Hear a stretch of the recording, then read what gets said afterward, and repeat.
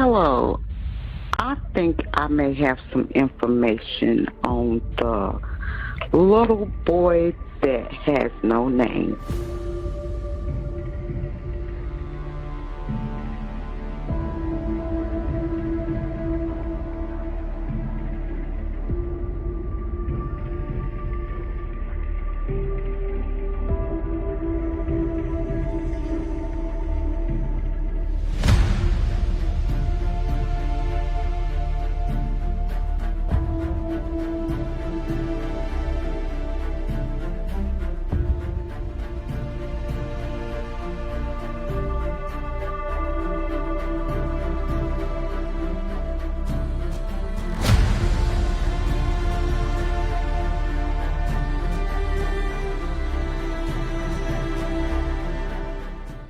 Please note that this content is for adults only. Viewer discretion advised. If you haven't yet, hit the subscribe, like, and share.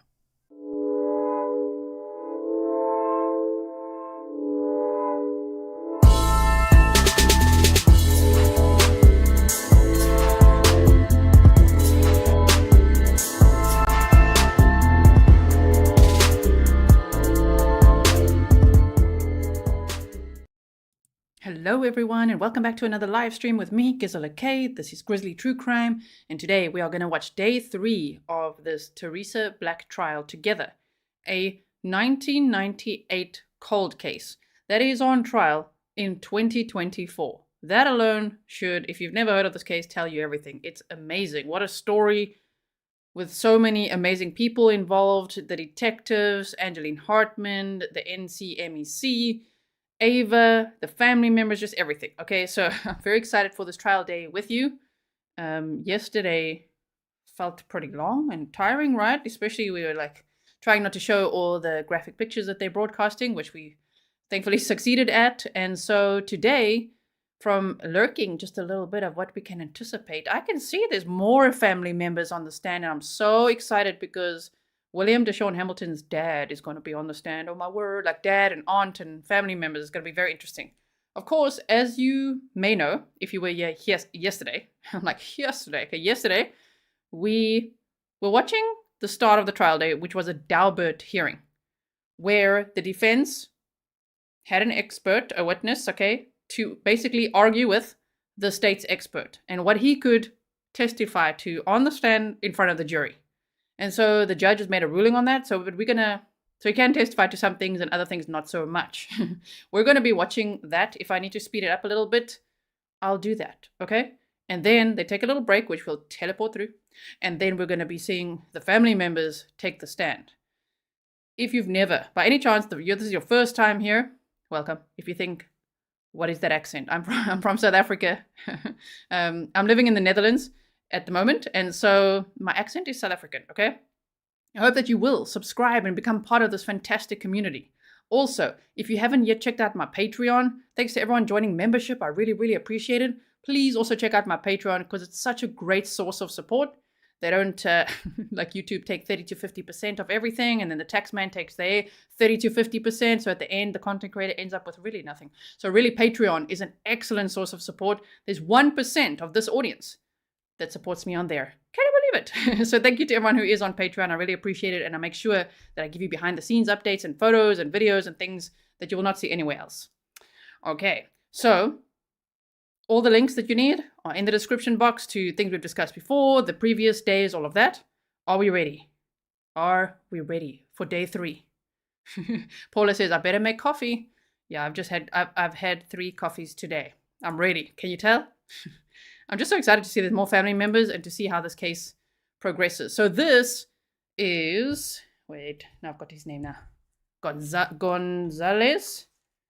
Dr. Gonzalvez, the state's expert in what they call a proffer, which is part of that Daubert hearing. So now basically the judge heard from the defense's expert that's arguing with this expert who's the state's expert. Now the judge had to hear without the jury present from the state's expert as to, how does he approximate toxic levels of Benadryl, Tylenol, all of that, okay? So after the judge hears the state's expert explain, she has to rule, is he going to be allowed to testify to everything that he says here or not? So that's what we're going to watch now. Okay? Thank you, Lenny. Lenny has been a member, oh my word, for 26 months. Did you guys know I've only had my channel for 30 months? Here's another OG. Oh my word. Elbow's mom yesterday, I think that was 26 months as well as a member. That is so amazing. You guys have been here from the start. Thank you so much. Remember, I didn't even cover trials until last year. So excited I do now. Okay, so we're going to hear from this witness, Dr. Mark Gonzalvez. And I'll put the banners up and everything for you. Here we go. Lou says it's ridiculous how much YouTube takes. And then the Netherlands tax. It's really bad. So PayPal, Patreon, please support me there. It's much better. So thank you so much. Thanks, Kimberly. Let's play this. If I need to boost the sound, I will, okay? Sometimes a small part, sometimes a big part. Wait, if you think it started abruptly, it did. It's just the cameras just suddenly went on and that's it. It was just like no signal. There he is. So it's not like you're missing, hi, my name is this and this, but his name is Dr. Mark Gonzalvez, okay? And the jury's not in the courtroom right now. It just depends. And also, I can think of cases that just pop in my head in relation to, I remember we had an overdose of heroin and we ended up doing pharmacy audits on that particular patient and getting the PDMP, the Prescription Drug Monitoring Program reports. We found out that the person was getting large amounts of lorazepam, which had been a Valium-like drug. And we knew that benzodiazepine screens does not show lorazepam. So we went back to the coroner's office, asked if we still had samples of tissue, blood, and had them tested, and that's where we found a large amount of lorazepam in those samples.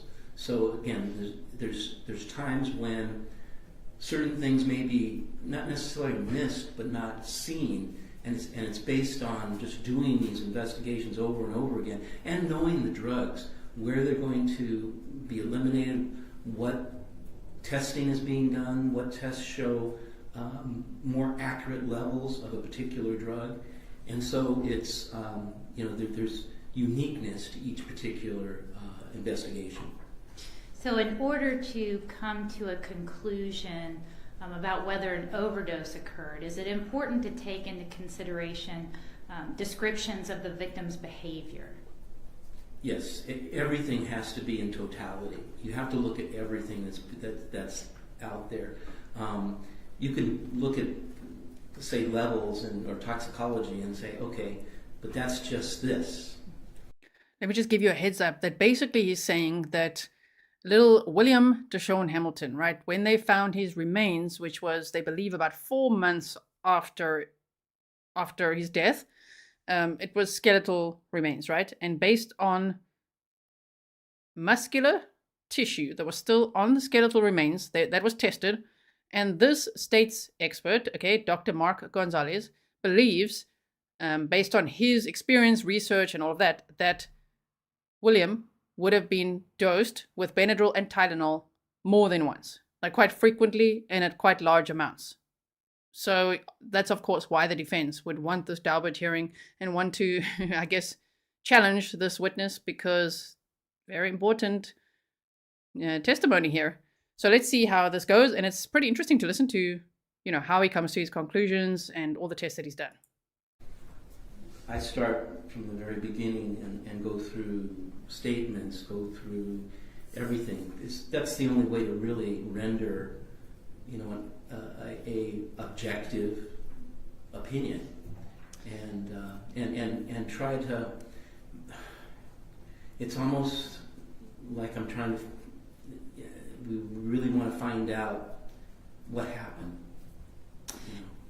And have you personally investigated or consulted on cases involving overdoses of the drugs acetaminophen, diphenhydramine? Not only have I investigated them... Those are Benadryl and Tylenol, in whichever order it is there. I've got it on my presentation from day 1 and 2, okay? But it's you would know it as Tylenol and Benadryl. Okay. Diphenhydramine is actually used as a drug that causes an additive or potentiation of other drugs. So we'll see, unfortunately, kids actually steal it out of the pharmacies, and they'll take it. It's like a depressant and a narcotic depressant and a stimulant depressant and a depressant. And basically, what they're trying to do is 1 + 1 is greater than 2. Get a better effect, an enhanced effect. So there's so many different things that, unfortunately, people do on the street to enhance the euphoria from a particular drug. And one of the drugs that's used is Benadryl, because it's over the counter, easy to get, and usually they don't even buy it, they steal it. And I've even been in pharmacies where they take the empty packaging and put it where the greeting cards are, because in the back of the pharmacy there's no cameras back there. But hold on, in the interest of time, she was asking you if you've investigated or consulted on cases involving overdose of acetaminophen and diphenhydramine. Right. The answer is yes, right? Yes. Okay, if she needs more information, she'll certainly ask you. Okay, I'm sorry. But we Yes, just yes, need to Your Honor. move through this. Very good. And have you personally investigated cases involving those drugs with children? Yes. And also worked in healthcare in the emergency rooms when we had acetaminophen toxicities and also diphenhydramine toxicities, not only in children but in adults as well. And were you able to evaluate both in live patients and those patients that were dead on arrival the effects of toxic levels of diphenhydramine and acetaminophen? Yes. Your Honor, at this time the state tenders Dr. Mark Gonzalvez as an expert in clinical pharmacy as well as law enforcement overdose investigation. Response? I have no objection to those areas. Okay, all right, he will be able to testify as an expert in those areas. Dr. Gonzalez, you indicated that you have personally evaluated overdose cases involving Benadryl and diphenhydramine. In addition to toxicological screenings that would prove those substances are in a patient's system, what other factors might you look at to determine if a patient has been exposed to a toxic level? Well, we look at, once again, the totality of all the statements made, what was found, the behaviors of the potential victim, and just again, I don't want to belabor it, but all the different factors that you review in an investigation, and then you also look for things that may not be there or that you still have questions about. In the case at issue here, were you asked by the state to review a toxicology report as well as criminal investigation into the death of William Hamilton? Yes, I looked at everything that was provided to me. And in the toxicology report, what was, if anything, of interest to you? Well, the levels of the drugs that were in the muscle and the metabolite that was found in the muscle. And again, I looked at the case, but then I always have to go back and start going through all the different things that are provided, whether the witness statements, whether they're other information. You have to review every single thing there just to see if there's something else there, whether it be exculpatory, whether it be information that will help you in rendering an opinion. Now, in the report that you were provided, the presence of the drugs were detected in skeletal muscle. Is that typically what is used to make a determination about whether a toxic level has, whether a person has been exposed to a toxic level in an overdose investigation? Yes, because there's a certain amount of drug in the body, and what happens is we've been using, you have to use whatever you can in an investigation.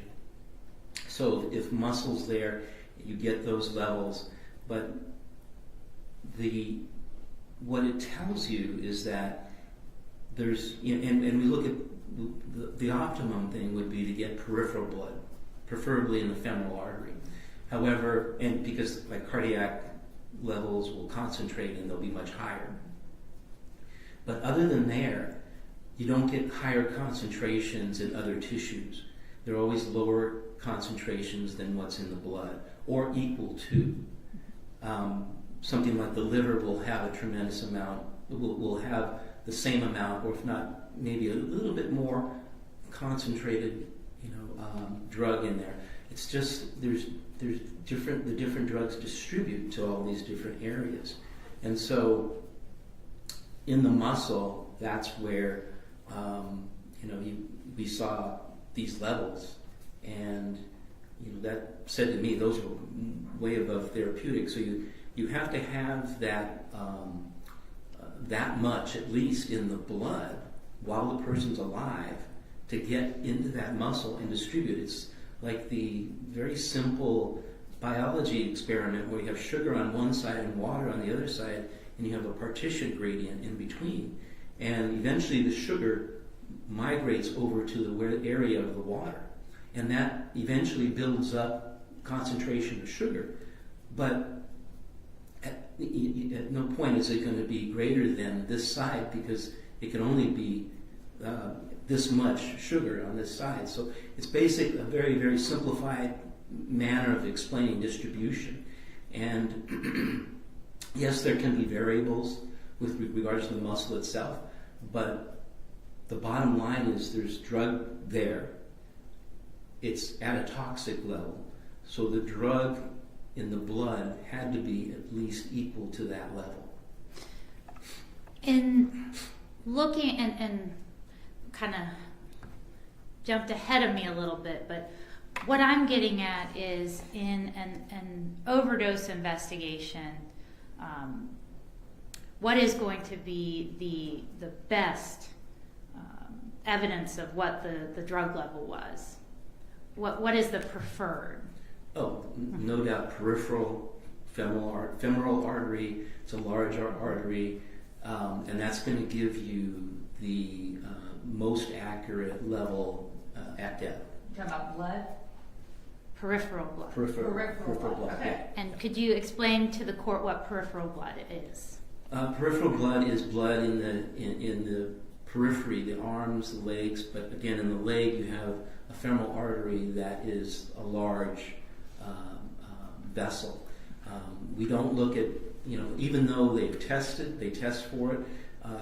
Areas of the cardiac area, they may test for it, but you'll see some astronomical levels because the blood and the drug concentrates there in the central part of the body and the blood. And is it always available to you in overdose investigations to use peripheral blood? No. Have you routinely had to perform overdose investigations without the benefit of peripheral blood? Yes. Have you used other tissues such as skeletal muscle? Skeletal muscle, the liver, certain organs that may have still been somewhat viable, the kidneys. But then again, you have to look at the drug itself, because if, let's say, you're looking at a particular antibiotic, that may concentrate in the kidneys because it's used for urinary tract infections and kidney infections. So once again, knowing the kinetics of the drug will tell you that, okay, that's a large level that's going to be in the kidneys or the urine, and that's because the drug concentrates there. But in other cases, you look at each particular drug. Is that drug going to concentrate in this particular tissue? Because it's going to throw you off if that happens. So are you saying that every drug distributes differently? It's unique. And are you familiar specifically with how diphenhydramine and acetaminophen distribute within the body? specifically acetaminophen, but with regards to diphenhydramine, once again, it's that gradient. You have to have this much in the blood for this much to be in a tissue. And is it common practice in these types of investigations to utilize whatever tissue is available to perform your analysis? You utilize whatever you can. Now, with the skeletal muscle, are you able to determine exactly what would have been in the blood? No. What are you able to do? You can determine that with regard to skeletal muscle and these particular drugs, that at least it was 1-to-1. Because once again, you can't have more drug in the skeletal muscle with these particular drugs. There was one study that I found where there was a 70% distribution to muscle, and that was with acetaminophen. And again, that's an approximation of the blood. I'm not saying that it's exact approximately. It's just one factor I was able to find. And we've been using muscle and to corroborate drug in the body in many overdose investigations. And even recently, in 2021, Hansen et al. In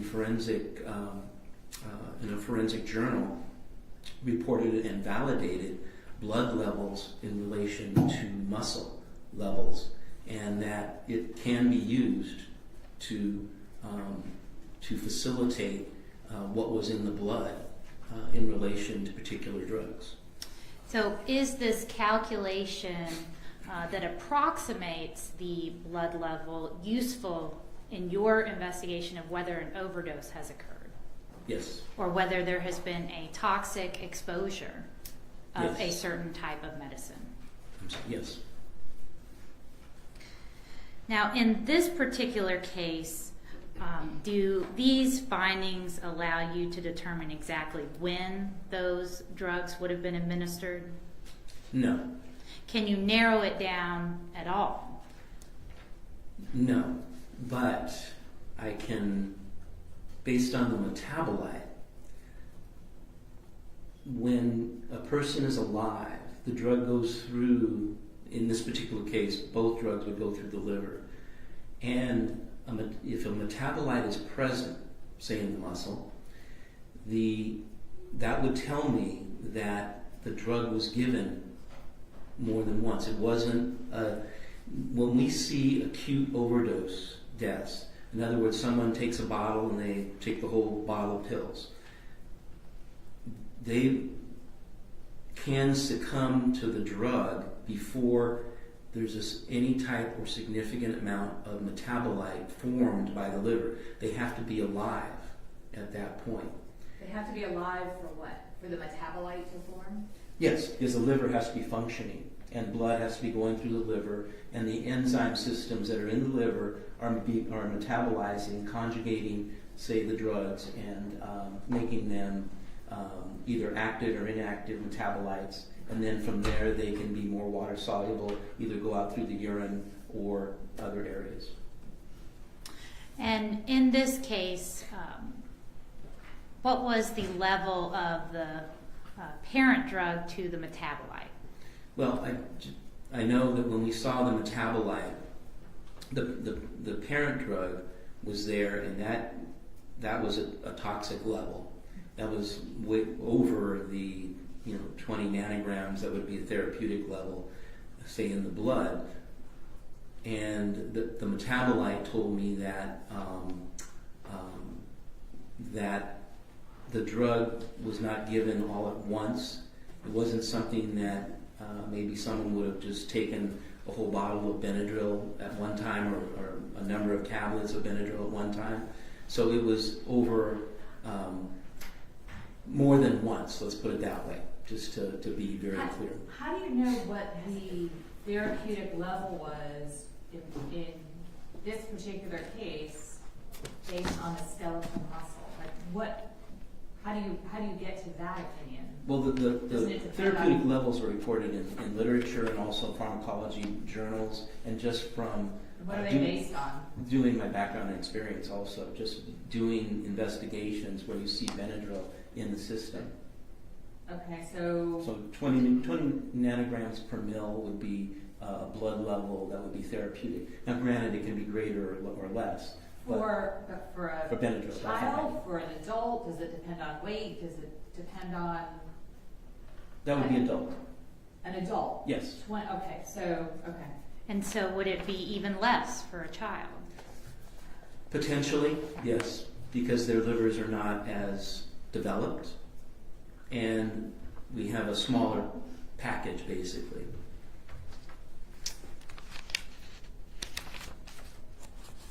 And mark for identification purposes, States Exhibit 75. Was this the report that you were asked to look at in evaluating this case for the state? Yes. And what was, excuse me, what was the level of acetaminophen in the blood?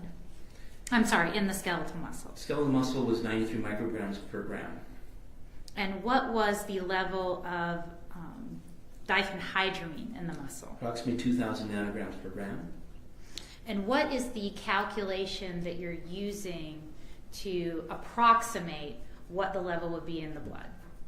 With regards to acetaminophen, I found a 0.7 factor in one of my cited references, and so that would mean that the muscle, and again, approximation. My opinion is, that's the approximation. So if you calculate 70% in the muscle versus the blood, it would approximate 133 micrograms per gram. And in blood, it's a gram is actually equal to a milliliter. Where do you get the 0.7 factor from? It was in one of my cited studies. In my in your opinion. report? Yes, miss. Okay. And the diphenhydramine, what would be the calculation for diphenhydramine? I did not find a coefficient or factor that would, so basically looking at if there was that much in the blood, just even 1-to-1, and let's say it partitioned 100%, which would probably not be likely. So the blood would probably have been higher, but just 1-to-1, you're looking at the greater than 2,000.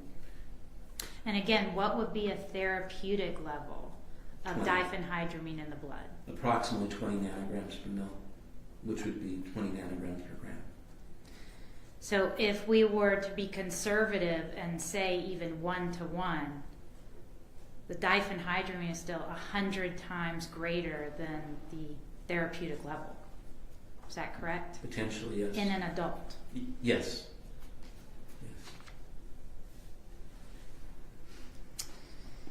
Are you able to determine whether this child was given one large dose of medicine or multiple doses? It likely, due to the metabolite being present, it was likely more than one. And I can't say that it was given on a constant basis, but it was more than once. And why is that? Because of the metabolite. Because again, you have to have a functioning person with a functioning liver, and even though a child's liver is not as developed, it would still go through metabolism. What are the symptoms or side effects of being exposed to too much acetaminophen? Acetaminophen is toxic to the liver. It can cause necrosis of the liver, and in high dosages, and even some researchers, and this from background and experience, have even mentioned the fact that even taking small doses once in a while can actually cause some liver necrosis, which is basically death of the hepatocell. Quick pause. So for everyone asking questions, just look at the screen for clues, because I've got a lot of clues up there for you. I've got the banner for exactly when William's body was found, what the case is about, what the mother's charges are that she's facing. If you see the little blue square, I've now also changed the color of that so that you can see it. It says State's Expert Proffer, Dr. Mark Gonzalvez, Pharmacologist, jury not in courtroom, state asking questions. So right now the jury's not in the courtroom. This is still part of that Daubert hearing that we saw yesterday. And remember, Dr. Gonzalez couldn't be there yesterday so that they could complete that and the judge could rule on that and then move on. So they just moved on saying, okay, the next day, then they basically going to do the other half of that Daubert hearing. So that's what's happening here. And the point of it is for the judge to be hearing all of this. She heard what the defense's expert has to say. Now she's hearing what the state's expert witness has to say. And she's going to rule on whether or not he's allowed to testify to all of these approximations that he makes, the formulas that he uses, how he gets to that. How can he know that William would have had Benadryl and Tylenol more than once? Because the defense's expert and the defense's, the defense is that it could have just been once. But now we're hearing, whoa, the dosage was 100 times more than it should have been, even in an adult. And that would be for the Benadryl. That's hectic. So imagine in a child. So obviously, we could speculate. It's plausible that he had it more than once, that Teresa may have been dosing him with it to keep him quiet or make him sleep, or she had to go to work or whatever it is. However, the state has to prove it, of course, to be able to prove these charges that Teresa's facing. Okay?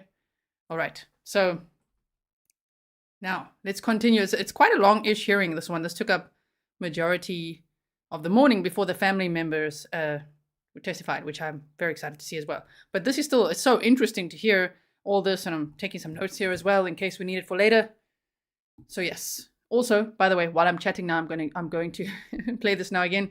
I just want to say, if you didn't see the trial prep or day 1 or 2 so far, go check it out because it's all time stamped for you, so you could easily just navigate through the witnesses, see who they were, how are they related to the victim or to the family, or which expert are they? Is it the state's expert? Right now, the state is still presenting their case, of course. I wonder if they'll rest their case today. I do wonder. I think the trial is going quite fast. It's only set to last for about a week. So they could rest their case today, maybe on Monday. I'm just guessing. All right. So onwards we go. The cells in the liver. And if left untreated, can this exposure result in death? Yes. And there is an antidote, but yes, it can result in death. What about diphenhydramine? What are some of the side effects of being exposed to too much diphenhydramine? Well, you see some behavioral issues. It's a significant central nervous system depressant. So, in evaluating and in interviewing parents in overdose investigations, one of the main things that every single one of them would say was that the person came home. Unfortunately, the child was using drugs. The drugs were in the system still. They went to sleep. When you lay down, 50% of your respirations are less, and that's why people die from sleep apnea. And meanwhile, these drugs are still going through the system, going through the liver. The drug levels are still going up. And the one thing that they did tell me is they would hear this. It was almost like a snore, like a very strange sound, about once a minute. And unfortunately, that was them suffocating. And remember how Teresa said in her police interview that she was trying to describe that William was, and she said like gagging, and then she's like not gagging, coughing up a lot of something like saliva, and she, so it could be symptoms of Benadryl and Tylenol. Because of the central nervous system depression that was causing them to have lower respirations. Is that what's known as agonal breathing? Yes. And can agonal breathing sound like gagging? Yes. And sometimes a loud snore. And believe me, I can picture every single parent's face that I've interviewed and see and hear them telling me about this breathing and again, almost every single case in interviewing them, that was present. Were you made aware in the course of your evaluation of this case that the victim's mother reported that that there was something wrong with the child, that the child didn't want to talk? Make sure you answer Yes, I'm sorry. My apologies. That the child didn't want to get up? Yes. That the child was gagging? Yes. That the child was lethargic? Yes. Drowsy? Yes. Would this child's symptoms be consistent with diphenhydramine and or acetaminophen toxicity? Particularly diphenhydramine, the listlessness could have been from the acetaminophen, or both. And was that the mother's own report of the behavior and symptoms that the child was having, was that a part of your analysis? Yes. And do you have an opinion about whether this child was exposed to a toxic level of one or both of those drugs? Both of those drugs. Thank you. All right, Carl.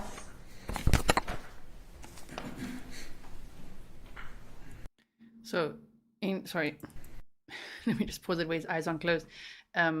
So, in cases like this, where they're going all the way back to 1999, tests that were performed back then, and it's a cold case that lasted 23 years for this victim to even be identified. Sure. And here we are 25 years later at the trial, and his mother's on trial, right?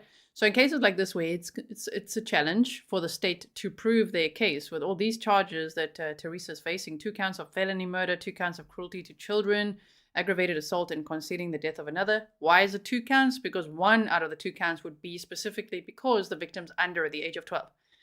So I think the state really has a big challenge here. And so here, Gringer says if she gets away with this, at least she will have had the stress of being caught and put on trial after all these years. Yeah, so we've got to think of worst case scenario. If the state cannot manage to prove this case and that it was murder or anything, not that we want it to be, innocent or proven guilty. We don't know. So we have to keep on listening to what everyone's got to say and what happened here and what could have happened. Okay, but at least this is true. So if she gets away with this, at least she would have had the stress, yes, of being caught and put on trial after all these years. The secret is out. And at least, oh man, William got his name back, which is so important. Shame he was put on a shelf, unidentified child Doe all these years. So at least now he can be put to rest properly. And he's only 6 years old. Okay, continuing.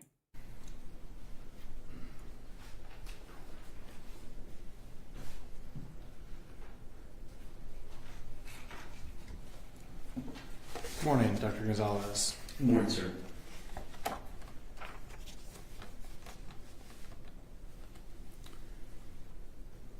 All right, I'd like to begin with a little bit about your background very briefly. You said that you have attended autopsies while you were in graduate school, correct? Yes, sir. And this was in the late 80s? Late 70s. Okay. You did not participate in these autopsies, correct? No, I was an observer, and my mentor was showing me different things that you would find, whether it be with trauma, whether it be related to disease states, that you could actually determine based on the autopsy and your findings. All right, and you're not qualified to perform an autopsy yourself, right? No, sir. All right.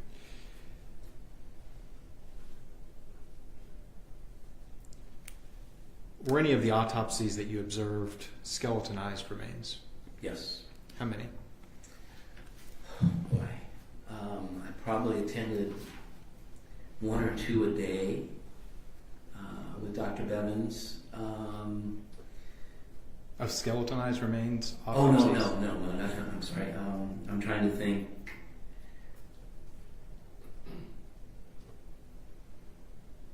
I would guess, and again, I wasn't counting each particular autopsy where it was just skeletal remains. We always had the skeleton in most cases, because even in burns they didn't burn. But Let me clarify. Yeah, I understand most all autopsies have a skeleton.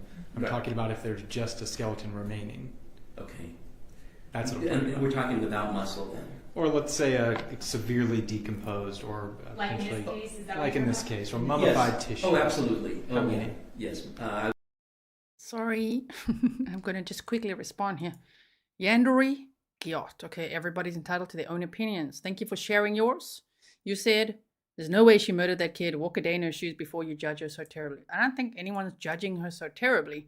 But what is very upsetting is how she left his body out in the woods. Not buried, no shallow grave, just left him out there. That is disgusting. And for that I do judge her. The rest, we're hearing what happened here. Was it murder? Was it a murder? Was it a mistake? Was she even there or not? Although she said it herself in the police interview. She said what happened, right? She gave her story. But leaving him there like that, a 6-year-old baby boy's body right there, just on the ground in a wooded area near a cemetery. Oh my word. Oh hell no. Mm-mm. No, this is unforgivable. I would say well over 100. 100 skeletonized remain autopsies that you Yes, did sir.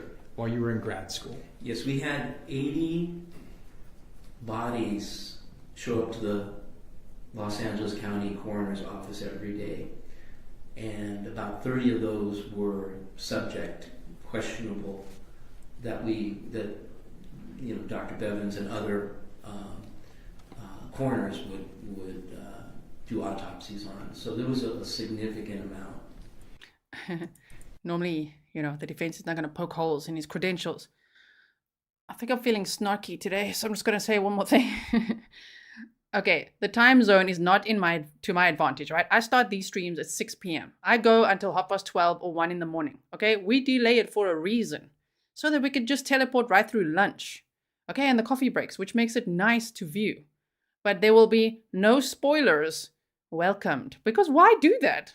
What are you trying to do to me? Do you think I want to sit here till 1 in the morning so that you can come in here and tell us, I looked over there and this is exactly what happened? Come on, man. Come on. No crib notes.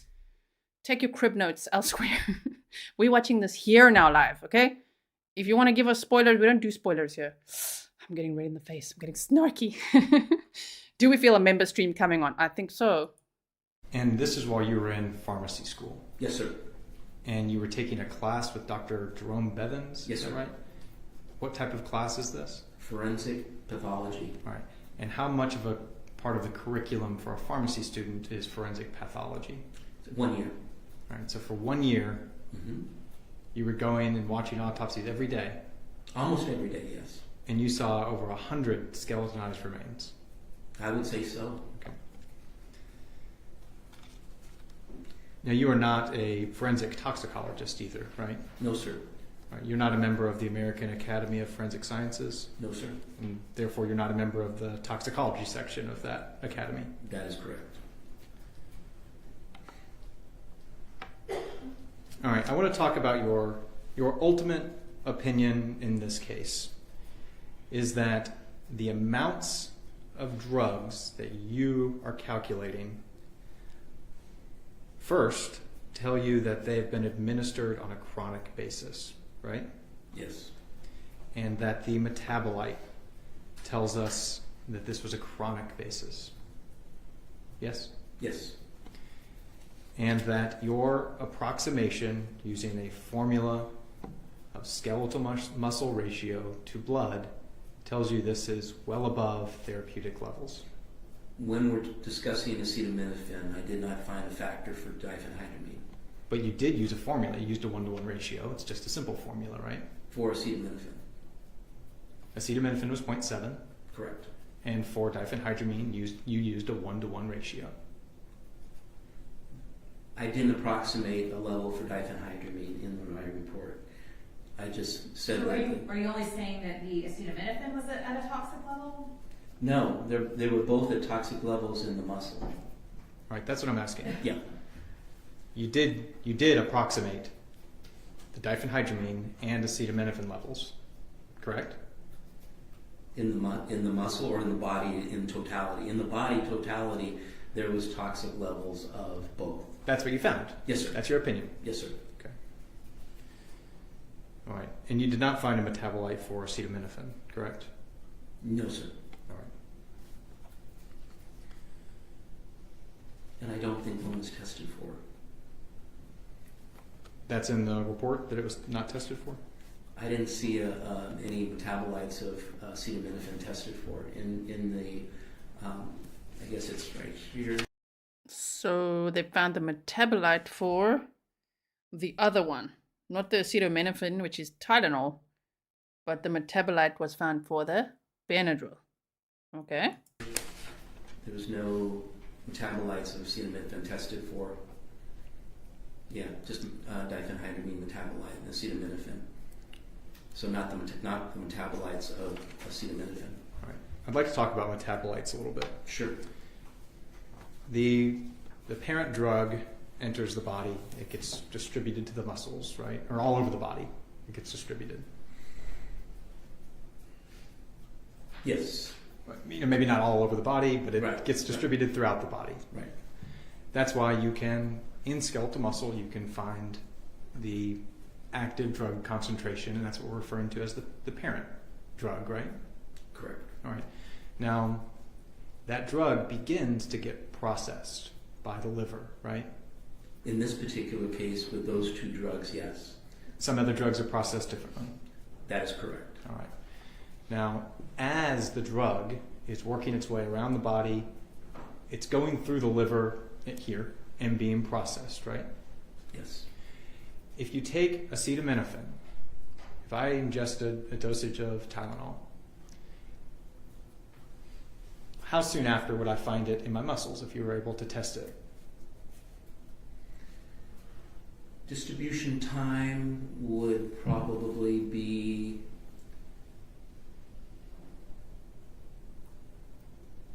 within an hour. All right. Yeah. When would you start to see metabolites? Later. We're looking at, let's say it was given, I would say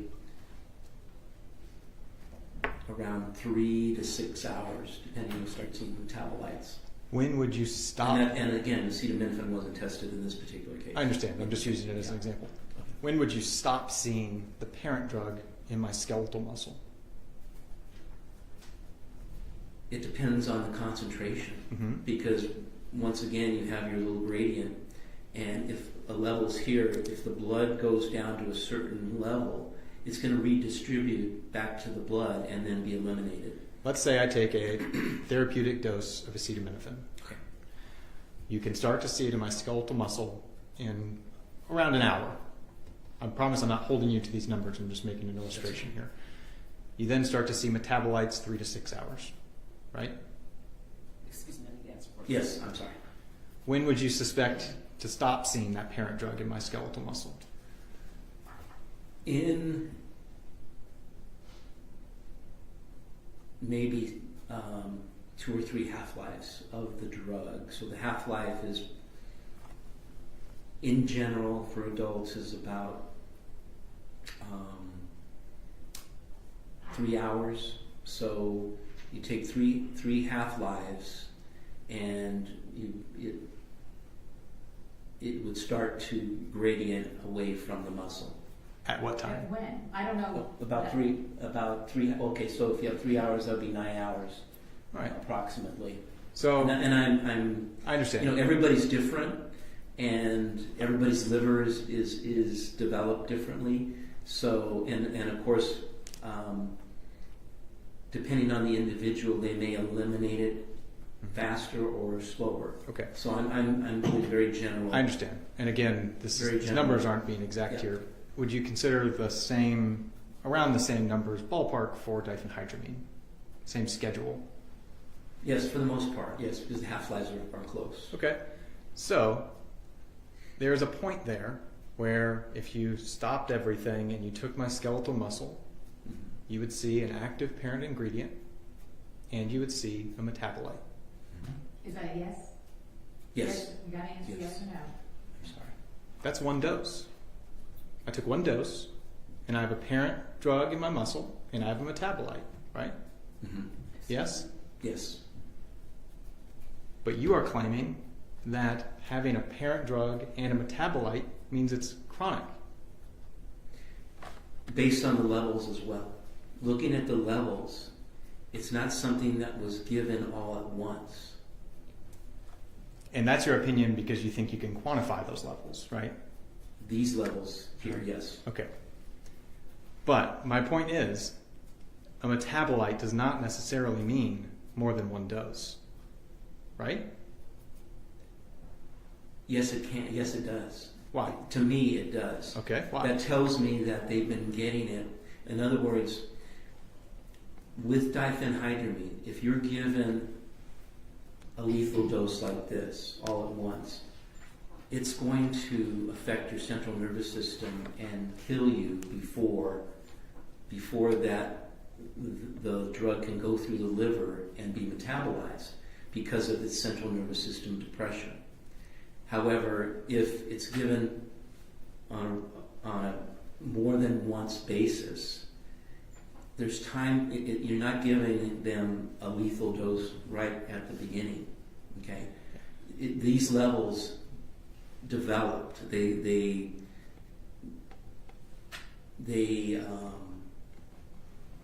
didn't get to this way with an acute poisoning. Now, I want to walk back what you just said. You are saying that this metabolite and active drug, parent drug, couldn't have been from one dose. Stand by.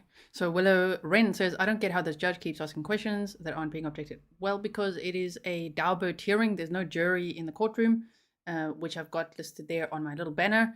So this is for the judge. This is for the judge to be able to literally judge if this expert is going to be able to testify with everything that he wants to. In this case, everything that he knows, all the formulas, how he made his approximations, what the levels were, all of that. Are they going to be able to let him talk about this in front of the jury? So that's why the judge can ask questions, because it's literally, this is for the judge to decide. Okay, so. In layman's terms, because the child would have died before able to metabolize it, right? Right.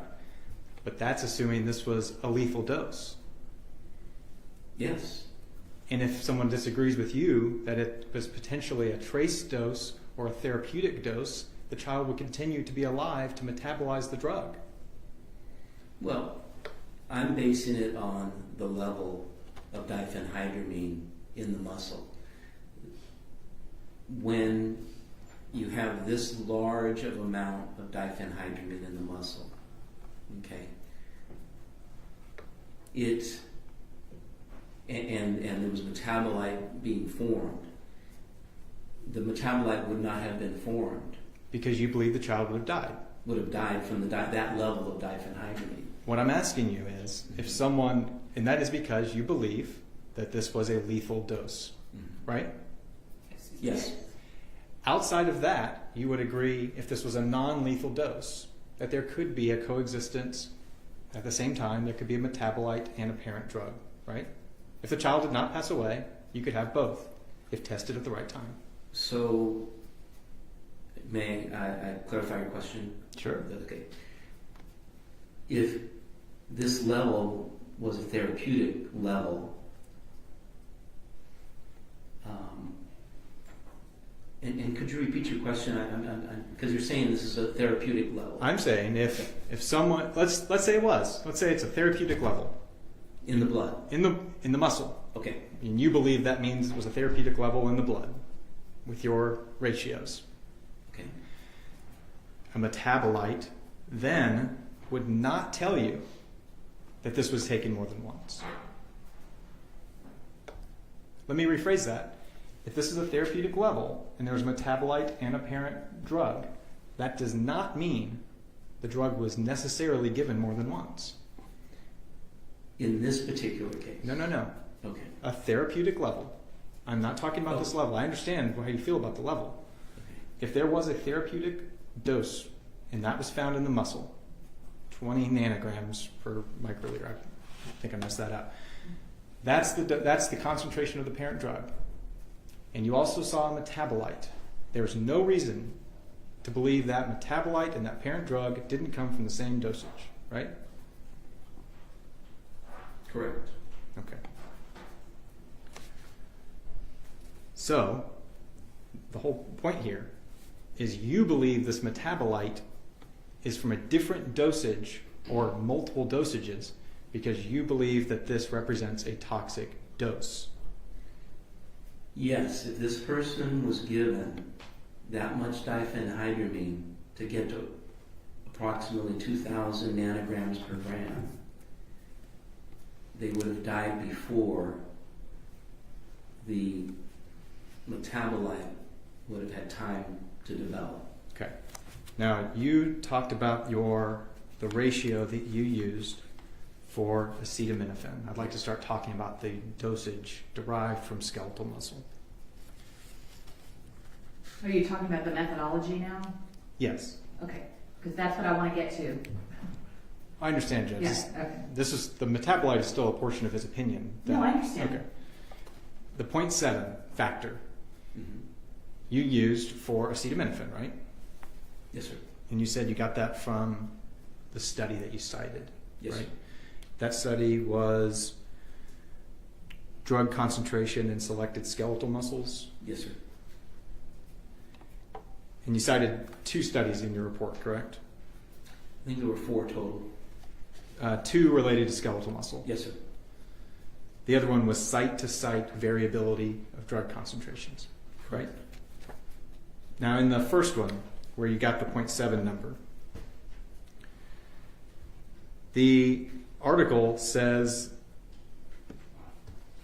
and I quote, "We suggest that muscle is suitable for qualitative analysis, but not for quantitative corroboration of a blood sample or as a quantitative alternative to blood," correct? That is correct. That's a source you cited, right? That's correct. You cited 2 sources on skeletal muscle use, and both of them say it is not suitable for quantitative analysis, right? Correct. The main reasons is that, and I'll quote from the same article, there might be variability in drug concentration between muscle samples, right? Yes. If I take a sample from one part of a muscle, it could be vastly different from another, right? In that study. Right, the one you cited. Correct. Okay. They say that within case variability of drug concentrations may be extreme, right? Correct? Correct. Now, this study was not even decaying bodies, right? No. Nor was your other study. No. The site-to-site variability of drug concentration study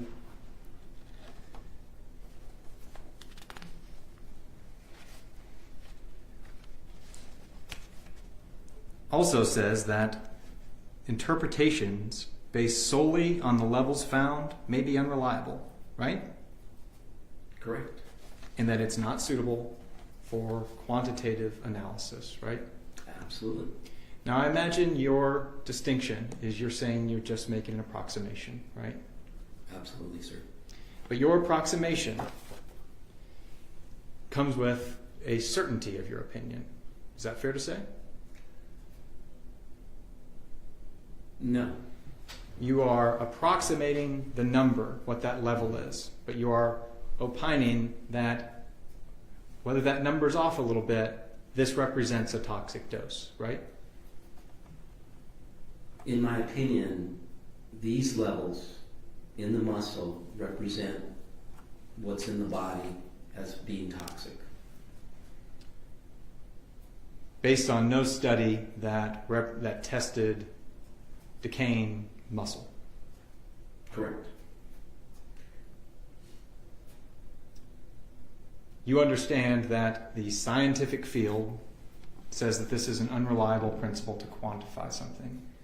Actually, in the more recent study relating to validating blood levels and muscle, it has been validated. In that study, the rates or dates or timings of decomposition was a known factor, right? Is that the airplane pilot? No, that's separate. That's a different one. Which That's one? a case. That's a case. Oh, that was That's- the case. Okay. It's the differentiation there. Healthy, I mean, the subjects weren't decomposed. However, they homogenized the muscle, Right. which made it less variable. Did they do Because, that? again, you test one piece of muscle, test another piece of muscle. But in relation to my opinion, the levels were there, so the drug had to be in the blood to get there. You couldn't get to greater than or approximately 2,000 nanograms per gram for diphenhydramine if you did not have that level or greater in the blood. My first question relating back to that article, that was homogenized. The levels were homogenized throughout the muscle in that study, correct? What do you mean by homogenized? It means, I'll ask a question. Yeah, what they do is they take the muscle, like the whole Yeah. all the muscle that they have, they make it into a liquid gel type of. Yes, I know, and they test the totality of. So the that muscle.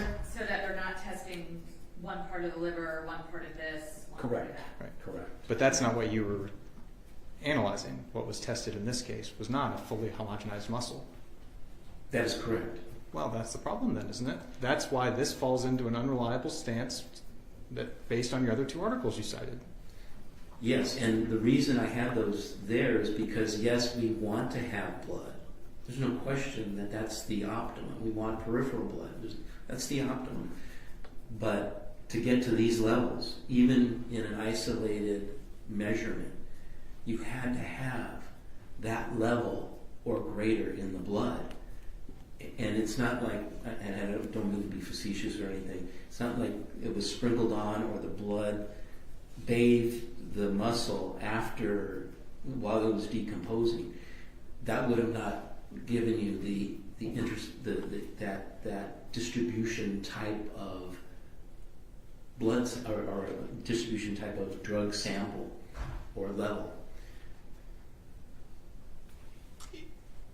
You understand that in the, maybe Don will ask, do you understand that in the field of forensic toxicology, the opinion that you are attempting to give is not generally accepted in that scientific community? Yes. However, as I said at the very beginning, toxicology is right here. It's one facet. I look at the totality of everything that's presented to me.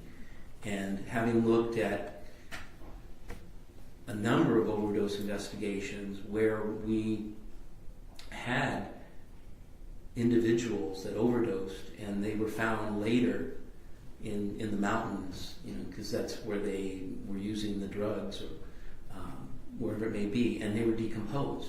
So you use whatever you can find to get your levels. And looking at these levels, those are toxic levels. Like I says it in many different ways. Looking at these levels, those were toxic levels. If you're only joining the stream now, then welcome. Thank you for joining. I know it's Friday. Happy Friday to you. So I'm not sure when everyone will hop on today. But I really appreciate you being here. I love reading all your comments and varying opinions as we watch this trial unfold. I mean, it's only taken 25 years to get here. That's so unbelievable. Like 25 years later. Whoa, here's a trial. Oh my word. So thank you so much for being here as we watch this in progress, right? Teresa Ann Black is on trial. She's the mother of the victim, William DaShawn Hamilton, who only got his name back after 23 years. And that in itself is an amazing story. So check out the trial prep video. It's a live stream that we had. It's linked in the description box. You can also check out day 1 and 2 if you missed out on some of those witnesses. And for anyone who's a little confused about what's happening here, I do have some clues on the screen as well. This is the continuation of the Daubert hearing that they started yesterday, where the defense had their expert on yesterday, which was arguing with the state's expert formula. They don't agree on something, and so they're hearing both sides so that the judge can decide if the state's expert witness, Dr. Mark Gonzalvez, will be able to say all of this in front of a jury. That's what this is all about. So this is the first, first witness of the day. So it's the first person we're seeing for the day. However, the jury is not in the courtroom right now. Right now, it's cross-examination of the state's expert witness here, Dr. Mark Gonzalvez. And that is what we are watching. Then they do take a small break, but we're just going to teleport through that. Okay, I'm not sharing spoilers. I'm letting you know what's ahead. Don't come in here and share spoilers, okay, if you've been lurking elsewhere. We're watching this together live. I'm just letting you know that this is part of the Daubert hearing. Then the judge is hearing both sides. She heard one side yesterday, the other side today, and then she's going to decide what can he say in front of the jury? Meaning, can he share how he made his approximations with those formulas or not? Or could it just be a general statement like he just said, well, he believes in his opinion that these were toxic levels of Benadryl and the other medication, Tylenol, right? So that's what we're doing. Then we will see the first witnesses on the stand after that. The first official witnesses with the jury in the courtroom. And there's going to be a lot of family members on the stand today. So I'm looking forward to watching that with you and hearing what they've got to say and putting the puzzle together even for ourselves. Because we heard Ava, who was Teresa's best friend at the time, who knew William well. We heard her testify, and then we heard her yesterday, William's grandma testify, and we're just piecing together all these stories, especially trying to keep track of the lies that it seems like Teresa told along the way. Okay, so thank you so much. It's always so nice to see all of you. If you haven't yet subscribed, consider doing it. It's free. Subscribe, hit the bell, or put your notifications on. I think it's changed a bit. You could just subscribe. It'll ask you. Do you want it all, or what? Say all, so that you get all notifications, okay? For when we go live, when I've got a video for you. I'm always making lots of things for you, okay? With my whole heart. Pretty much every day, okay? So we've got live streams, we've got videos and premieres and shorts, and I've just put an update on the community tab.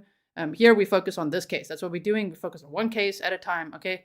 But if you want to see that update over there, you can check the community tab later as well. So check all these spots, right? Okay.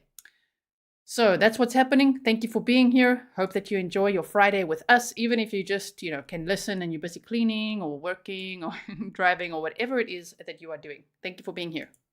And that's what was in the body. My question was, you understand that this, what you are attempting to do as a pharmacologist, is not accepted by forensic toxicologists. It's not accepted by the general scientific community to take deceased remains, nearly skeletonized remains, and take the muscle and make even an assumption or an approximation based on skeletal muscle. You understand that, right? I understand that, but how do they explain these levels? Can they explain these levels? Are you aware of them explaining it through postmortem redistribution? That's possible, but still, how do you get to 2,000 nanograms per gram? Again, these drugs didn't appear all of a sudden. And you understand that postmortem redistribution can cause scientists to overestimate a sample in skeletal muscle because it is not homogeneous and it can pool in one section of the muscle. You understand that? I can see redistribution in other areas of the body, the central part of the body, the blood. But in the muscle is there. It stops once the person is deceased. It stops. That level got there. I have no further questions. Thank you. All right, Connor, Just want to make sure we're very clear on this. 2,000 nanograms per gram of diphenhydramine is 100 times a therapeutic dose in an adult. That's correct. Is it possible to be given a therapeutic level of diphenhydramine and end up with 2,000 nanograms per gram somewhere else in the body through the process of post-mortem redistribution? No. Does drugs somehow appear and multiply out of nowhere when you start to decompose? No. Did this child have to be given at least that much or more for that amount to end up in the muscle based on your expertise? Yes. Even if we completely disregard the approximation used to calculate acetaminophen, let's say we take that out of the equation. Can you discuss that 2,000 nanograms per gram in the skeletal muscle would represent a toxic dose to this child? That's correct. Nothing further, Your Honor. Anything else? Nothing further.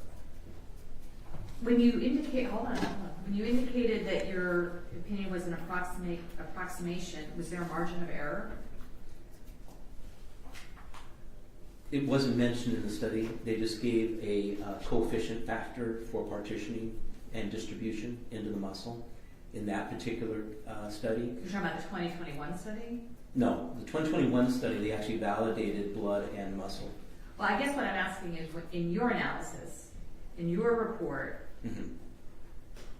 you said it was an approximation. What is your margin of error in your coming to that opinion? There was no margin of error reported in the study. It was 0.7, so that would be 70%. Okay. All right. Thank you. Anything else? Not All right. All right, you can sit down. Thank you. All right. Our brief argument? Would you like me to start this? Sure. Argument time. I know we've argued this before, so I know generally what the arguments are. Right. So just kind of summarize for me.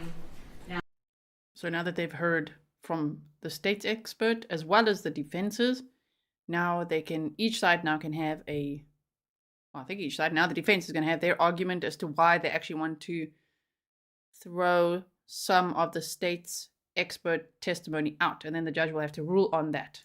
Now that we have the benefit of his testimony.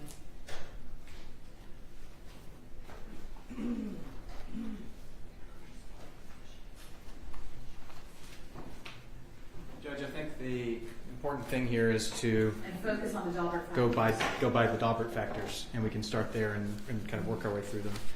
The state brought it up yesterday, and it is true that Daubert is not an exhaustive list. It's not a, you must satisfy all of them. It is a framework, because the judges have been made the gatekeeper of scientific expert opinion testimony. Some of the factors cited here that I think are most important, that the theory or technique can be tested. Not only has it been tested, it's been tested and debunked by the study cited by Dr. Gonzalvez. The rate of error of the theory or technique is not known by Dr. Gonzalvez and cannot give a rate of error. The rate of error cited by the study, I believe, probably wasn't mentioned because they said don't use these numbers for quantitative analysis.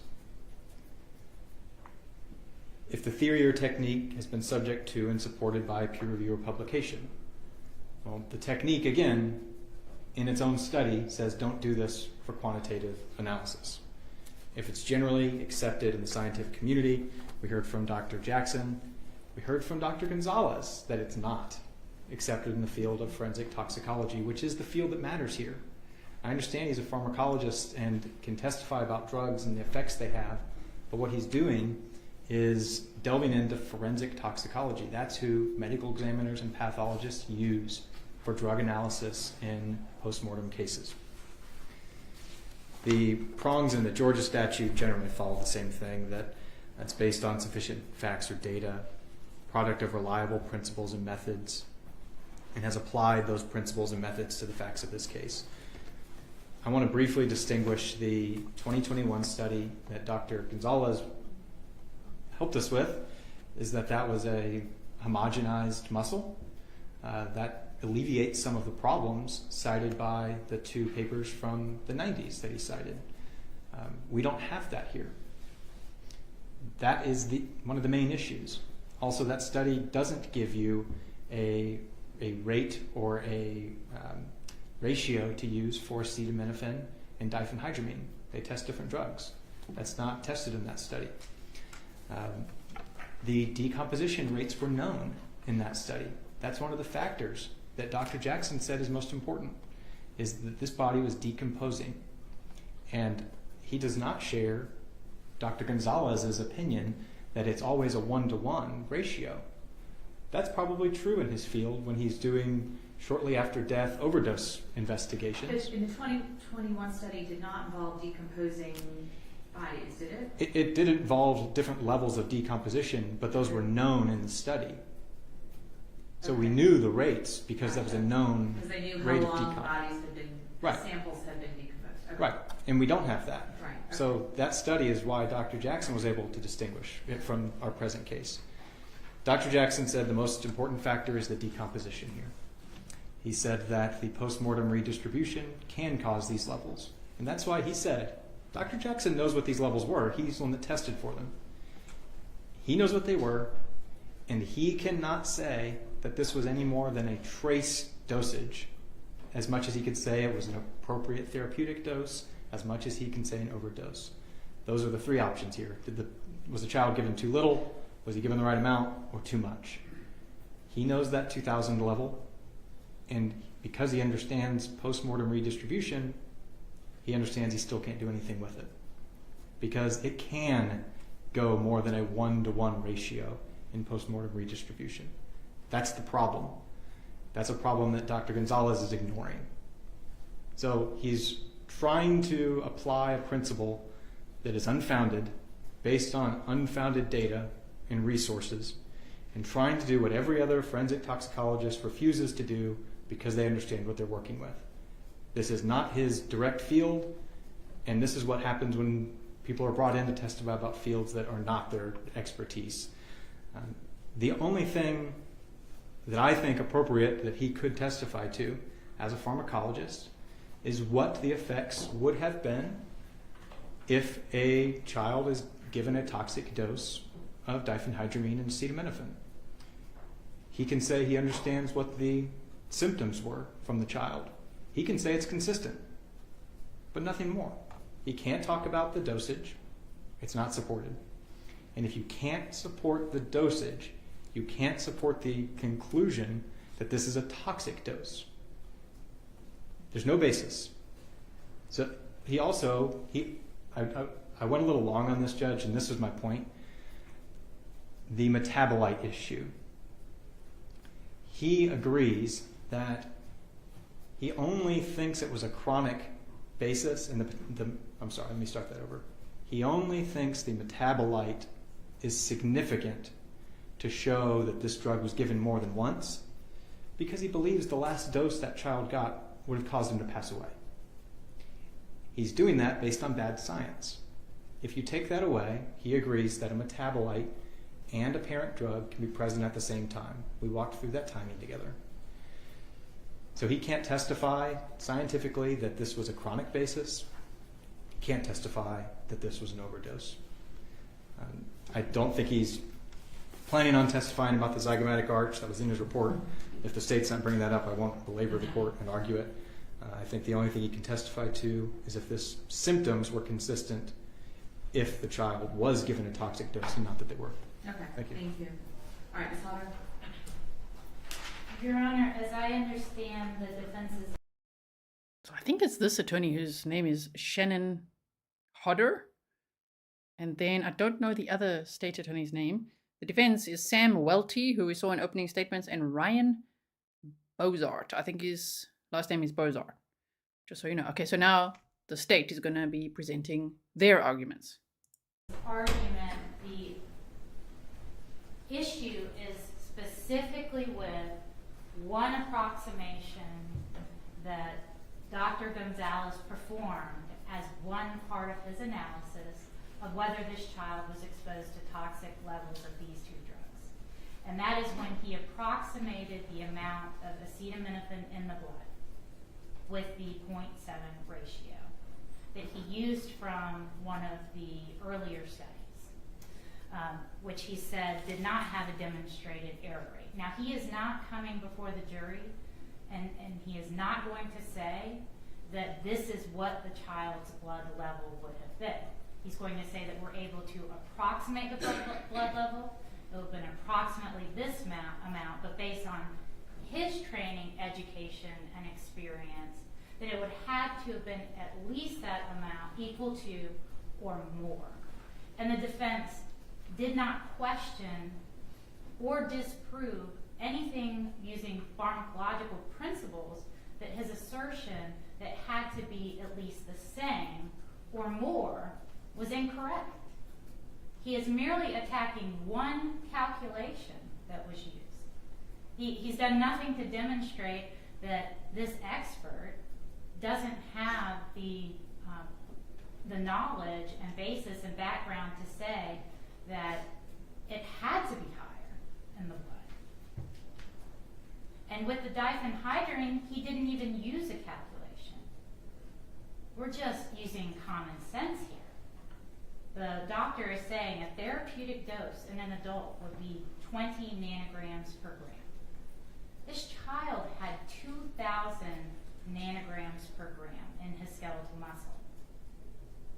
I mean, it doesn't just appear out of nowhere, Your Honor, and that needs to be explained to the jury. The forensic toxicologist has a very different role. They are simply receiving samples and they're screening them for drugs. And then they interpret those amounts. This pharmacologist studies the effects of drugs in both live patients and patients that have arrived deceased after an overdose. He has real life experience with these two specific drugs in the context of an overdose, both in cases where children have survived and where children have died. All right, question. What were the levels of that he was given from, is it Dr. Jackson? Dr. Jackson won't opine about that. I'm not talking about the extrapolation. The initial, whatever they tested, what was the result, that numerical value? 2,000 nanograms per gram in the muscle. In the muscle. Diphenhydramine. Okay. And that was determined by Dr. Jackson? By Dr. Jackson. Okay. All right. And so, because the forensic toxicologist won't discuss what that number means, because that's not his job, that's not what he does, we need a pharmacologist to explain what the therapeutic level would be and how this is significantly higher.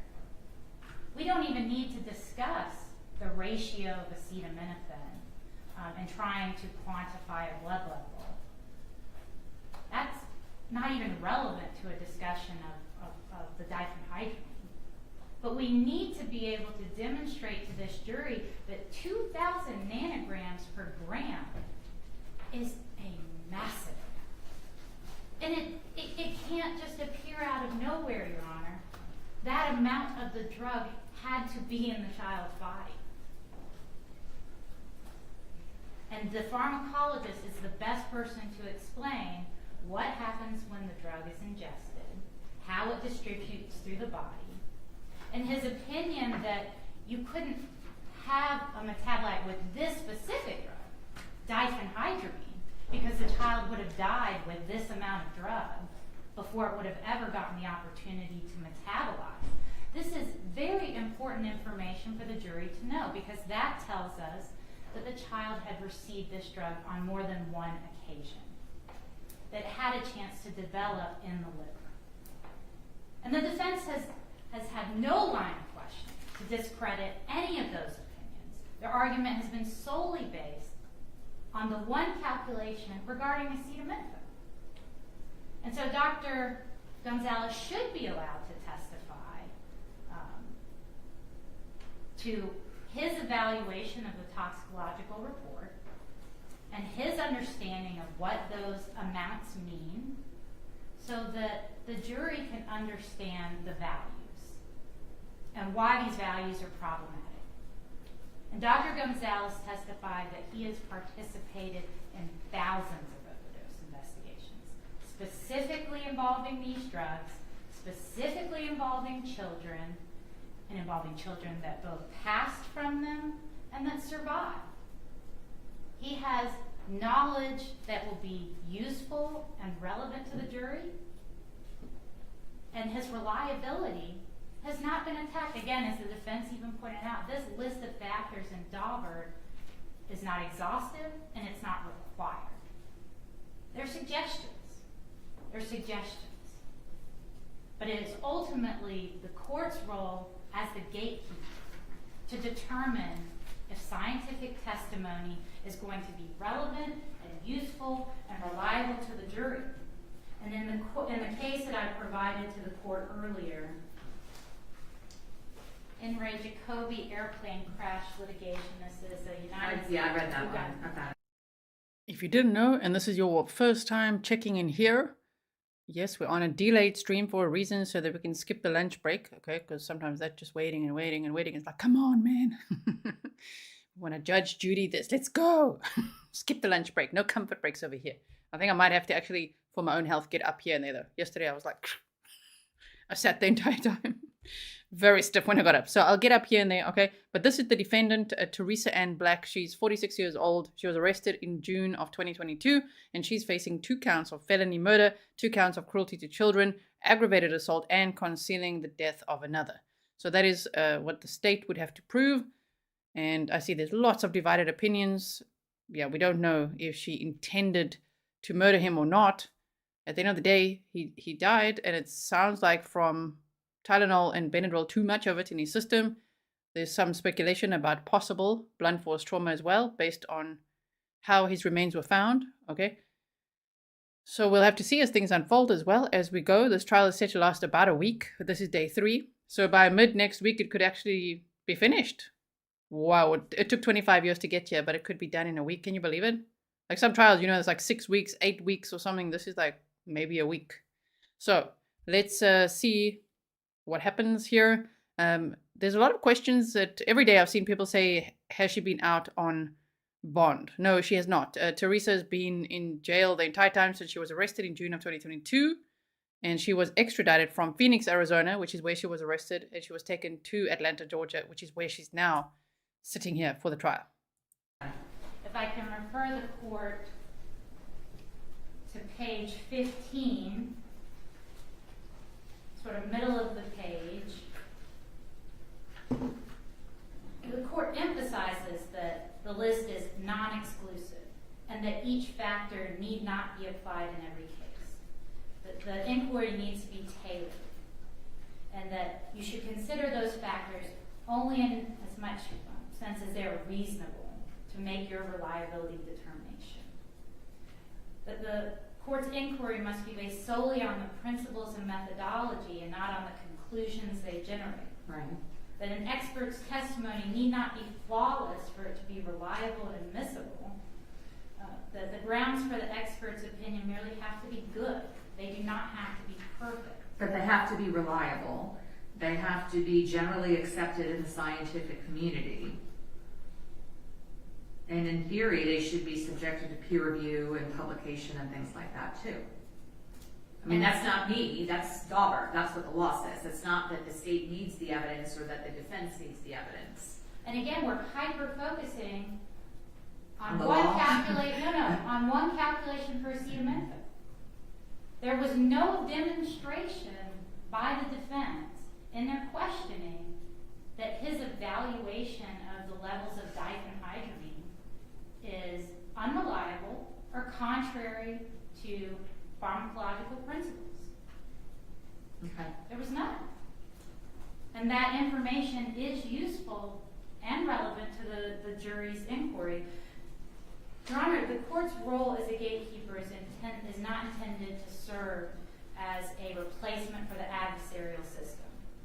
Vigorous cross-examination, presentation of contrary evidence, and careful instruction on the burden of proof are the traditional and appropriate methods of attacking shaky but admissible evidence. All of those arguments go to the weight of the doctor's opinion, not its admissibility. And the appropriate test crucible for his opinion is in cross-examination, Your Honor. Okay. Judge, Yes. very briefly. Sure. I need to address first the state misstates my position and argument. My position is not simply the rate of acetaminophen. It has nothing to do with diphenhydramine. And I'll state my argument very simply. Skeletal muscle from decayed remains cannot be used to extrapolate or estimate blood levels at the time of death. That's not my opinion, it's Dr. Jackson's opinion. It's not about the 0.7 number. That is a flawed number. It's not just about that. It's not about the ratio of Benadryl. It's not just Tylenol. Both numbers don't provide anything of scientific reliability or substance to this jury. Ms. Hodder states that 2,000 is a lot, and the jury needs to know that. That's the problem. 2,000 nanograms, whatever that figure is, in a decayed skeletal muscle, we don't know if that's a lot. Dr. Jackson doesn't know if that means it's a lot. Dr. Gowitt doesn't know. Dr. Turner doesn't know, because they can't. They can't use skeletal muscle and decayed remains accurately to determine dosage. The airplane crash case, Jacoby airplane crash, I want to point out the testing there seems similar on its face to ours, but I think this defense attorney is really good. Ryan Bozarth. So I almost got it right. I was like, Bozarth. Okay, that's his name. I think he's making good arguments. That's why this trial is very interesting. You know, it could go either way. So I really enjoy watching these with you. Of course, we want justice for William Hamilton. But we also want to find out, well, what happened, right? And who should be held accountable. So we're hearing all the evidence as we go. This is day 3 now. Thank you so much. K80 did 2. Also, someone just asked Mercedes, I think it was you, how long until the jury's in the courtroom? Not long. It's not long anymore now. We've watched quite a bit of this already. I think they make their final arguments, and then you can see there at the bottom, there's going to be break time. So soon. It's wrapping up any minute now, and then we'll teleport through that break, and then we'll see the first witness on the stand with the jury in the courtroom. they tested in multiple locations. They tested 10 different types of tissue and fluids. And the error rate was known. That's on page 20. They cited another case, coincidentally, the Shishley versus Cessna aircraft case that's starting on page 22, that brings up a Benadryl test that was excluded because the error rate wasn't known in part. I don't know if that was intentional by the state, but that's the problem. It's similar, it's a different test than what we have here, but the error rate's not known.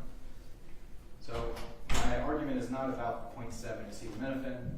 It is about The methodology, the procedure that he used to come to the methodology that he used. Yeah. And just the entire basis of this opinion. Right. Okay. Got it. Anything else? Briefly, then I'm going to take a quick break. Your Honor, this expert isn't being used to tell the jury what the blood level would have been. This expert is being used to testify that these levels, regardless of not being able to tell exactly what the blood level would have been, are toxic. And that is based on pharmacological principles on what a therapeutic level would be, and the fact that drugs don't just appear and multiply in the body in decayed flesh. There has been no presentation that happens. Dr. Jackson didn't testify to that.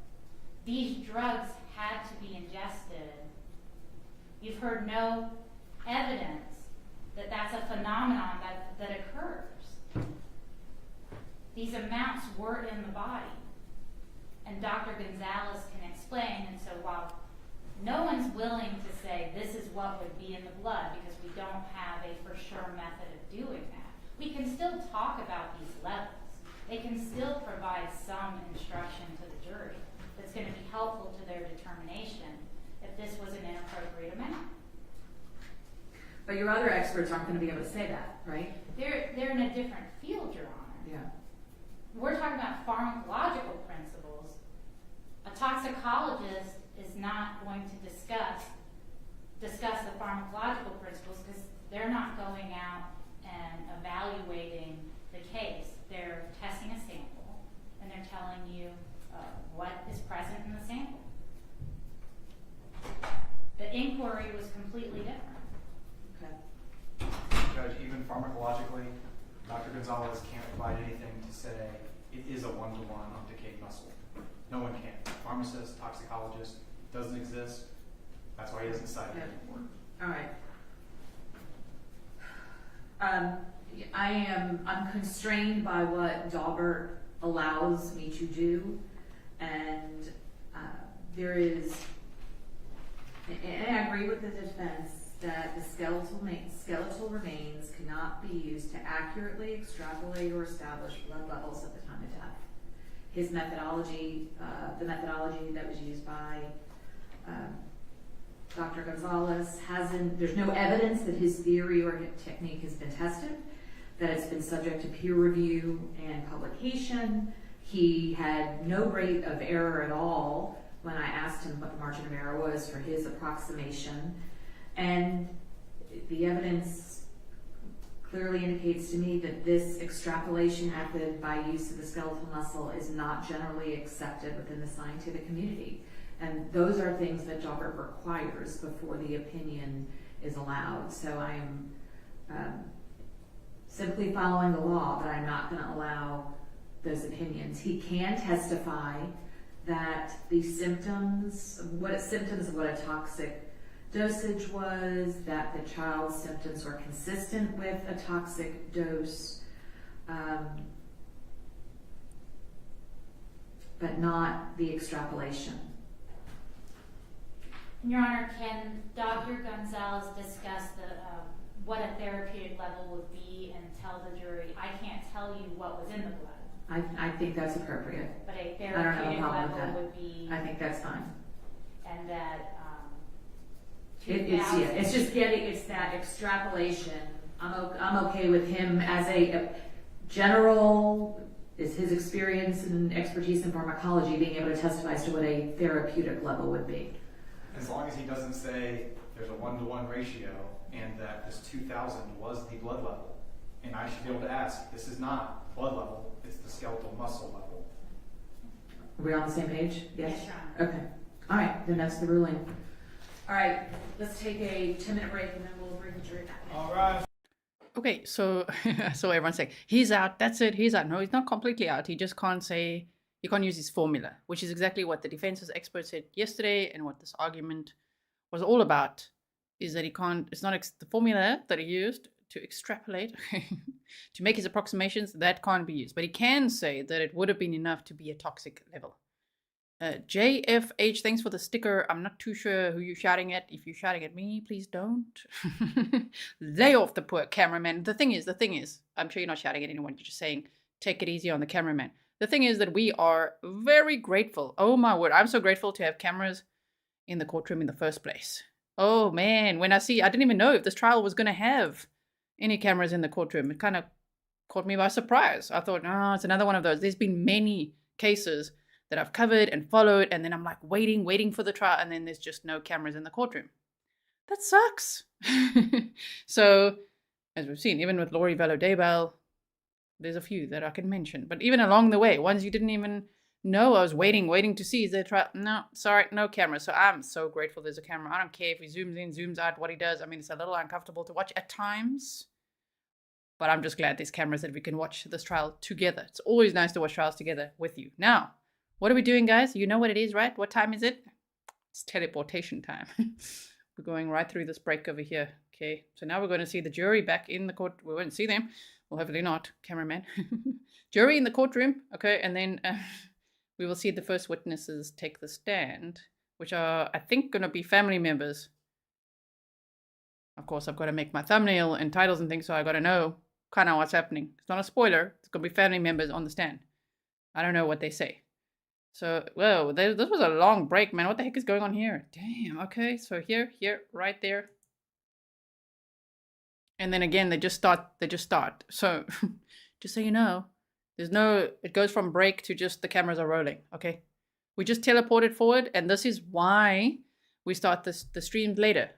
Oh, man, I just love it. I love it. Okay, patience has never been my really strong point. So, like, sitting there through coffee breaks, tea breaks, and lunch breaks. No way! No, ain't nobody got time for that, right? So if you know that meme, you know. Okay, so I just want to make sure that we get the very first second that it's on. Yeah, okay. So this witness, I believe, is William's aunt. So let's have a listen. Yes. Little William? Yes. How often? On the weekends, on weekdays. Did you have children William's age? Yes. Did they get to play with William? Yes. Did they get to spend time with William? Yes. When Teresa came back into William's life, do you remember about what time, how old he was? About 6. When Teresa came back into his life, did the father's side of the family continue to get to see little William? Yes. Did that ever change? It did. How soon? I can really tell you how long it was that it changed.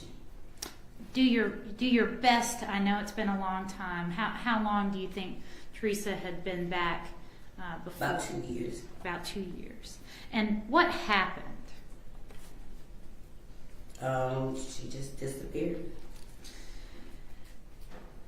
Did Teresa tell anyone, to your knowledge, on the father's side of the family that she was going anywhere? No. Did Teresa reach out to anyone on the father's side of the family, to your knowledge, for any help with William? She did. I don't know when it changed.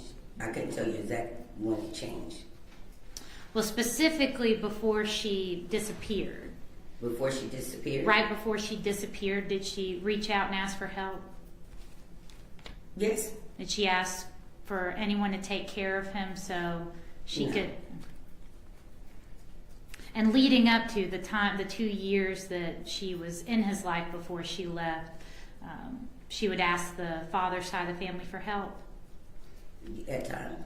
And would the family members on the father's side of the family member help out? Yes. What sort of things would your side of the family do to help out with William? Babysit, clothes, whatever he need, money, whatever she needed for him. What was Lil William like? He was awesome.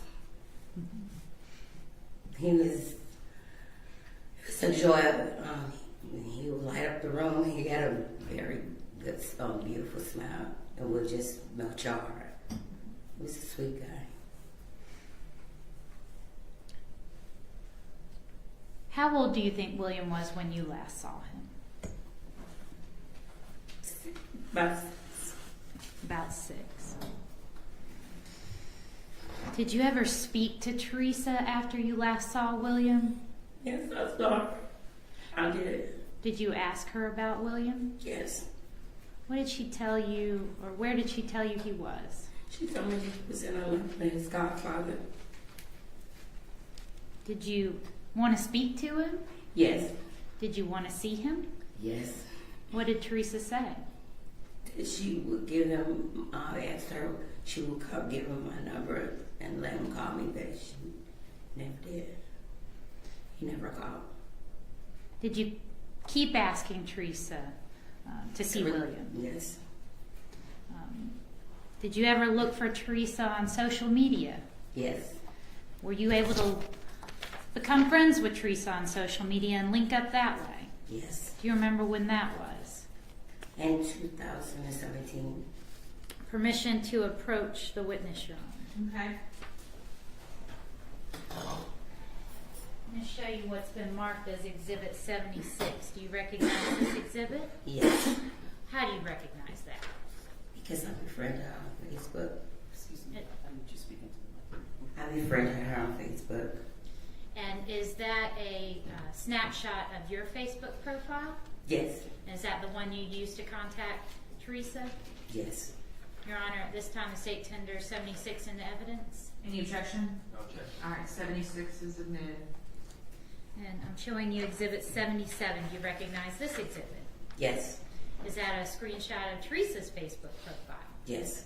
And is that the profile you reached out to? Yes. And were you able to talk to Teresa after you reached out to her? Yes, I was. And based on the conversations you had and the pictures you observed on that profile, were you able to confirm it was in fact Teresa's profile? Yes. Your Honor, state tenders Exhibit 77 into evidence. Any objection? No objection. Submitted.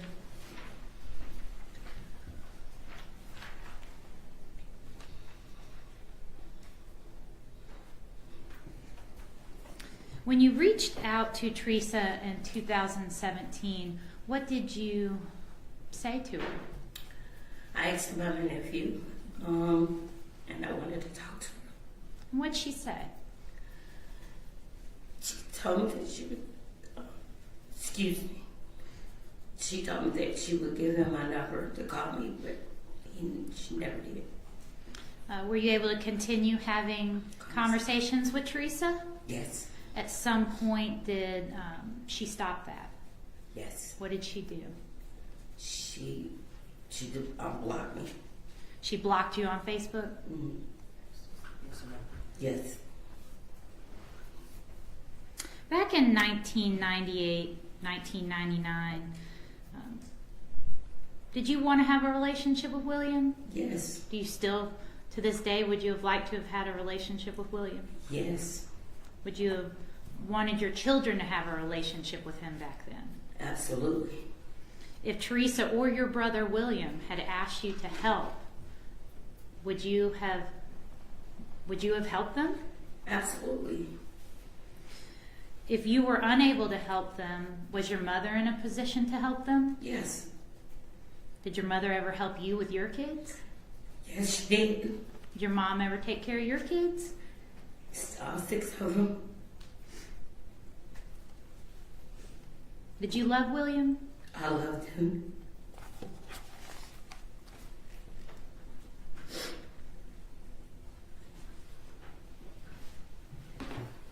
Anything else? No, Your Honor. Okay. Ross? No questions. Thank you. All right, you may step down. You're excused. You can stay in the courtroom if you'd like, or you're free to go. Thank you. Call your next witness. Your Honor, state calls. Shame, sending lots of love to all of William DaShawn Hamilton's family and friends. So there's a lot of extended family members here in the courtroom, direct and extended family members. This is very tough. And to see that emotion, 25 years later, that's real. It didn't quite seem that way in the police interview that we saw of Teresa. Those waterworks were on and off whenever she needed them to be, in my opinion. Okay, so yes, Tourette's Majestic. You're asking a question. Just remember, this is from 1998 to 99, and Teresa had spent some time in jail, and so, William was only 6 years old when he died, and for over a year, about 18 months, I think she was in jail, and then he stayed with his grandparents. So if there's a little bit of I don't know, like vague timelines, or with the family saying, okay, I think I last saw him when he was 5 or 6 or 4, or Teresa was this long. Sure, they're going back in time. I cannot remember 25 years ago. You'd remember a person. I just mean, like, damn, they're going back in time and thinking of everything, the whole timeline of what they remember, and testifying as best they can. And please, if anyone is going to leave rude comments to the witnesses on the stand, particularly the family, we don't do that here. Okay, the mods will take care of that. Thank you, mods. Please, Black.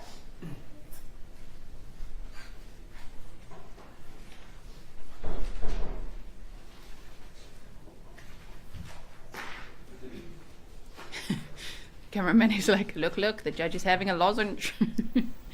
we saw it. Hey, we saw Sam Welty, right? That's his name. So yes, what we've heard so far is on top of obviously Teresa leaving little William out there in the woods, leaving his body there, near a cemetery. Interesting choice. Out in the open, didn't ever report him missing. Now we're also hearing that she blocked family members on Facebook. These are all red flags that are stacking up, right?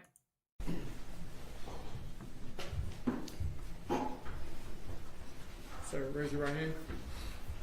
You swear affirm the testimony you give to the court should be the truth and nothing but the truth, so help you God? Yes, sir. You may lower your hand. State your name and spell for the record. My name is DaShawn Black. That's L-U-Q-U-E-S-E. Last name Black, B-L-A-C-K. Good morning, Mr. Black. How you doing? Good. I want to speak with you about where you're from. Charlotte, North Carolina. And at some point, did you move away from Charlotte? Yes, I did, to better my life. All right, and where did you go? I went to Alaska. Alaska? Is that what you said? Yes, ma'am. Okay. And then after Alaska, where did you move to? Had a family altercation, so I came back home. And then home is where? Charlotte, North Carolina. Okay. And so you were born in Charlotte. How long before you left to go to Alaska were you living in Charlotte? I've been in Charlotte all my life. Okay. Until you moved to Alaska? Yeah. All right. I want to speak with you about Teresa Black. How do you know Teresa Black? I met this young lady when we was younger, 92. Right. All right. And who was she to you back in 1992? Just a friend. Just a friend. All right. And did you all date in 1992? No, ma'am. At some point, did you all begin to date? Yeah. What year did you begin to date Teresa? It was in 04. 2000. Okay, so I think I got the spelling of his name right. If I didn't, please correct me in the chat there. I tried to listen so carefully, and I'm like, wait, what? Cool name. Laquise? Mr. Black. Okay, the Teresa's ex-husband. All right. Yeah. Little Lamb says great for real. Great voice. Yes. And did you all take your relationship to another level? Yes, ma'am, we did. Can you tell the jury about that? We met in 2004. Well, you met back up in 2004. Well, we met back up in 2004. Had jobs, both chasing our lives around. 2005, we got married and had a beautiful daughter. All right. And what's your daughter's name? Nikaya Black. And when you all got married, what state were you all living in at the time? Charlotte, North Carolina. And when you got married, and before you had your daughter, were you aware if Teresa had any other children? I was aware that she had a child. Okay. But When did you become aware that she had that child? Did you become aware at the time you all first began to date, or after you all were married? After we was married. So during your dating phase, did Teresa ever tell you that she had a child? Yeah, like when we first started back talking, she admitted that she did have a child. Okay. And did she tell you that child's name? Yeah. And what was that child's name? Lil William. That's what we call him. Lil William. Yeah. All right. And you said that's who we call. That's who call. You said that's what we call him. Who is we? My family, her. I mean, that's what we represented him as, Lil William. That's how we knew him. Okay. And this was around 2004. Yes. Okay. Where did you meet Teresa? Double Oaks. Is that a neighborhood in Charlotte? An old neighborhood in Charlotte off Statesville Avenue. So you met her from being in the neighborhood? Yes. All right. She also told you that his name, well, you all referred to him as Lil Will. Did she tell you what his age was back in 2004? think she did. I just can't remember. Was it in the teenage age range or the early toddler age range? What was? He was in the early teen, I believe. Okay, early teen. Right. And did you ever meet him in person? No, ma'am, I didn't. Did Teresa ever tell you where little William was staying? Yeah. Where was he staying? He was supposed to be in Atlanta with his family members.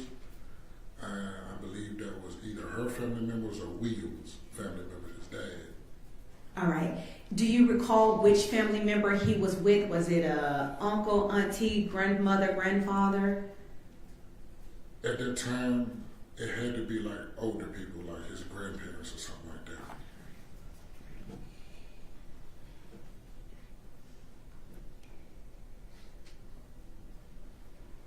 All right, so you and Teresa get married. How long before or how long after you got married did you all move to Alaska? We got married 2005. We had a daughter I say now, March. Of what year? March of 2005 is when we went to Alaska. And do you recall what month you got married? February. February. So a month later, you all moved to Alaska. Yes, ma'am. Okay. And at that time, was your daughter born or was... Yes. She was born? Yes. Okay. She was born January 27th. Of 2005? Yes, ma'am. Before you all moved to to Alaska, were you and Teresa living together with your daughter? Yes, ma'am. All right. And was that a house in a neighborhood or in another metropolitan neighborhood within Charlotte? We stayed in a different metropolitan area. All right. And do you recall? I'm just going to point you guys to the clues on the screen. There's the witness name and Teresa's ex-husband. Okay. Marilee says, Teresa sure kept this lie going. She really did. She told a lot of people that William was staying with family members in Atlanta, Georgia. Sure. And initially, she also told Ava that it was with William's dad's grandparents. That's where she said he was apparently staying. Sure, but she really kept that lie going, huh? Even telling her husband at the time. Oh, wow. If that the area that you all were living in, was that close to the neighborhood where you met Teresa or some distance? Both of them was some distance. Okay. Yeah.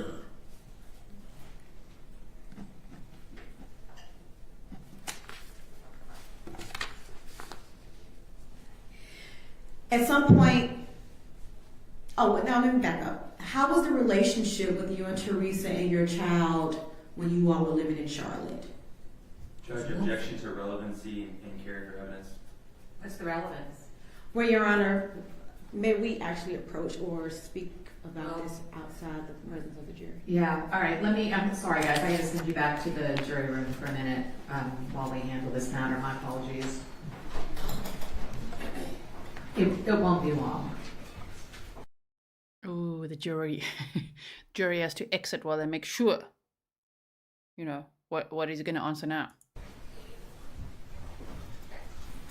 Oh, okay, to not show the jury. Good job.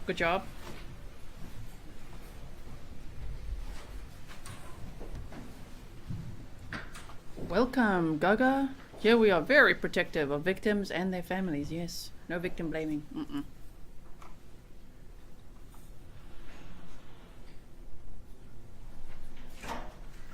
Alright, so now that I'm thinking about it, this was in 2005 that she was married to him. So what is the relevance of her,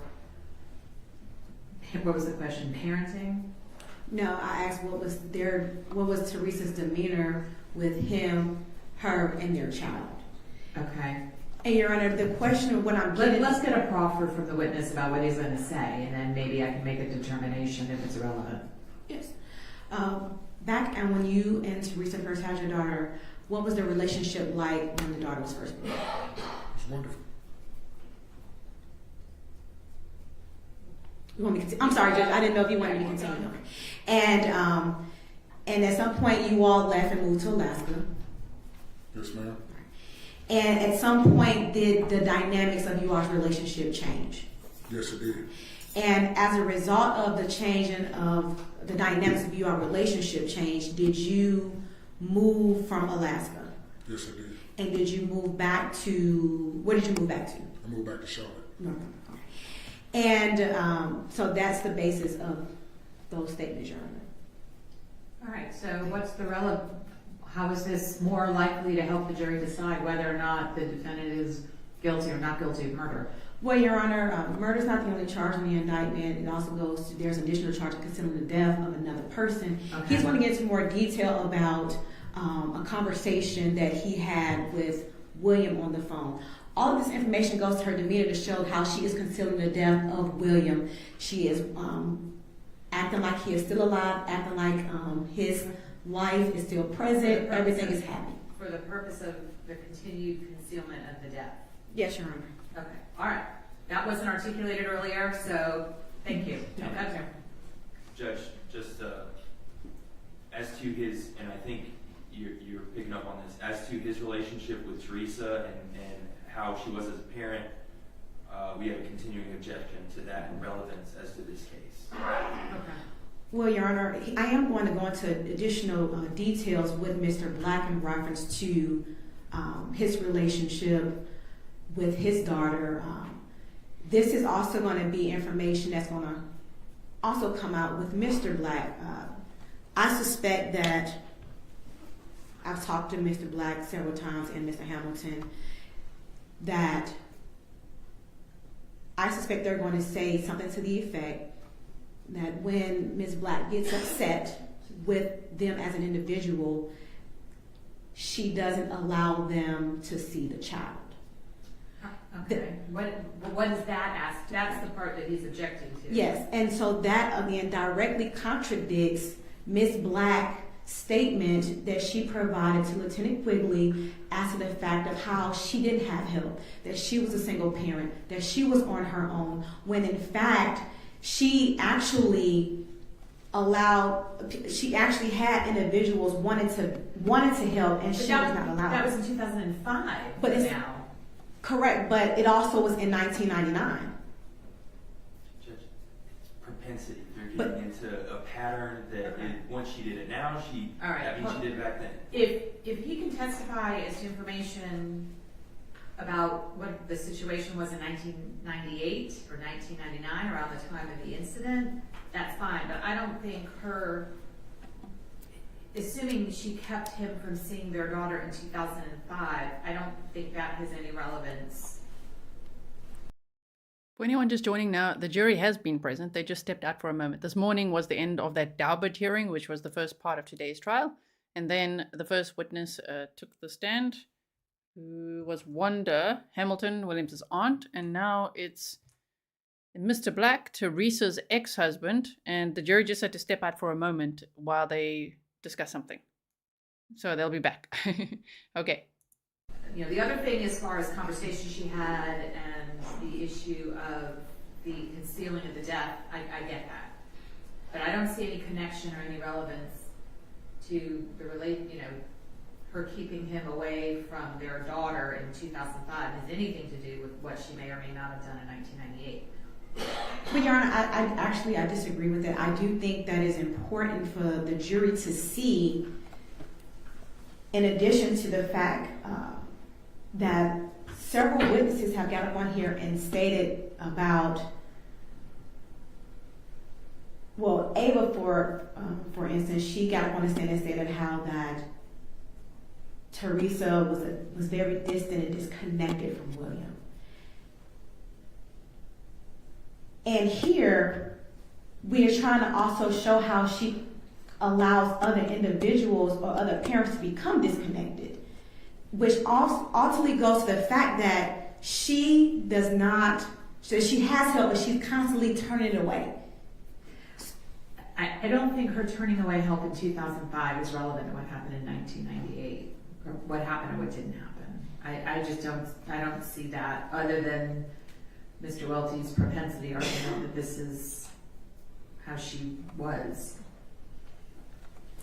Well, Your Honor, I actually don't, I understand his propensity argument, but it's not a character trait. All right, well, I'm not gonna allow the test. You go ahead and ask about the conversations with respect to the concealment. All that is fair game.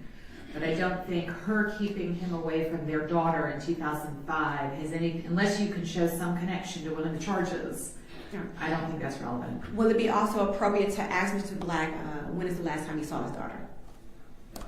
I haven't asked him why. I'm just Ask asking him now. I'd like to know the answer and why. When is the last time you saw your daughter? 2010. And why is that? Well, I wasn't going to ask him why, but Judge. At the time, I'm asking. The jury's not here, so I want to know what it is. at the time she was, She's who? Miss Teresa was seeing somebody else. Okay. So when we so-called supposed to separate it, we was doing our parenting thing. She would send her down sometimes for me. Okay. What's the relevance of that then, when you last saw the daughter? Your Honor, again, I think it goes to the fact that he's testifying that he's ultimately willing to help. He wants to see his daughter, and Teresa Black is not helping and allowing that. Okay. Just as people were trying to take care of William, she's not allowing that to happen. I know. She did it now. That's how it's the reverse propensity, as opposed to she's done it before, she's done it now. Now you're saying she did it then and she's still doing it now. It's the same principle, just the timing is off. So I'm going to sustain the objection. He can talk about. I mean, the judge has to be careful so that there's no room, of course, for a mistrial based on that narrative developing, right? It does establish a pattern. I can see most of your points. I understand that. I'm just thinking about the judge's risk assessment here in not allowing that. But for us, it's interesting to observe that when Teresa has made up her mind about something, it's really out of sight, out of mind for anyone else. Even the father of her second child. She's like, bye. Sorry, find someone else, moving on. You can no longer see your daughter, so that helps us understand also why and how she also cut William's father out. Same way. Okay. Anything having to do with or anything relevant to the concealment charge, however. But we're not going to get into his relationship with the daughter in 2005 or today. And Judge, does that also go for his relationship with Miss Black? I think he spoke about her seeing someone else and why they broke up. I don't think that's relevant either. I wasn't going to ask that question. Okay. Do you understand the ruling then? Yes, Is that clear? Okay. All right. Let's bring the jurors back in.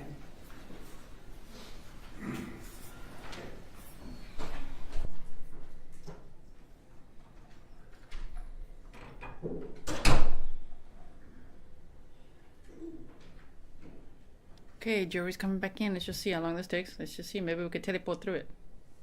Married. What was the relationship like with you, Teresa, and your daughter? It was wonderful. And then at some point, that was in North Carolina, you all moved to Alaska, right? Yes, ma'am. Did the topic of William come up again in Alaska? For sure. At some point, can you tell the jury what Teresa told you about William? William was going to be staying with relatives in Atlanta. Okay. And that's all I knew. He was all right. He was well. At some point or any time while you were in Alaska, did Teresa ever allow you to talk to William on the phone? That's the strange thing. I was supposed to have talked to him. Okay. And the person on the phone that you perceived to be as William, you spoke with that person on the phone? Yeah. Wait, hold on. You spoke to someone that you believed was William? I asked my ex-wife to call my son. I wanted to speak to him. Okay. She made a phone call, and I spoke to some gentleman on the phone that was supposed to be him. Okay. And did the individual and or Teresa identify that individual on the phone as being William, Teresa's son? Yeah. And did you conversate with this person under the impression that that was Teresa's son, William? Yes, ma'am. And during the conversation, can you tell me what did you ask the person you believe to be little William? Well, at the time, since we had just got married, I'm trying to catch up with him and see how he's doing, see if, he will allow me to be in his life. Okay. We supposedly had talk, and the talk was a good conversation, but it doesn't mean nothing to me now because it wasn't him. All right. And at some point in time, was William supposed to come to Alaska? We was arranging plans for him to come. To Alaska. And when you say we, who is we? Me and his mother. All right. And did William ever come to Alaska? I never got to see him. Did you ever bring up the conversation to Teresa in reference to when William was going to come to Alaska? No, it actually kept getting pushed off. All right. And when you say it kept getting pushed off, tell me what happened. I mean, she didn't want to talk about it. She was like, he'll come when he wants to. All right. So at some point, was it relayed that he wasn't ready to come to Alaska, but planned on coming? Hold on. Objection to the form of the question is legal. Sustained. Rephrase your question. Okay. At some point, was there ever... Did you ever speak to William again after the initial conversation? The alleged person to be William? No, ma'am. All right. No. So all the information was being relayed by another person as to what William was saying? Judge, objection as to the form of the question leading. I didn't say who the person was, Your Honor, so I don't know how this leading. The question was, so all the information was being relayed by another person as to William. All right. Someone was asking earlier if I can just boost the sound a little bit. It's pretty good today. I'm monitoring the sound bars here. So I'm going to boost it slightly more for us, okay? Let me know how we go. Okay. Who was the person relaying the information to you in reference to William thoughts on coming to Alaska? It was supposed to be William I was talking to. Right. Who was telling you the information, relaying information to you about when he was going to come to Alaska after the initial conversation you had with William? My ex-wife. All right. And who was your ex-wife, just to be clear? Teresa Bailey. All right. And what was her married name? Teresa Black. All right. And do you see Teresa Black in the courtroom here today? Yeah. Can you please identify her by her location in the courtroom and what she's wearing? The young lady sitting over there in a suit.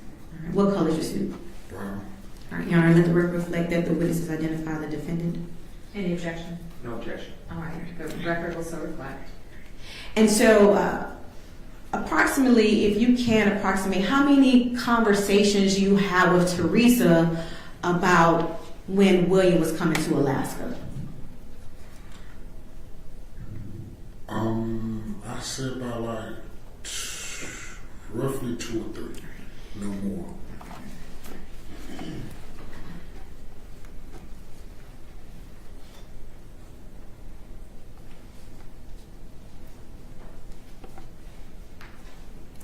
At some point, you ended up leaving Alaska and you moved back to North Carolina. Did you move back to North Carolina by yourself? Yes.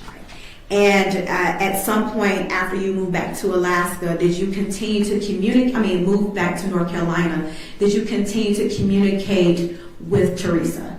Yes. And at any time during that communication, did she speak to you about her son, William? No, ma'am.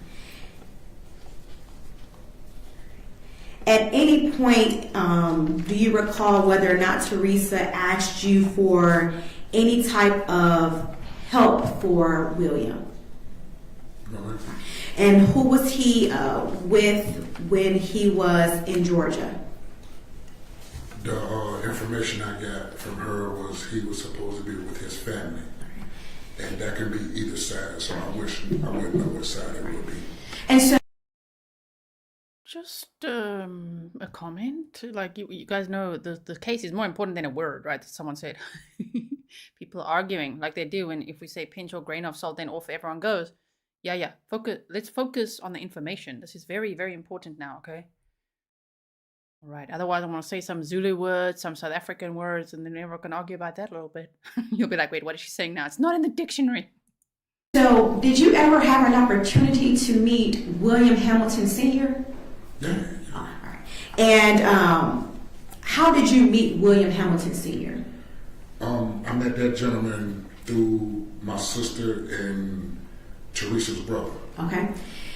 At any time did William ever come to your house? Numerous times. Numerous times. And what was the reason that he came to your house? I mean, he didn't come on no beef, or he wasn't that upset. He just wanted to see his son and talk to her. But I was told to tell him, your son is down in Atlanta, and he's all right. And that's all I was told to tell him. And you relayed that information to Mr. Hamilton? Yeah. And did you find it odd that, let me ask you this. Did you know where your wife's mother and father were located? At the time when we reunited in 2004, her mother passed away, may God she rest in peace. Okay. Her father, I was real cool with, I love him. Right. He's a good dude. Did her father live in Atlanta? No, ma'am. Right. Where did her father stay? He stayed. He's so respectful to everyone, isn't he? Even to Teresa, to everyone. He's like, love that dude. in Charlotte. All right. And so if Teresa's mother was deceased and her father lived in Charlotte, who did you think little William was with? Well, since I knew her mother was gone, it had to be William's side of the family. And did you find it odd that William was coming over to Teresa's house asking about his children when they were allegedly with his side of the family? At the time I did. Sorry, my bad, okay. See what happens when I get distracted. I think the jury's back in the courtroom now because they took that little break. They're back. Yeah. K80 Dit says Mr. Black is definitely a Grizzly. He is, right? Honorary Grizzly right here. So during the room, the state is asking questions. I'll put that on the banner now as well. And we're learning a lot about Teresa over here. Sure, she really kept that lie going, huh? Okay, let's continue to listen here. But nevertheless, in your eyes, is common, or can you tell me whether or not in North Carolina where you reside, was it common for grandparents to look over children? It's an old Southern thing. It's like that from Atlanta to Charlotte. All the older grandparents will take our kids and take care of them if our life is not on track. Okay. If we're doing something that's a little out of line and our grandparents or mothers don't approve of it, they will snatch the kids up and take care of them themselves. Okay. So I wanted to ask you, how did you come to provide this information to law enforcement here in Georgia? Excuse me, sir? How did you get involved in this case? I would say by being married to her and worrying about him. All right. I also wanted to know too, because there's a young man who's coming to my door asking for his son, and me being a man, I don't have no information for him, so I don't know what his next move gonna be. It can be he can get mad or do something to me, so I only told the man the truth, what I knew. At some point, did you end up speaking to law enforcement about what you knew in reference to William? No, ma'am. All right. Did you ever speak to anyone in the district attorney's office? When I found out about it, I had called the hotline? Okay, so you saw a hotline and you called the hotline. Yes. And you left a message? Yeah, I left a message with a gentleman. I don't know the gentleman's name okay. to be exact, but I did leave a message with one of the gentlemen. And then someone ultimately from the district attorney's office contacted you? All right. Yes, ma'am. Thank you. Ross? Just one moment, Judge.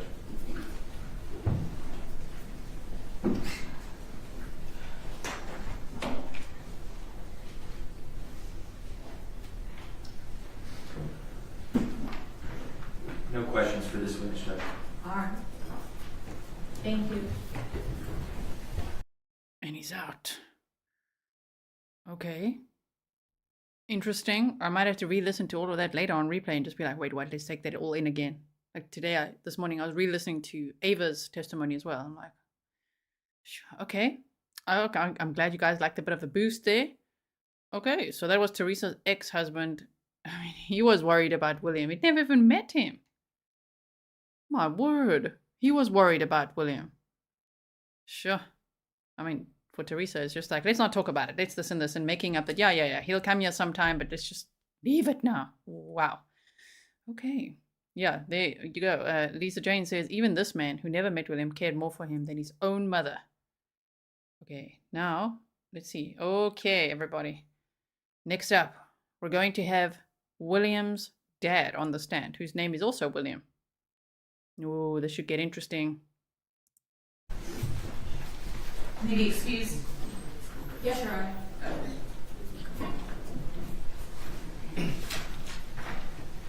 Oh, your next witness. Our state calls William Hamilton.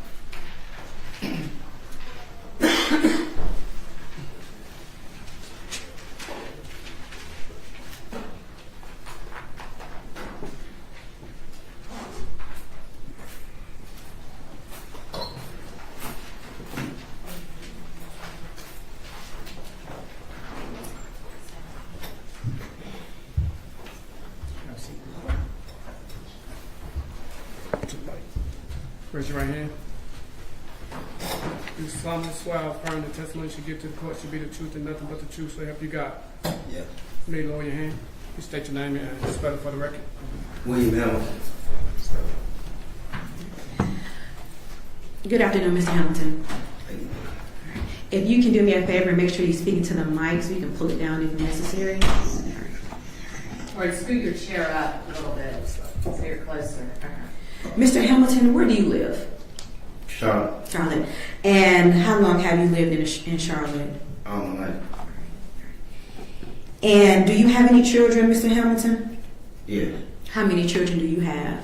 I got 5 boys. All right. What's the name of your boys? William DaShawn, Nairobi, and William. William Jr. Got 2 sons. I got 3 boys named William. 3 boys named William? Yeah. Okay. All right. So you have 3 boys named William. William DaShawn Hamilton. Where does he fall age-wise? That's my oldest son. That's your oldest son. Okay. And who is William DaShawn Hamilton's mother? Teresa Bailey. All right. And when was William born? 92. 1992. Okay. All right. So tell me, how did you meet Teresa? She was a neighbor, and my sister kept, my sister. Right. So what's your sister's name? Wanda Hamilton. Okay, Wanda. And so were she friends with Teresa or? Yeah. Okay, so they were friends, and ultimately you met Teresa through your sister. Tell me about that. I was hanging with her brother too though, but okay. My sister, she liked me well, so she kept on insisting I talk to her, so we just hooked up. Okay, all right. And you stated that you also knew Teresa's brother. Were you good friends with her brother? Yeah. What was his name? Ava and Angeline. How long would you say that you and Teresa dated approximately? Off and on, I'd say about 5 years. And at the time when William was born, were you in a relationship with Teresa? Yeah. And roughly, at some point, the relationship ended. Approximately how old was William at the time you and Teresa ended you all's relationship? I mean, I don't think it ended. I mean, the relationship was already over with, but I'm saying he was young when she started. Well, she was young. I mean, he was real young when we split up. Okay. All right. Do you see Teresa in the courtroom here today? Yes, ma'am. Can you please identify her by what she's wearing, her location in the courtroom? Brown suit. With braids in the hair. Your Honor, let the record reflect that this witness has identified the defendant. Any objection? No objection. All right, the record will so reflect. So I want to talk with you about your relationship with Teresa when William was first born. Can you tell the jury how you all's relationship were? So it was decent, you know. It was alright.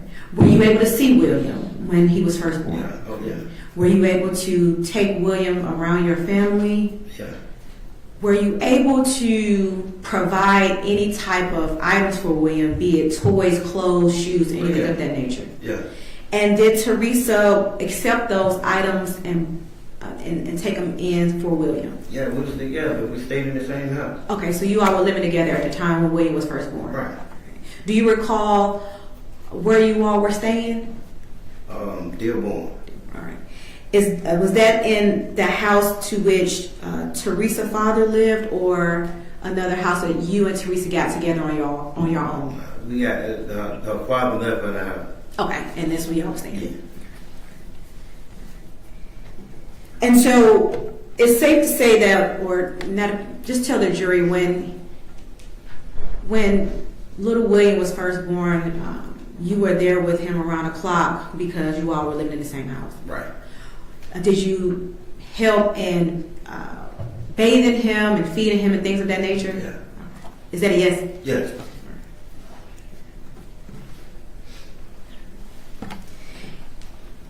And at some point,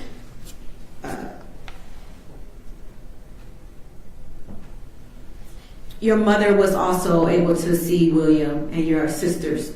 Yes.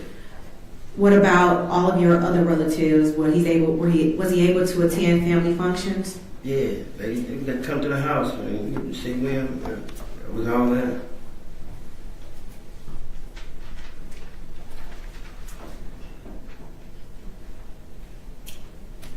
Your Honor, may I approach?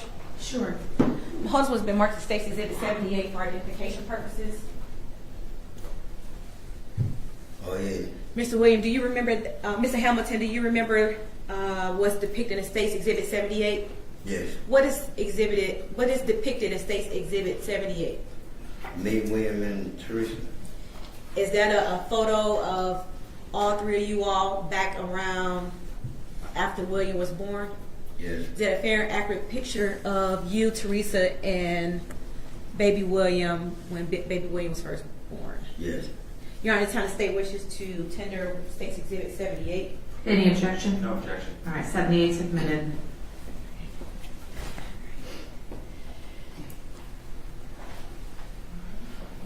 So, you all took a family photo together around that time. Do you know, if you can approximate roughly, how many months was William in this photo?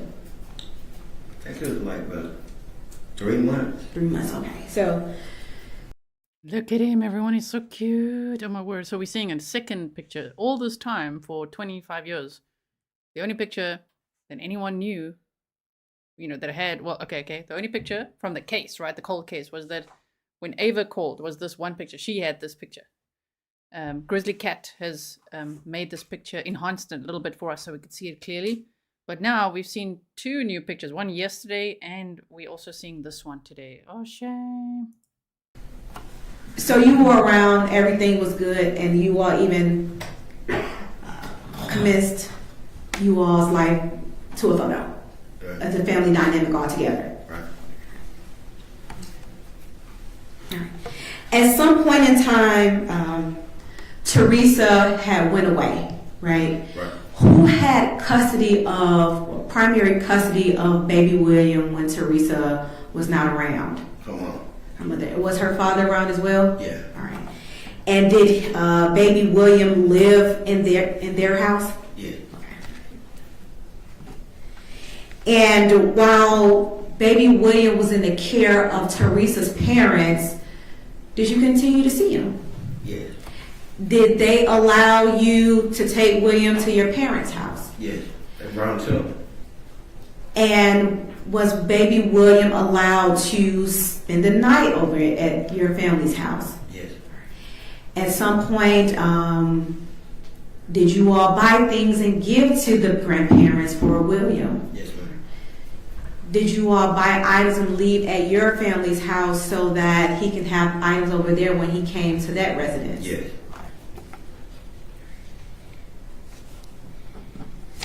How would you describe your relationship with William while William was living with Teresa's parents? Good. How would you describe William's relationship with your family, to include your mother and your siblings, while William was in the care of his grandparents? That's pretty good. At some point in time, Teresa regained custody of William. Yes. Can you explain to the jury whether, when Teresa was back in the picture, what the relationship was like with William?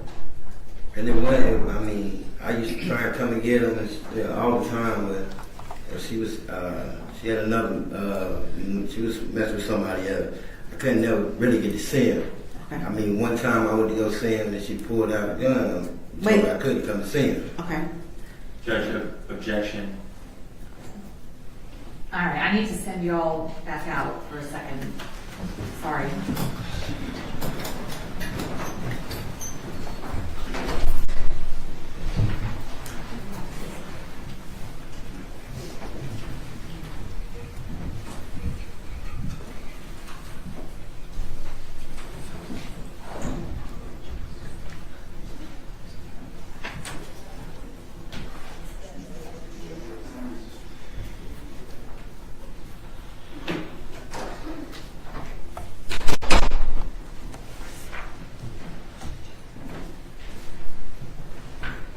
All right, go ahead, Mr. Welty. I didn't want you to say anything else about it in front of the jury. Okay. I stretched. I said hi to the cats. So did you see there was Angeline and Ava? There they are. Sure. Here's Ava. And here's Angeline Hartman. Okay.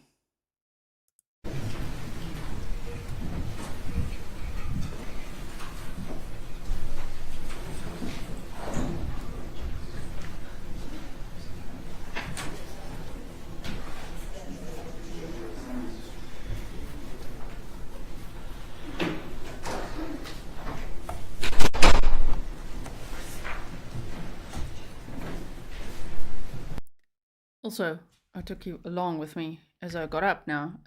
Did I just hear that she pulled a gun on him? Did I hear that correctly, right? Teresa? Okay then, we're learning a lot today. Thank you all for being here, by the way. If you don't know anything about this case, check out the description box, check out the trial prep episode. There's also day 1 and 2 that are time-stamped for you. And here we are on day 3. All right, go ahead, Mr. Welty. I didn't want you to say anything else about it in front of the jury. So, okay. You can have a seat. Yes. Judge, our position is that there is no basis for this testimony in any of his prior statements, any of the other witness statements. They've never said anything like this. This hasn't come up in this entire investigation, and he's never said this before. No other witnesses have said this. And it's Hold on, be quiet. Stop. Don't. And it's extremely prejudicial and irrelevant. Well, one, Judge, first, I didn't elicit the information. I understand. Second, it's still intrinsic information. This is going to the dynamics of him trying to see William. He can certainly impeach him since he stated that no one else or no other witnesses has made that statement, but nevertheless, no other parties was present during his time trying to get custody of his son. What's the relevance of her pulling out a gun? Well, Your Honor, I think it's intrinsic. Sir, hold on. I think it's intrinsic evidence to the fact that it's showing the dynamic of the relationship when he's trying to see his son and the reaction he is getting, showing that Ms. Black is now allowing help not allowing someone to care for William when they are trying to not, which goes in direct contradiction to her statement that she didn't have any help, she didn't. Exactly. And don't forget, she had a criminal record before for shooting a man in the back. The man died. They said she fired a warning shot into the air. It sounded like, but we don't know what happened there, but it sounded like a DV situation. She was staying at a boarding house and she observed a male and a female fighting. And then the lady was running away with her. And then Teresa had a gun and shot a warning shot into the air. And somehow the man was shot in the back and taken to hospital and he died. So that's already interesting, especially now adding this puzzle piece, right? Laura is spoiling Willow. Thank you so much. Yeah, it was her first birthday yesterday, was it? Yes, it was yesterday. Thank you so much. All right, so I think this testimony is valid. Absolutely. Have any family, any resources, and it shows in fact that she did have resources, and that's how she treated those resources. She had resources in that he was willing to help. Yes. Understand. Perfectly admissible. Not a problem. The problem is, what is the relevance of her pulling out a gun? That's what drew the objection, was the reference to the gun.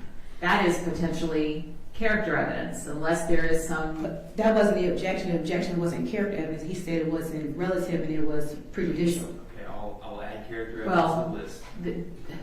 The gun was what sparked my concern. So what is the relevance of... Why does the state want to introduce evidence of the fact that she had a gun? What's the purpose for that evidence? Well, I didn't want to elicit that information. Okay, so you...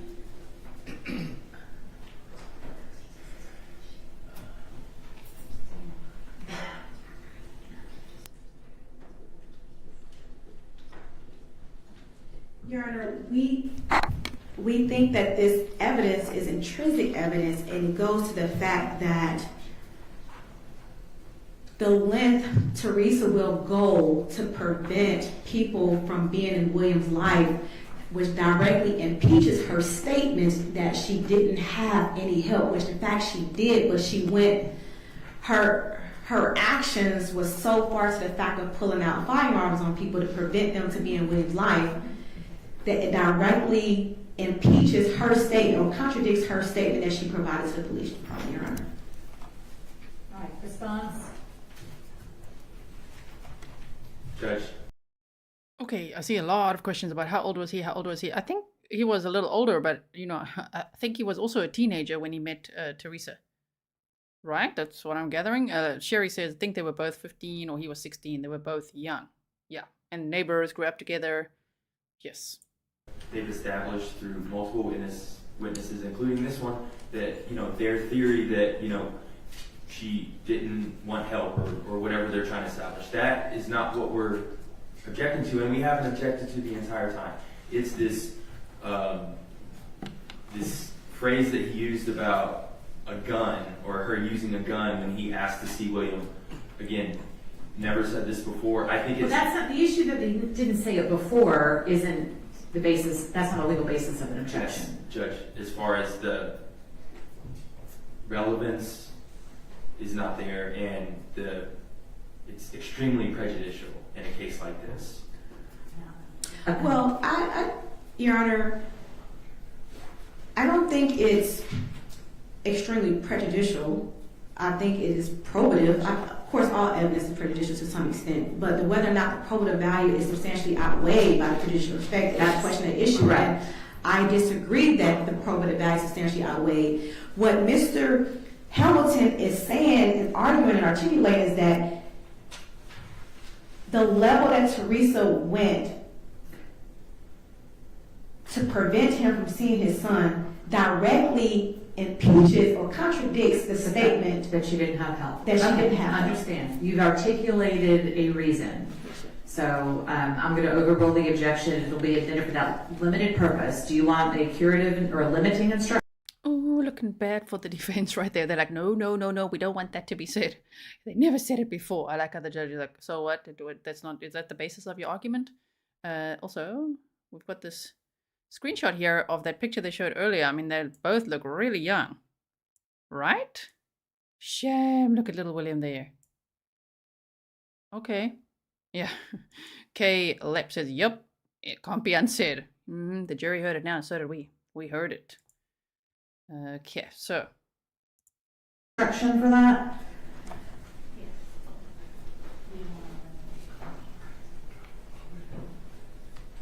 And Judge, you don't understand why the gun being mentioned is probative of anything. I know, but I've already ruled that she's articulated a reason as to why it's relevant to show the lengths that she was willing to go to conceal. What was the time period? The gun? This was while William was still alive. Yes. Okay. So the lengths that she was willing to go to keep him from William, to the extent it is relevant to contradict her testimony that she didn't have help, I'll allow it for that sole purpose. So my question is, do you want a limiting instruction? The state does, I'm hearing. If we could just discuss that. Yes.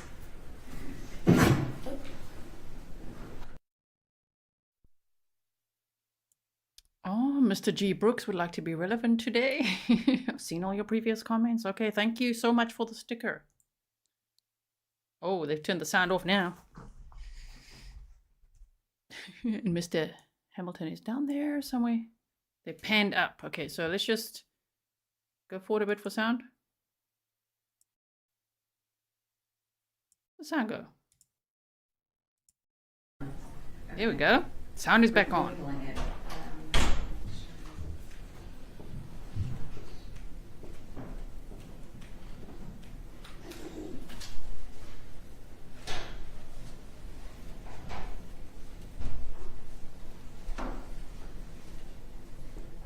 It's going to be something along these lines. You heard evidence that the defendant had a gun. You were directed to only consider this evidence for the purpose of how it contradicts the defendant's statement that she had no available family to help and not for any other purpose. Whether or not this testimony contradicts such evidence is entirely for you to decide. It's going to be something along those lines. That's fine. Okay. Oh, let's see how it goes from here, right? When the jury's back in.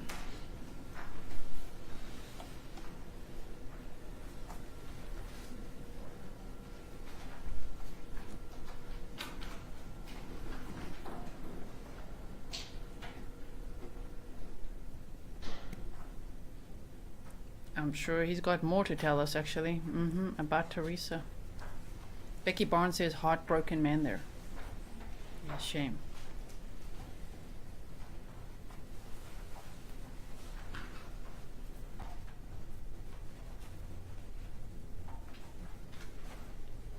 All right, I think we're good. Let me read it to you one last time. You have heard evidence that the defendant had a gun. You're only to consider this evidence for purposes of contradicting the defendant's statement that she had no available family to help and not for any other purposes. Whether or not this testimony contradicts such evidence is entirely for you to decide. Yes, Judge. Yes, okay. All right. Let's bring the jurors back in.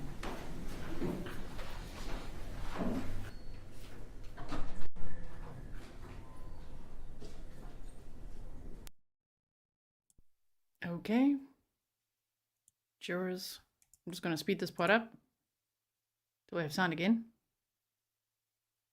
Pinche, Becky 0F's given says he's remembering. Look at that sadness in his eyes. Yeah.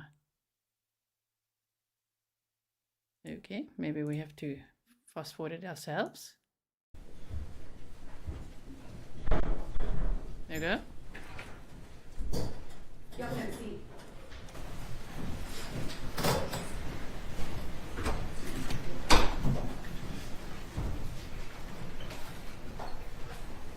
All right, let me give you this some additional information. Ladies and gentlemen, sometimes evidence is admitted for a limited purpose. Such evidence may be considered by the jury for the sole issue or purpose for which the evidence is limited and not for any other purpose. You have just heard evidence that the defendant had a gun. You are to only consider this evidence for purposes of contradicting the defendant's statement that she had no available family to help and not for any other purposes. Whether or not this testimony contradicts such evidence is entirely for you to decide. Okay, you may proceed. All right, so let's pick up where we left off at, Mr. Hamilton. At some point, you went over to Teresa's house to see your son. Can you tell the jurors what happened? A couple of times I went over there. Like me and my mom went over there one time. Let's go back to the last incident you were talking about. When you went over there by yourself.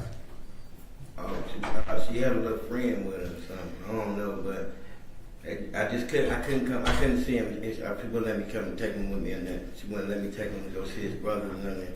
All right. You said his brother. So, what is William? I mean, you said you had 3 sons named William. What is the second William's name? No, my second son is DaShawn. So I'm leaving. Once I had DaShawn. And what is DaShawn's whole name? DaShawn William Hamilton. Okay. And what is your first son's name? William DaShawn Hamilton. Okay. So now you have DaShawn, right? DaShawn Hamilton. Did you want to have William DaShawn Hamilton and DaShawn William Hamilton to have a relationship with each other? Right. And DaShawn, we're just going to call him DaShawn just so we can not be all confused. Was DaShawn mother someone other than Teresa? Yes. Okay. So roughly how long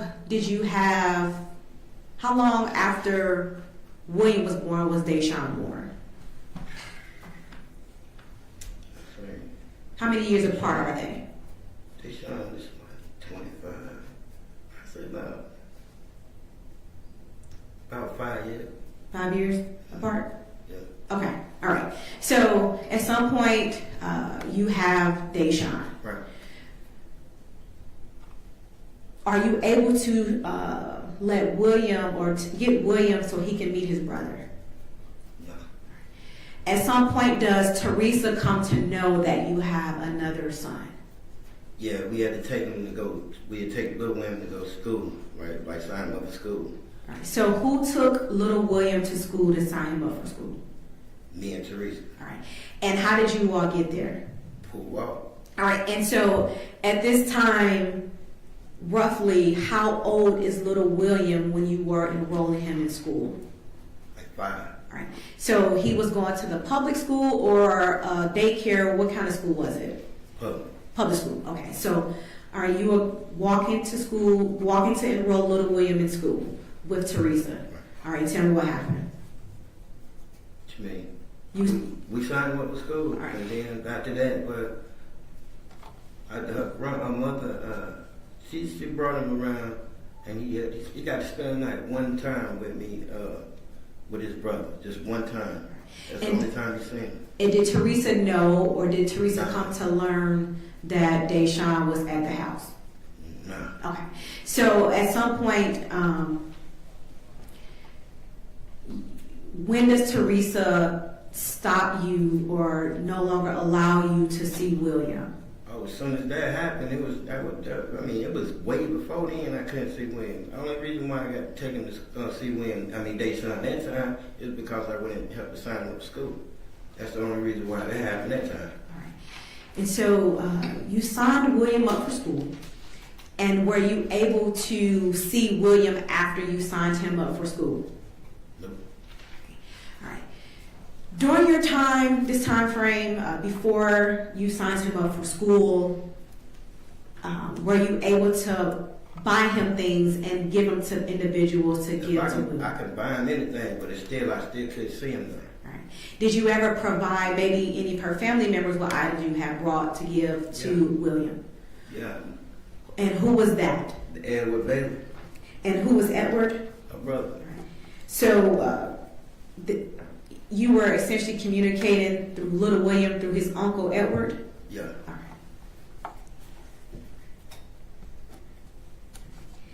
right. Do you recall whether or not your mother was allowed to get William during this time? Oh yes. Sometimes she'd go get him. That was like a couple of times too. Do you know whether or not were you present at some point when your mother got William and went to take him back to Teresa's house? No, I wasn't there. Okay.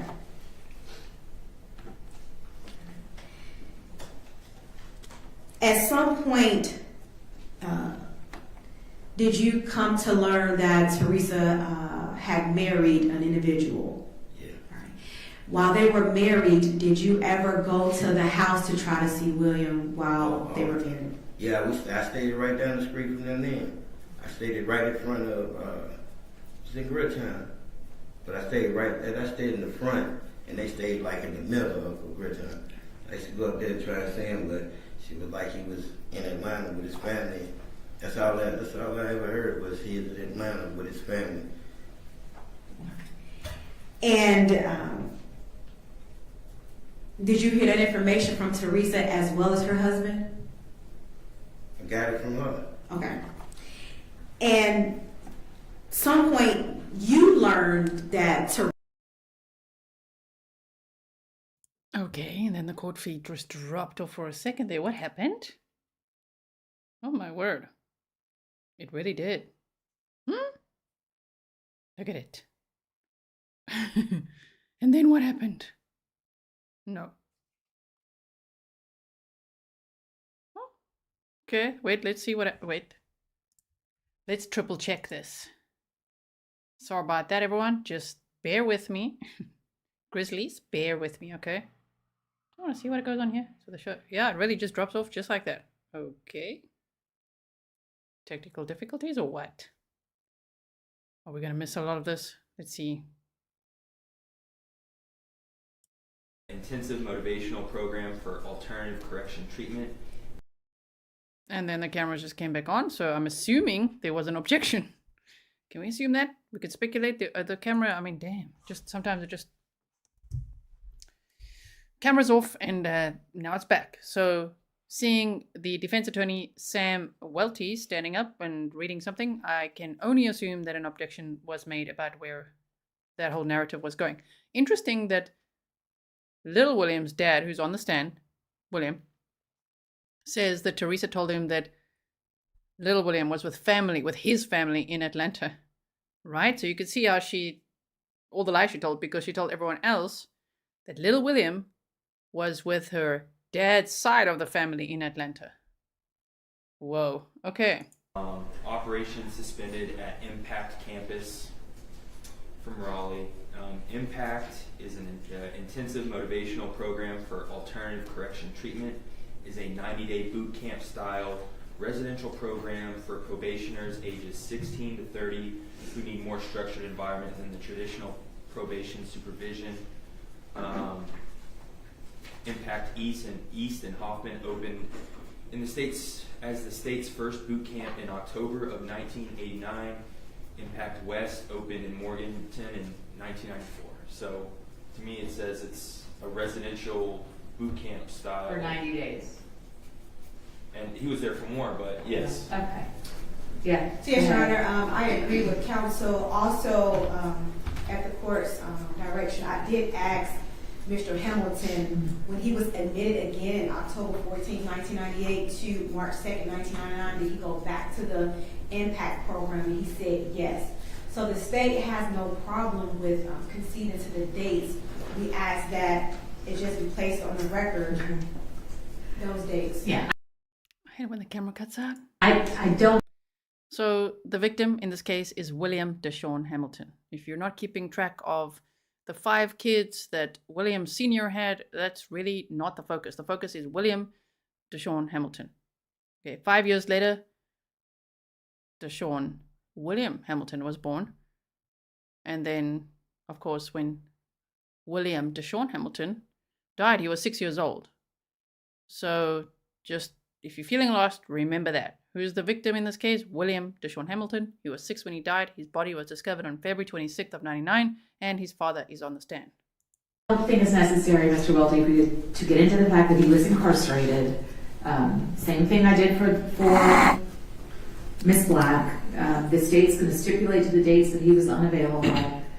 I think what you're trying to do is to impeach the witness by showing that he's been in jail, but there's no prior certified copy of a prior conviction being used.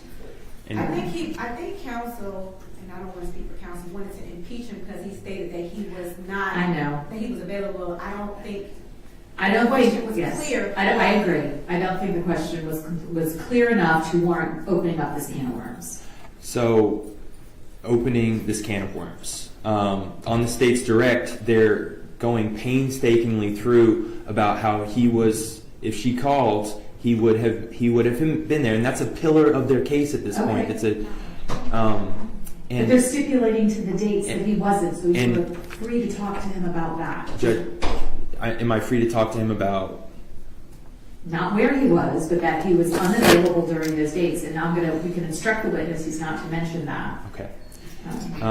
And just as a hypothetical, Judge, if Ms. Black got up on the stand and she testified that during her period of incarceration that she was available to take William, I believe the state would have more than right to introduce her history of incarceration because she is opening the door on her own history. I don't think the question was clear enough to have opened the door to the fact that he was incarcerated. The state is willing to stipulate to the dates that he is unavailable, and you can use that information to impeach or cross the witness as you see fit. But I do not think that the probative value of the fact that he was incarcerated, I don't know enough about his impact program. I don't think it's relevant for anything. So that's the ruling. Okay. Yes, Judge. And before we do bring the jury back out, just briefly, there's another issue that came up as it stands with child custody. He gives an interview with the National Center for Missing and Exploited Children. Okay. And it's our position that he has contradicted himself from the statements that he's made on the stand and the statement that he gave to them concerning several things, but what I want to get into with him is child support. Without the presence of the jury, I'd like to have him authenticate and his voice in this recording so we can play it without having to have another. Okay. Are you saying this is a prior inconsistent statement? Yes. All right. What are you advising that he gave a statement to me? You're talking about the statement provided in discovery? Yes. When detectives first went out and collected his DNA? Yes. No, we don't need the witness for that. We agree that that's an authentic. Okay. So you can stipulate that that's. I just want you to refer me to the portion on the. Look at the show her the statement. Show her the statement or the portion of that statement that you believe is contradictory or that was contradicted by his testimony today. I don't have a transcript. It's just going to be a recording. Well, I don't think Ava. we're playing the whole That's Ava, you got? I'm not going to play the whole recording. I've got it clipped out. Yeah.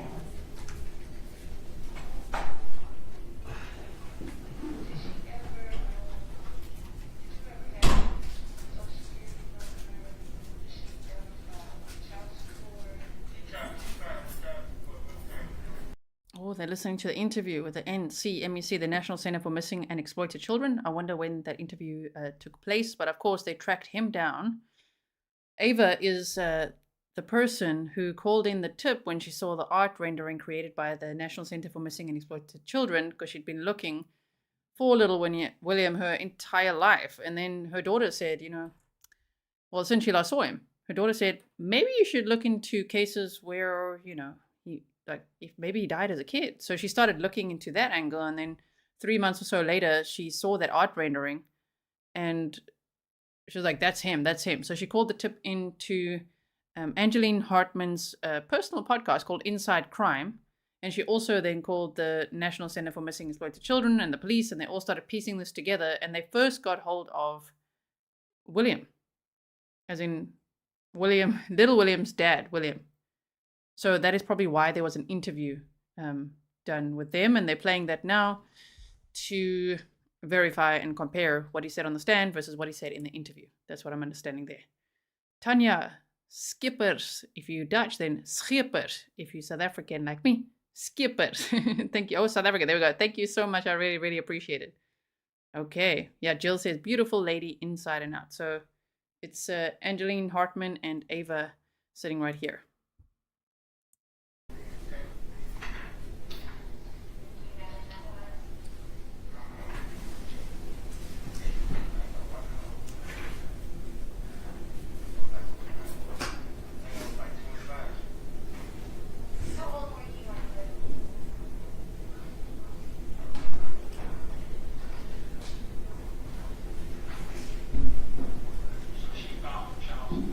Sound is very, very soft, but let's try here.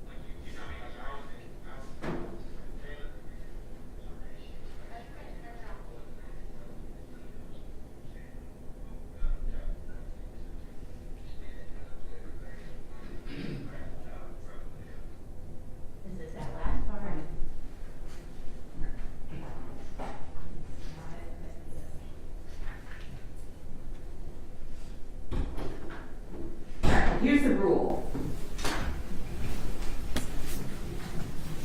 Yes, let's hear a You judge. can cross-examine the witness about any, let's see, about anything that contradicts his sworn testimony from the witness stand, as long as you have a good faith basis to believe that it's true, which you clearly do.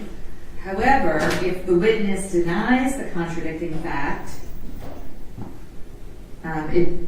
you don't necessarily get into the substance of it unless it is collateral to the issues of the case. So what is the subject matter is child support? Yes. Okay. And in this clip that we're prepared to play, he says that he remembers her filing for child support when he was living in Taylorsville, like he just testified to.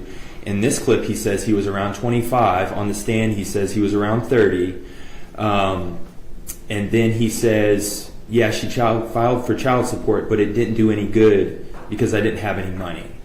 On the stand, he says that money was taken directly out of his paycheck to give her child support when he was 30. So it goes to his credibility as a witness, how he remembers things, as well as his Okay, but here's the question. truthfulness. If you ask him about, if you confront him and say, did you in fact make this statement that you didn't have any money to pay child support, and he says no, then do you intend to get into the substance of that statement, to try to play that statement? I would like to, Judge. Okay, so then the analysis becomes whether or not that prior statement is collateral or non-collateral to an issue in the case, apart from the purpose of impeachment. I don't know. And Judge, so as I said earlier, the state has made it a large part of their case that their allegation that Ms. Black never asked anybody for help, and he's also it's his credibility as a witness, because he's saying money was taken out of his bank account, and it just, in his previous statement, it was not, because he didn't have it. Well, I don't know if the fact of whether or not he actually paid child support is really not a relevant issue to the facts of this case. It's not. Let me hear from the state on this. I mean, The way he walks you can there. ask the witness if he made the prior statement, that's fine. But I think you're going to be stuck with whatever answer he gives you.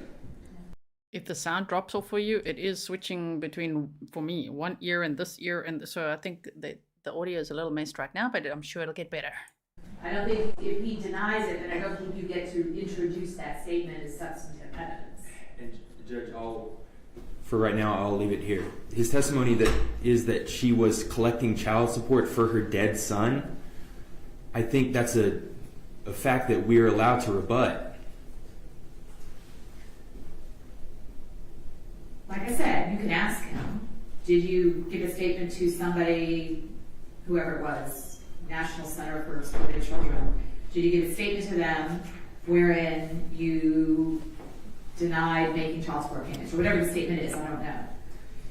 And he either says, actually, let's have the witness, I see he's in the courtroom, have him step outside, please. He either says yes or no. And then that's it.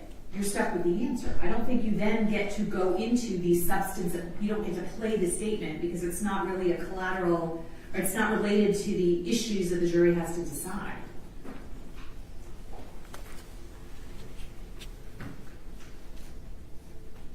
Collateral versus non-collateral.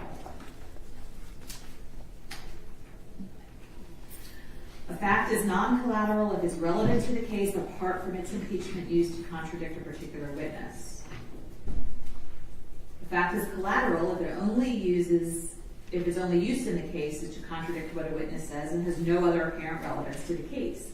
So it sounds like it's a collateral issue. I might have misstated those words before. It is it's an unrelated issue to the substance of what he's saying doesn't have anything to do with the facts of the case. It's like, isn't it true your car was was yellow? No, it was red. Did you tell somebody it was red? Well, that doesn't really matter. You can use it, and you're just stuck with the witness. What would be interesting is to know if Teresa did collect child support all those years.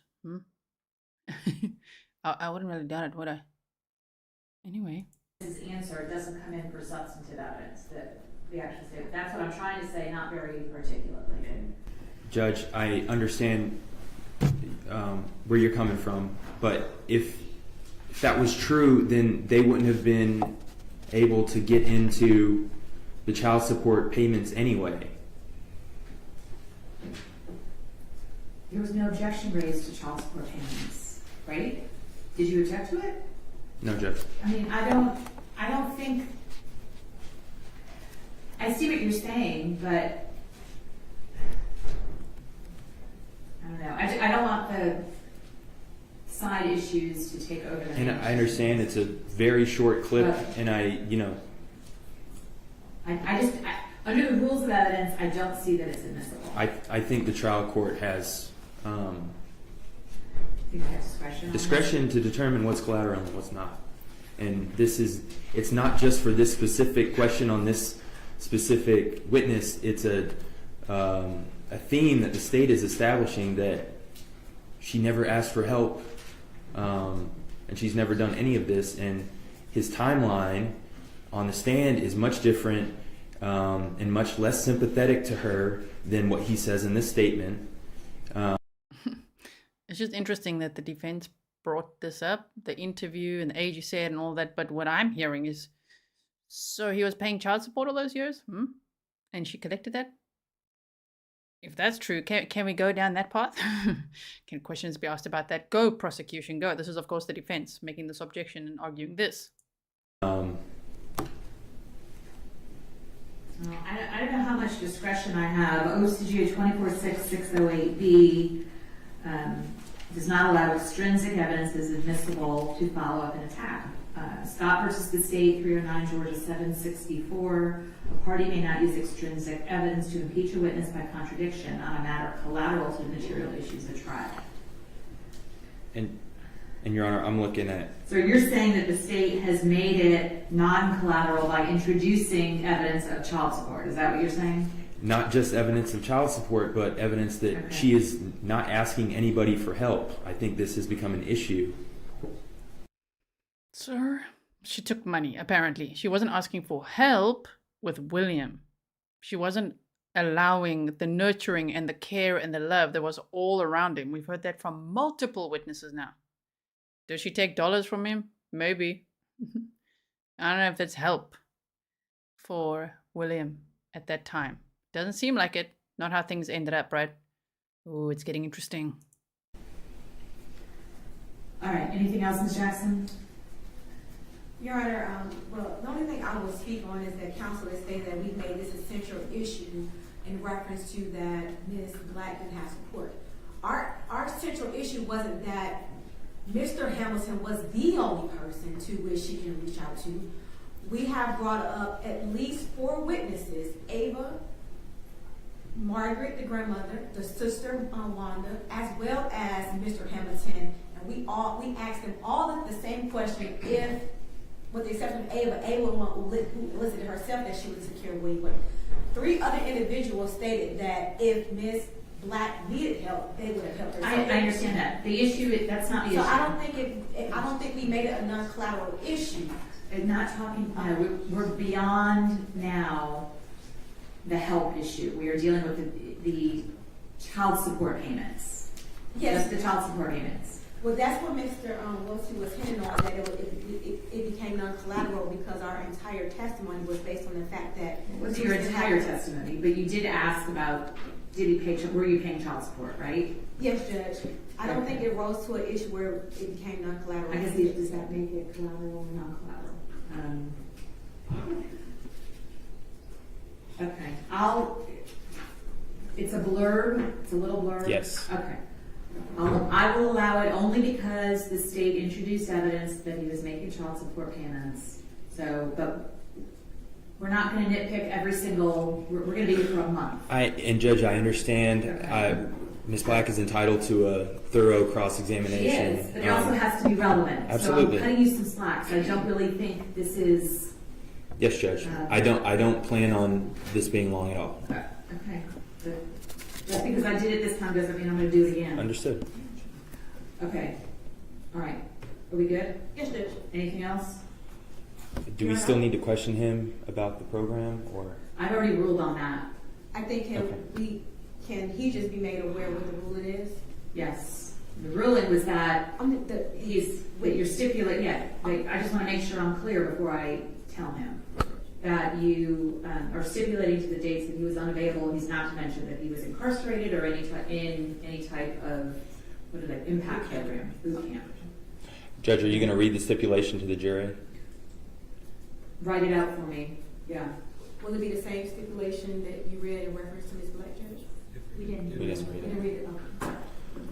We're still waiting on a juror, says Jocelyn. So I just want to clarify that ruling, Judge. So the last question I asked him was,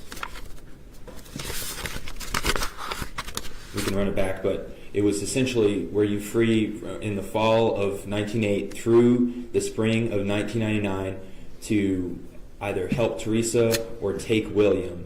And his answer was, yes, I was available to help.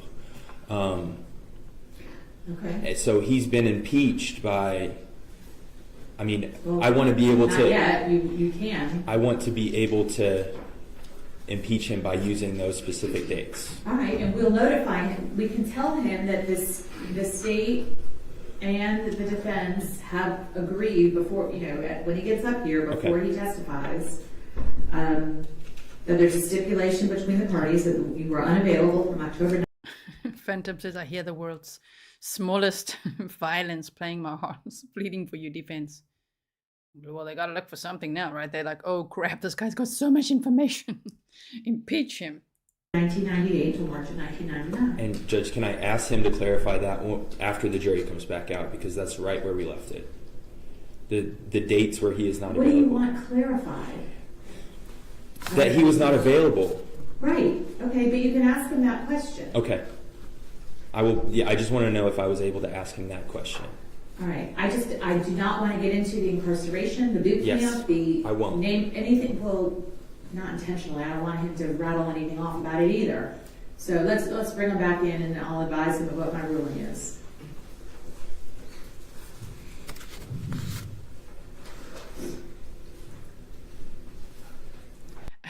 Amy Lee says, jury instructions already? Not those kinds of jury instructions. not the verdict kind. So this would be jury instructions for what they just heard before they were excused from the room, of how they how they must treat that information, okay, to make their determinations later.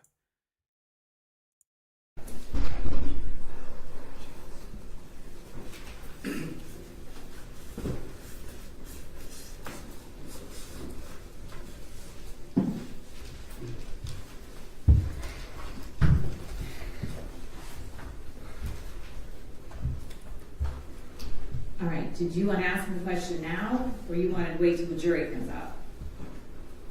I will. He can be made clear of the rule. All right. So I've ruled that based on discussions with counsel, and the counsel has agreed, they have stipulated to the fact that you were unavailable from October 1998 until March of 1999. Those were the dates that were provided to me and to the parties, that you were in some program or incarcerated in the state of North Carolina, boot camp, whatever it was. So you are not to mention the incarceration, the boot camp, or where you were, but the parties have both agreed that you were not available from October 1998 until March of 1999. Right. Okay. Now, can we have the specific dates? But just think about that timing, you guys. Firstly, my heart is breaking for him. He looks so sad right now. Oh my word. Sending him so much love, okay? He was apparently incarcerated for a short time, some kind of boot camp, right? That's what we've heard. But now they've told us the dates. October 1998 to March of 1999.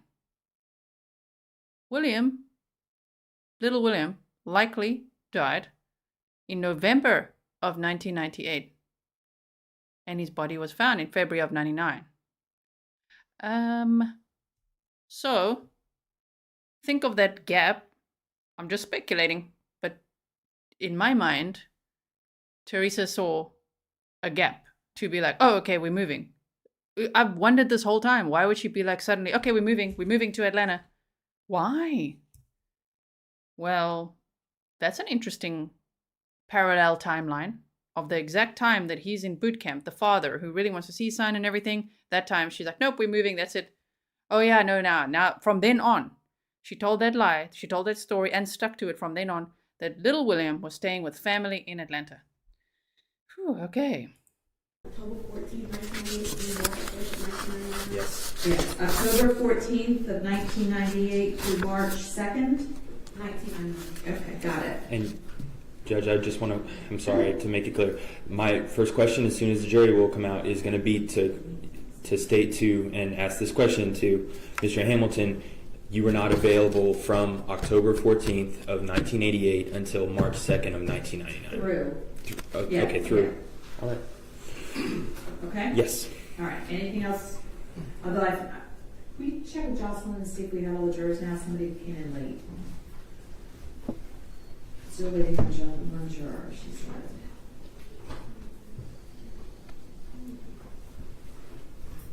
John, we're still waiting on one. Okay.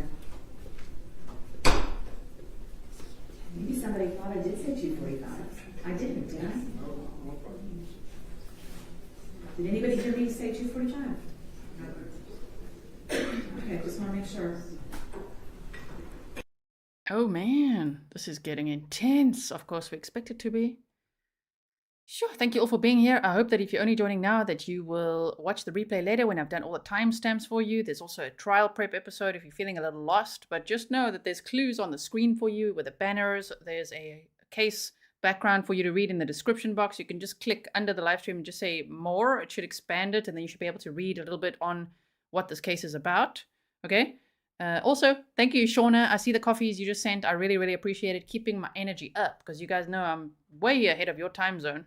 It's now almost 10 o'clock at night, but I'm going to be here until probably 1 in the morning. So thank you for the coffees. I really, really appreciate it. And of course, also for the PayPals and things, because then I can buy stuff like Red Bull. So thank you so much. Here we go. That's not a perpetual religion either. I think it's getting a little bit agitated now. Understandable. Understandable.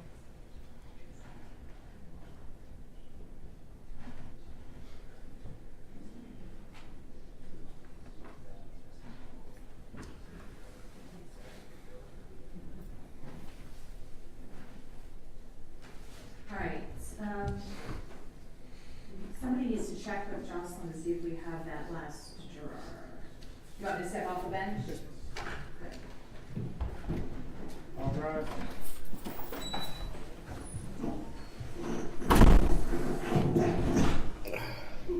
Jury's coming in.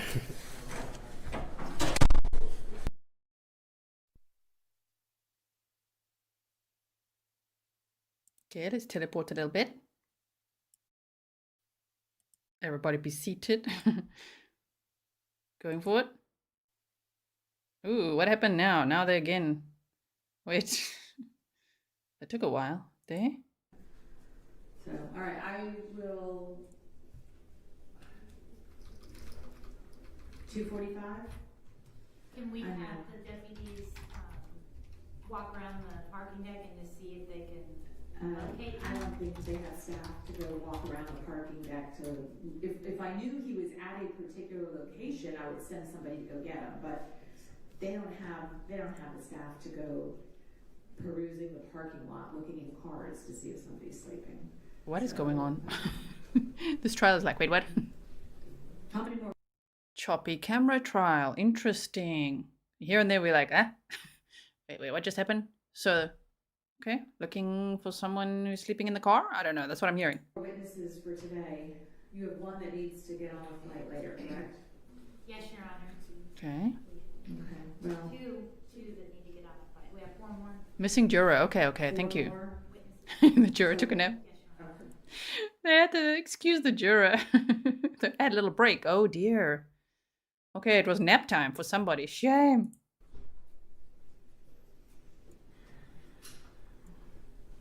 All right.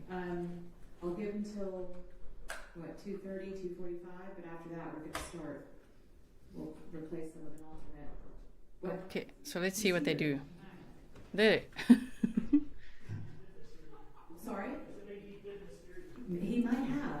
I just want to make sure that I didn't give out the wrong time because. Oh, shame. Like, there, he's here. Okay, there was a runaway juror, you guys. No, not runaway. It's just a missing juror for a second. They thought maybe he's having a nap or somewhere. Maybe they went to the bathroom. How do we know? Anyway, it sounds like they're back in the courtroom now. Okay. It is not out of the realm of possibility that I misstated something.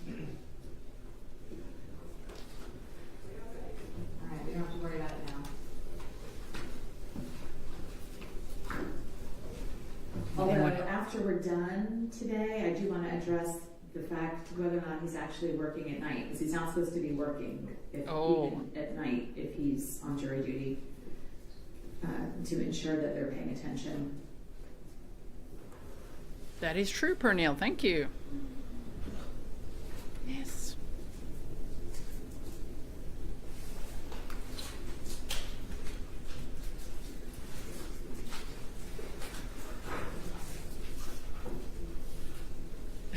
Zoom, super zoom. There we've got Ava and Angeline. Looking beautiful in the courtroom. Sending them so much love. Oh, these are such nice little earrings. It's a little bear. Oh, that's cute. Hey. What happened here, people? What happened? And then what happened? These court feeds are so funny sometimes. Okay, wait. We were at the juror napping. No. Ugh. Stand by, everybody. Listen.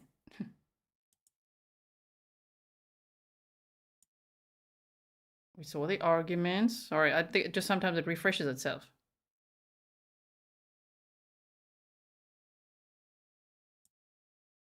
Here?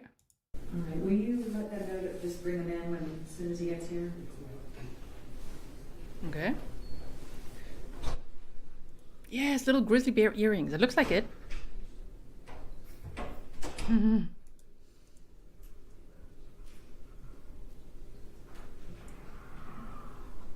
Okay, I'm going to try teleport ahead.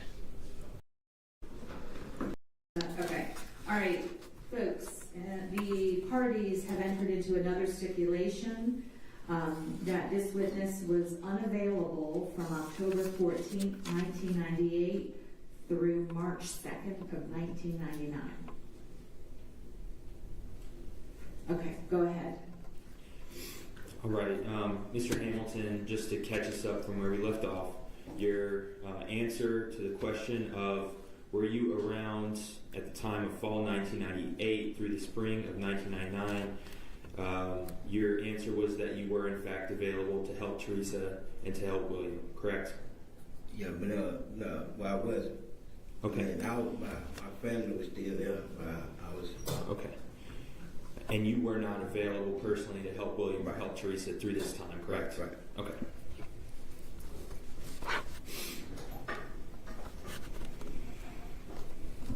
All right, Mr. Hamilton, you testified earlier that Teresa filed for child support at one point, correct? Right. And your testimony was that some of that money came out of your bank account. No. Your testimony was... Is it just me or did the sound get really soft? So, we're going to boost again. Okay? Not that... You didn't ask me was the money taken out of my bank account. You asked me did I have child support taken out of me. You never asked me was the money taken out of nothing. You tell him, sir. You tell him. So, Mr. She took out child support on me. Okay. That's the only thing you asked. That's the only thing I said was she took out child support on me. Did you... Okay. Did you ever pay any money in child support? Yeah. They took it out of my checks. Okay. When I was working. All right. Your testimony today is that Teresa filed for child support. And knowing that the child was already gone.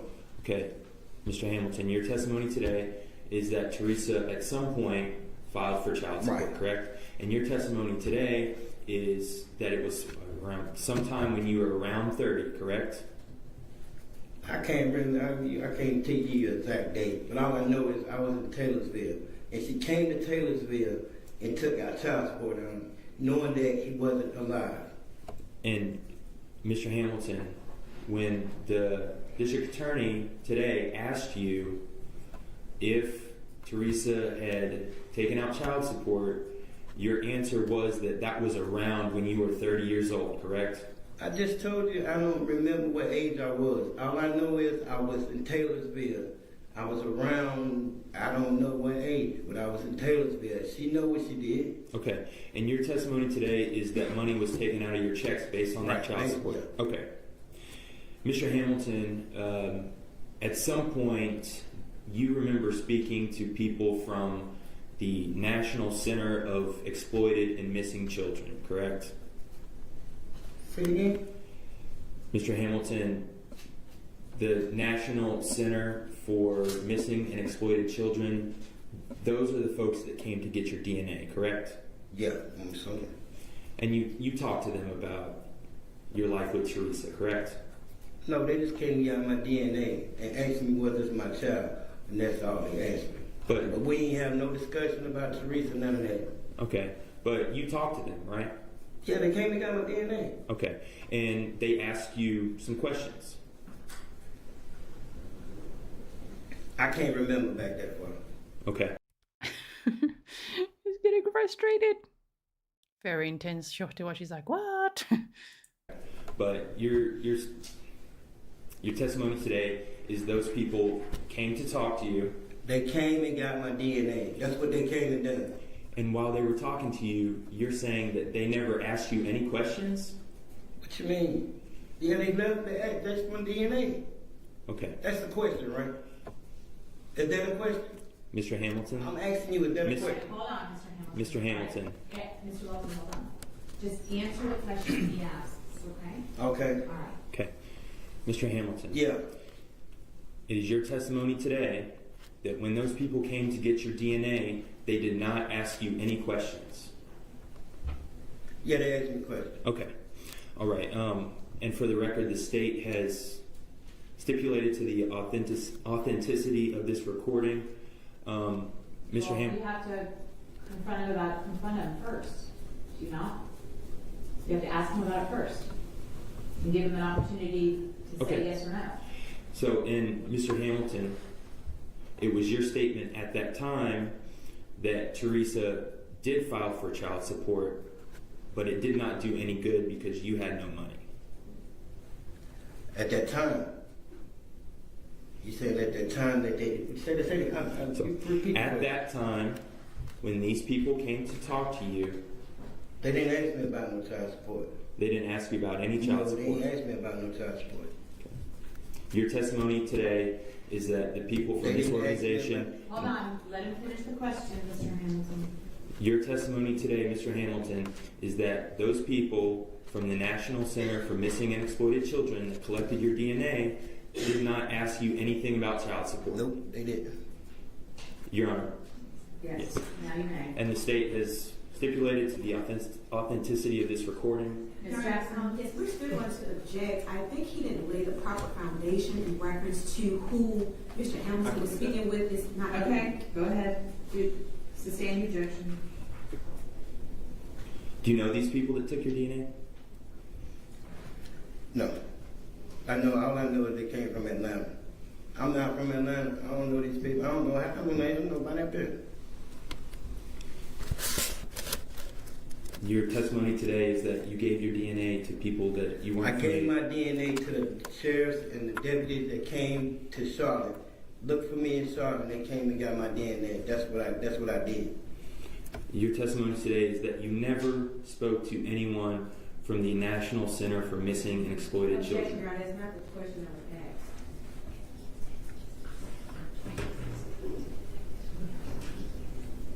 repeat the prior question. Let's have Diane read it back. We're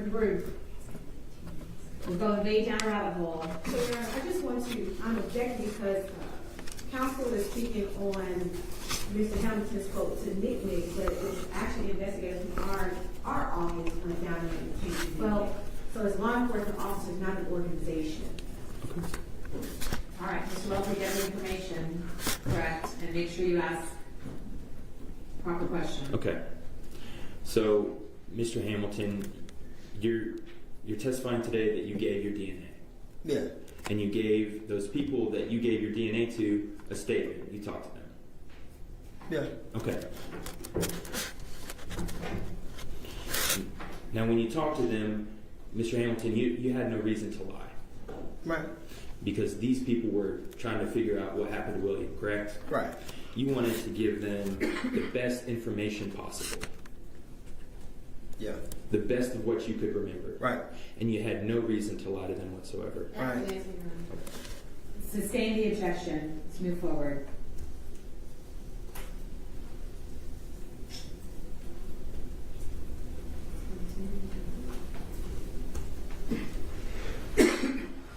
Your Honor, permission to tender this as an exhibit. What exhibit number? This is defense 2. Any objection to defense 2? No objection. Okay. Mr. Hamilton, I'm going to play you a portion of that interview. Your Honor, can you make sure I'm all right?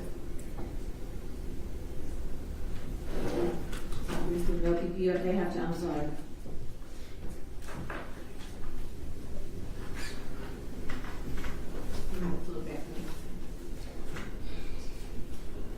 There's no signal.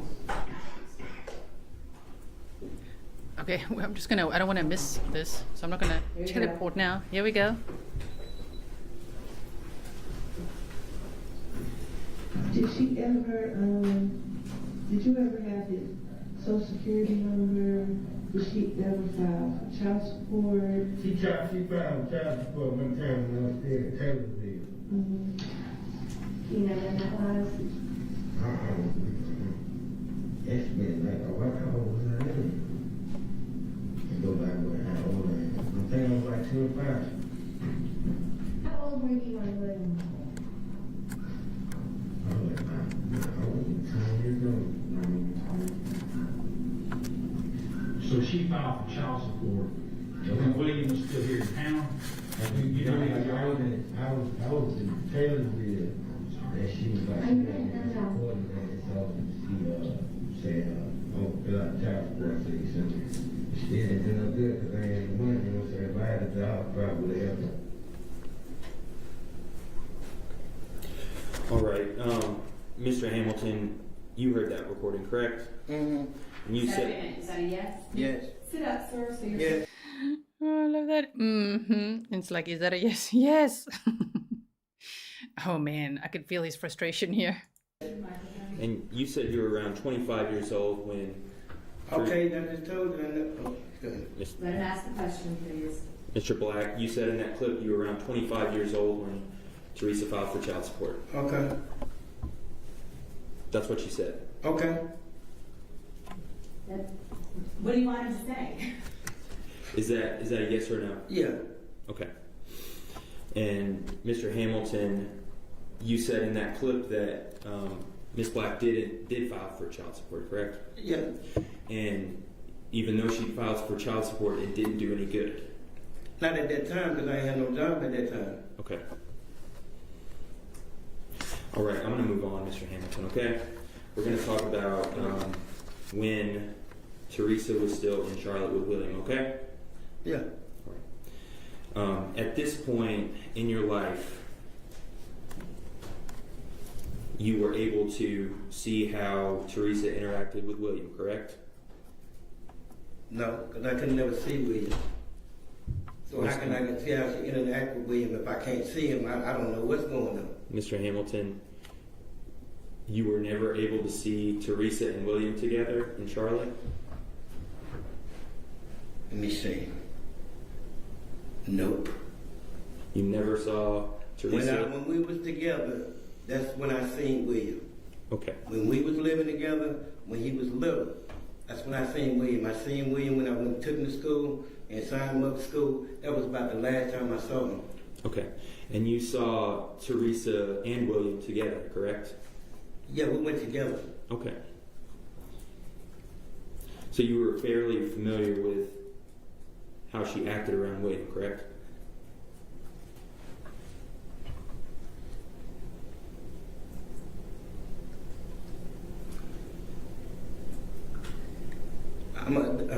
No, I can't. Okay. I didn't know, no. Mr. Hamilton, are you familiar with family court? Yeah. And you're familiar with, in family court, that one parent can file for custody, correct? I'm assuming, I guess. Okay. I've never been there. And you never filed for custody of William? No. Okay. Why would I have to? No further questions, thank you. Redirect? Very brief, Your Honor.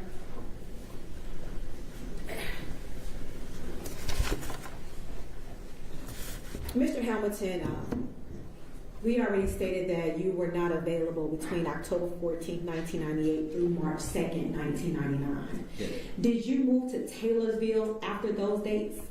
Yes. And while you were in Taylorsville, at some point were you unemployed when you were in Taylorsville? Yeah. At some point while in Taylorsville or thereafter, did you obtain employment? Yes. So I want to speak with you in reference to the child support. Yes, because the defense opened that door. They brought it up. Oh, you want to bring that up? The NCMEC interview. Okay. And play it in court. Well, now all we heard was child support and that perhaps Teresa collected it, even actually asked for it, now that we know, after little William had died. So let's hear it. When Teresa filed for child support at that time, were you employed or unemployed? Unemployed. At some point after the filings, did you obtain a job? Yes. And when you obtained that job, did they begin to take payments out of your paycheck? Yes.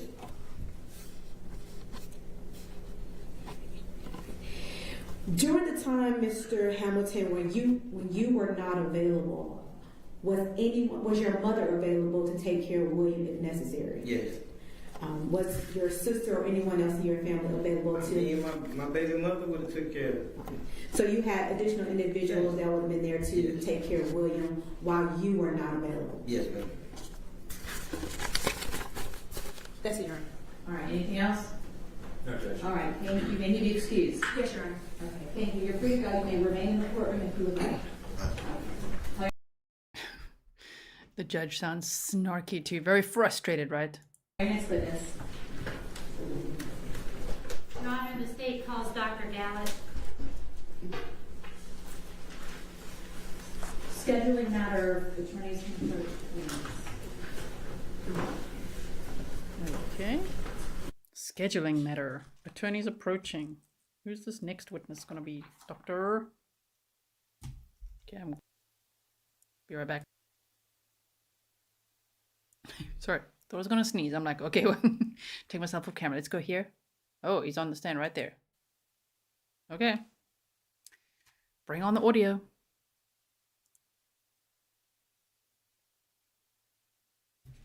No sound yet. Again, thank you all for being here. Really appreciate it. Love watching these trials with you. I'm sure I wrote this man's name down somewhere. Where is it?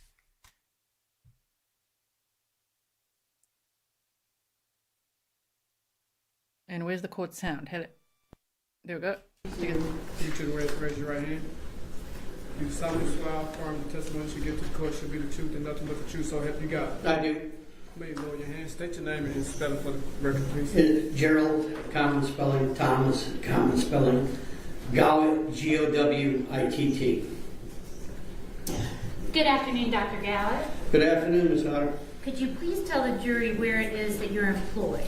I'm the chief medical examiner at the DeKalb County Medical Examiner's office here in Decatur. It's right off of Kensington Road, just down from the MARTA station.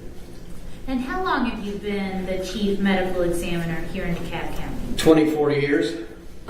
And were you working with the same office prior to becoming the chief? Yeah, I became chief in the year 2000, and I was the deputy chief from 1995 to 2000. And during your time at the medical examiner's office, specifically back in 1998, 1999, what was your role? I was deputy chief medical examiner. Could you tell the jury about your educational background and training that allowed you to perform your tasks as a medical examiner with the DeKalb County Medical Examiner's Office? Sure. How far back would you like? Let's start with medical school. Sure. So I received a Doctor of Medicine degree from the University of North Carolina at Chapel Hill. That was in 1982. And then I moved to Atlanta to study what is known as hospital-based or general pathology. That's a 4-year training program. It's called a residency. And I completed that residency at Emory, Grady, and the Atlanta Veterans Hospitals. Then I took a year of subspecialty or advanced training in the field of forensic pathology, also known as death investigation. I completed that year at the Fulton County Medical Examiner's Office here in Atlanta. I finished that in 1987. I then became the chief medical examiner for the counties of Gwinnett and Hall from 1987 to 1988. In the latter part of 1988, I returned to the Fulton County Medical Examiner's Office as their deputy chief medical examiner, a position I held for the next 7 years, till 1995. During that 7-year time, my office in Fulton County also had a contract with the Georgia Bureau of Investigation, the GBI, and we assisted them with performance of autopsies. In 1995, I became the deputy chief medical examiner for DeKalb County, and then in the year 2000, I was appointed as the chief medical examiner here in DeKalb by the county commission, and that's the position I've held ever since. In my career, I've conducted approximately 14,000 autopsies. I've been involved in over 40,000 death investigations. And I've been qualified as an expert witness in the field of forensic medicine and forensic pathology approximately 750 times here in Georgia, as well as 21 other states. I had 25 scientific publications in the medical literature, most of them either dealing with general pathology or forensic pathology. I hold academic appointments at the Emory University School of Medicine, the Philadelphia College of Osteopathic Medicine, the Medical College of Georgia, the Lincoln Memorial University of Osteopathic Medicine in Knoxville, and several other places. I am certified by the American Board of Pathology in the disciplines of anatomic, clinical, and forensic pathology. In fact, my entire office is accredited by the National Association of Medical Examiners and has been for the last 10 or 15 years. My office now has pathology residents and medical students that rotate routinely. Every month there's at least 1 or 2 medical students and residents there that come for the teaching from my facility. And I think that's maybe about it, Ms. Otter. Is that all? Could be more, but it's Friday afternoon and people are tired already. Doctor, at this time, Your Honor, the state tenders Dr. Gowitt as an expert in forensic pathology. Any objection? No. All right. He will be allowed to testify as an expert in forensic pathology. Dr. Gowitt, could you please explain to the jury sort of the process of conducting an autopsy? Well, sure. First, a death will be reported to my office. One of the 12 investigators that works in my office will take the death report. They may go to the scene of death, or they may just have the body brought in. The person has been transported to the hospital. But once the body arrives in my office, one of either me or one of the 6 other doctors that's employed there will conduct some type of an examination on the remains. And that examination might be something as simple as just looking at the body from the outside to make sure there isn't any trauma or evidence of foul play. Or it might be something somewhat more complicated, that the body is not only looked at from the outside, but a surgical dissection of the body is performed, in which the organs of the head, neck, chest, abdomen, and pelvis, and possibly other areas, are removed. They're dissected. Internal evidence like blood or bullets might be collected. The organs are dissected once again, and the findings are reduced to writing. Our goal and our charge under the law, Georgia Code 45-16-26, is to arrive at a cause of death. How did someone die? Did they get shot? Did they have a heart attack? These are all medical opinions. And then we also offer opinions with respect to the manner of death. That is, was this an accidental death? A homicidal death where someone took the life of another? A suicidal death where someone took their own life? A natural death, which is the vast majority of the deaths that we are involved in. And then sometimes an undetermined manner of death, and that we just didn't have enough information to make a ruling. Our findings are reduced to writing. It's called an autopsy report. I'll sign a death certificate, or one of my other physicians will sign a death certificate, giving their opinions with respect to the cause and manner of death, and then these documents are filed with the appropriate county, city, and state agencies. Dr. Gowitt, I want to take you back to February the 27th of 1999. Back on that date, did you perform an autopsy of a set of skeletal remains belonging to a child? I did. And did you memorialize your findings of that autopsy in a report? Yes. Was that... This guy is so ultra cool. It's like, yes, I did. But just think about it. Going all the way back to that autopsy being performed February 27th of 1999. The day after William's body was found. And here we are, all these decades later, years later, watching the trial. It's unbelievable. Okay, so let's watch. That autopsy also photographed. Oh yeah, there are many photographs taken, standard part of the protocol. Showing you Exhibit 58, do you recognize the exhibit?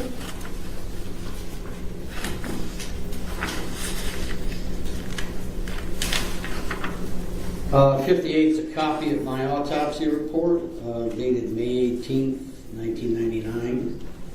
And is it a true and correct copy of your report? It is. Your Honor, State tenders 58 into evidence. Any objection? No objection. Okay, 58 submitted. Showing you Exhibit 48 through 57, do you recognize the exhibits?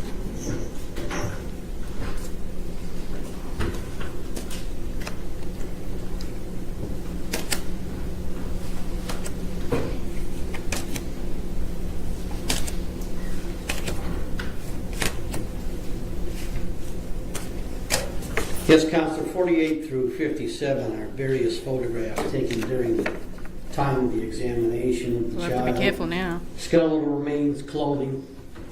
Do they fairly and accurately depict those items as you observed them back on February the 27th of 1998? As you know, we do not broadcast things like that here. We don't show it. It's disrespectful, in my opinion, to the victim and to their families. So we're not going to do that. If you're new here, you'd be like, what, why? I hope you'll understand. Okay. They do. Your Honor, State tenders Exhibit 48 through 57 into evidence. Any objection? No objection. All right, well, I'll be admitted. Permission to publish. Sure.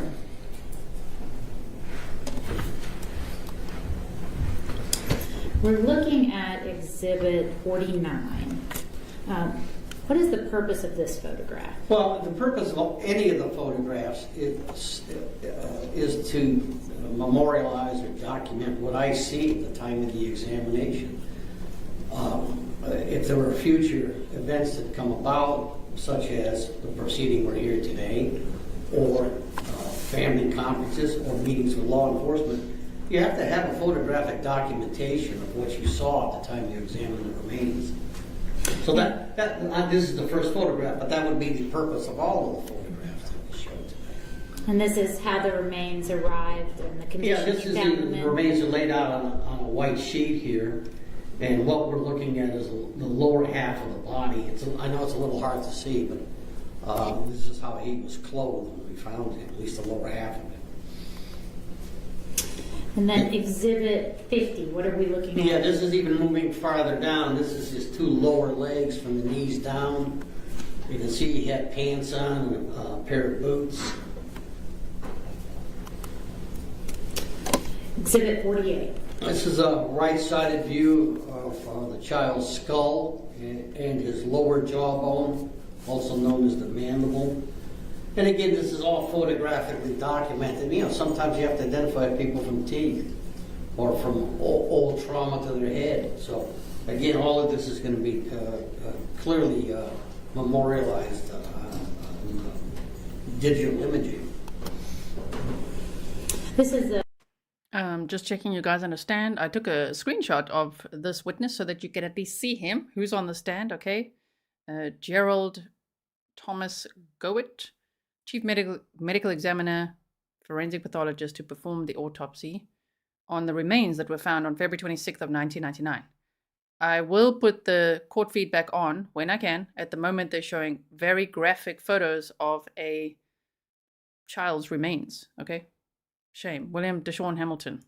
the previously admitted exhibit. What are we looking at here? This is a face-on view of the child's skull. You can see there's a couple of teeth that are missing, and if you look at the cheekbones at the bottom of the eyes, the bones of the skull still have not fused. And you know, your skull is made of a series of bony plates that allow for growth. So there are parts of them that come together, margins that come together that don't completely fuse until you're 18, 20 years old, something like that. So that's what we're seeing here, that he doesn't have fusion of the upper jawbone to the cheekbone, and that he has some teeth that are also missing. This is Exhibit 45 for the record. Then previously admitted Exhibit 46. Yeah, lower jawbone with some teeth still in place, and then if you look more towards the front of the jaw, you'll see empty sockets. Now that generally means the teeth fell out after death. Usually if you have sockets, when the teeth first come out, there'll be another tooth behind it, or if it's been a while ago, the socket fills in with bone after time. And did the medical examiner's office investigators look for some of those teeth that had fallen out? Yeah, they went back to the scene. I think they went back a couple of times, and they sifted the ground. And you know, when you first recover remains, the skeletal remains outside, yeah, you can pick up what you can and put it in a body bag, but there might be pieces, body parts actually that fall off, and if they're small, you won't see them. And so we usually go back out with a screen, and we sift through the debris around where the body was found. We're looking for little tiny things, like little pieces at the end of your finger, or fingernails, or bones that are hard to detect if they're laying in soil or laying in other foliage.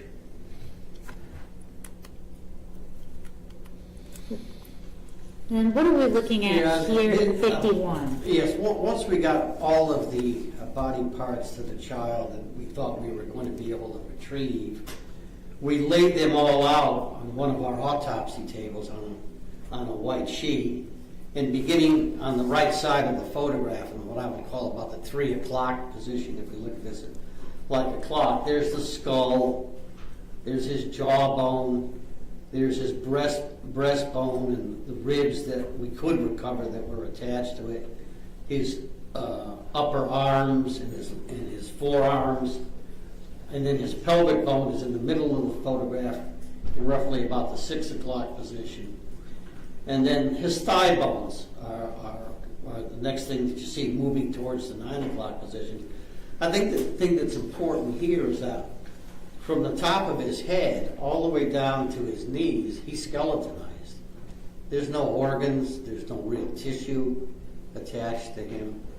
I mean, he's basically a skeleton. But below his knees, into his feet, he had tissue. There was muscle tissue and other tissues there as well.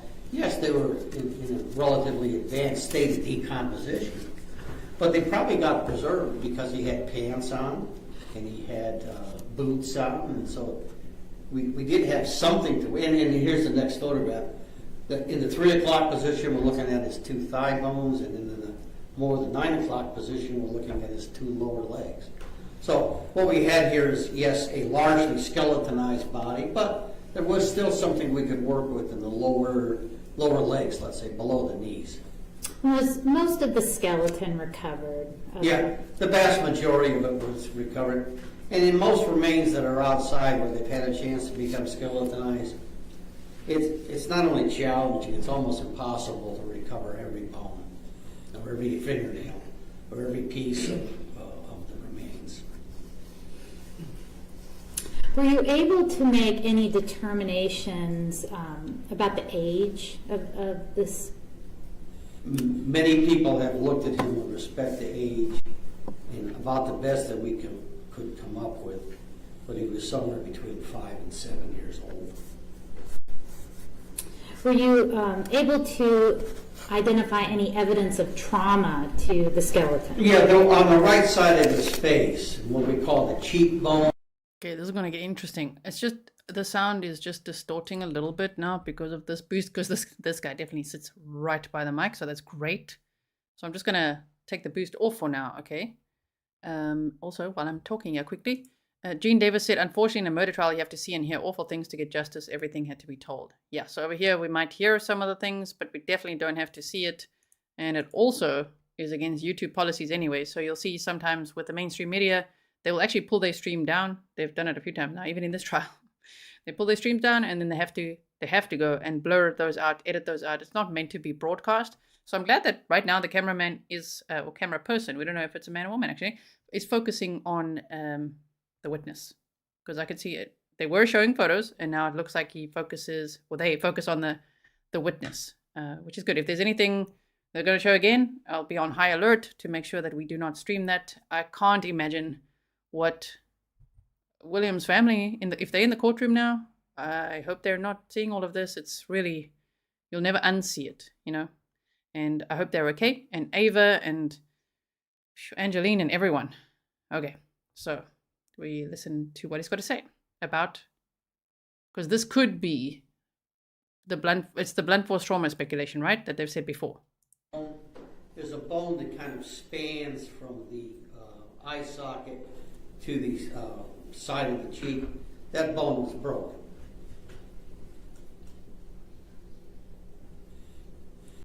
Eye socket to the span of the cheek, that bone was broken. Okay.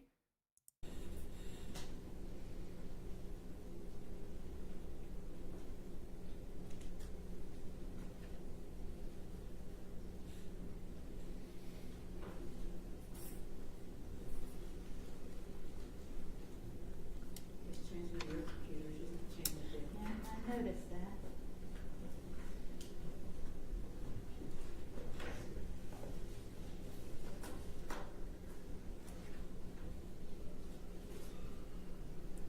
That's so true, Casey. The boots grandma got him protected his remains enough to get the tox info, etc. Those boots and Ava and Angeline are key. Yes. Let me try it again.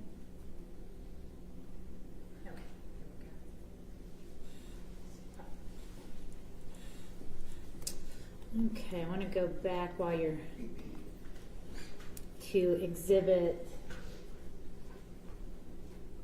45. You indicated there was some evidence of trauma. Yeah, well, Counselor, if you go back one more, the side view, yeah. Yes. I know this isn't the best view, but right in this area, right where my cheek is here, the little arch that's formed, it's called the zygomatic arch, just a fancy medical term. I just call it the cheekbone. That was ruptured. I mean, that was fractured. And in this photograph, it would be just above where his teeth are, back teeth. And are you able to say how that fracture occurred? I cannot. There are numerous potential explanations, and I don't know what the right one would be. Is it possible that that fracture could have occurred after death by carnivorous scavenging animals? It is possible. Is it possible that that damage could have been caused by a traumatic injury, such as a blow to the head or a car accident? Sure, I mean, before death. Is it possible that both could be both. at play? That the child could have had a traumatic injury from a blow to the head and then been left in the woods and also been disturbed by animal activity? All the scenarios you present are potentially possible.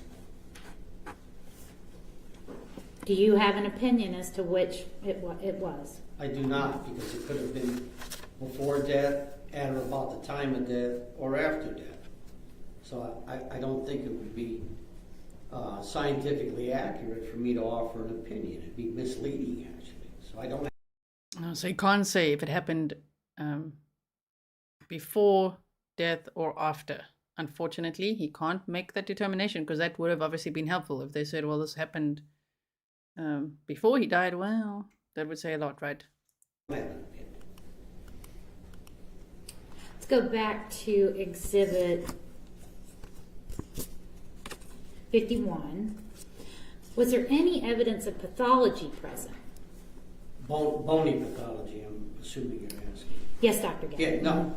Other than the fracture of the cheekbone, there was no other bony pathology. Any evidence of malnutrition? Not in the bones, anyway. Did you do anything to try to obtain information utilizing the remains' DNA? I'm sorry, Counsel. Did you send off any of the remains to try to obtain a DNA profile? Yeah, we did immediately on this particular case. We wanted to get a DNA profile as soon as we could. And what kind of information were you able to get back in 1999 about? Yeah, we are going back a ways, but we got a basic DNA panel on him. What was available at the time. Could it tell you what the sex of the child was? You know, Counselor, I don't really remember. I think not, but I don't remember. Were you able to determine, based on all the information you had then, if the child was male or female? I think because so many people looked at him, we felt that he was probably male, but we really didn't say that definitively. Pretty difficult to tell when you have this much decomposition. Let's talk about the decomposition. Were you able to make a determination or estimate about how long these remains had been decomposing? Many weeks to months, potentially even longer. And when you say many weeks, what are we talking about? Well, if you look at some studies that have been done in Georgia, where in the summer it's pretty hot, a body can become completely skeletonized in, let's say, South Georgia in the middle of July in about 3 weeks, if they're left outside. I would think it would be longer than that if it isn't in the middle of summer. This child is not dressed for the middle of summer. He's dressed for winter, or at least for colder weather anyway. So that's why I'm saying many weeks or even many months, because he's not dressed in shorts and a t-shirt. He's dressed as if it's like today outside. And the remains were recovered in February. In February, that's right. That's exactly right. So just looking at the skeletal remains and the information you had available to you, were you able to determine a cause of death? No, it was not. In fact, we ruled the manner or the cause of death as undetermined. What happens when you have an undetermined cause of death? You indicated you are responsible for doing the death certificate. You can still do one. You just indicate that the cause of death is undetermined. What do you call an undetermined child set of remains? Again, I'm not quite sure I follow the question. So with an adult, you've got a John Doe. What do you call a child that you can't identify? I don't know that we have any special designation for that. You're not referred to as a child Doe? You can, sure. I mean, he was so well known in my office. We gave him a name. What did you name? We gave him a name of Dennis. Dennis, so we wouldn't just refer to him as the kid that we don't know who he is.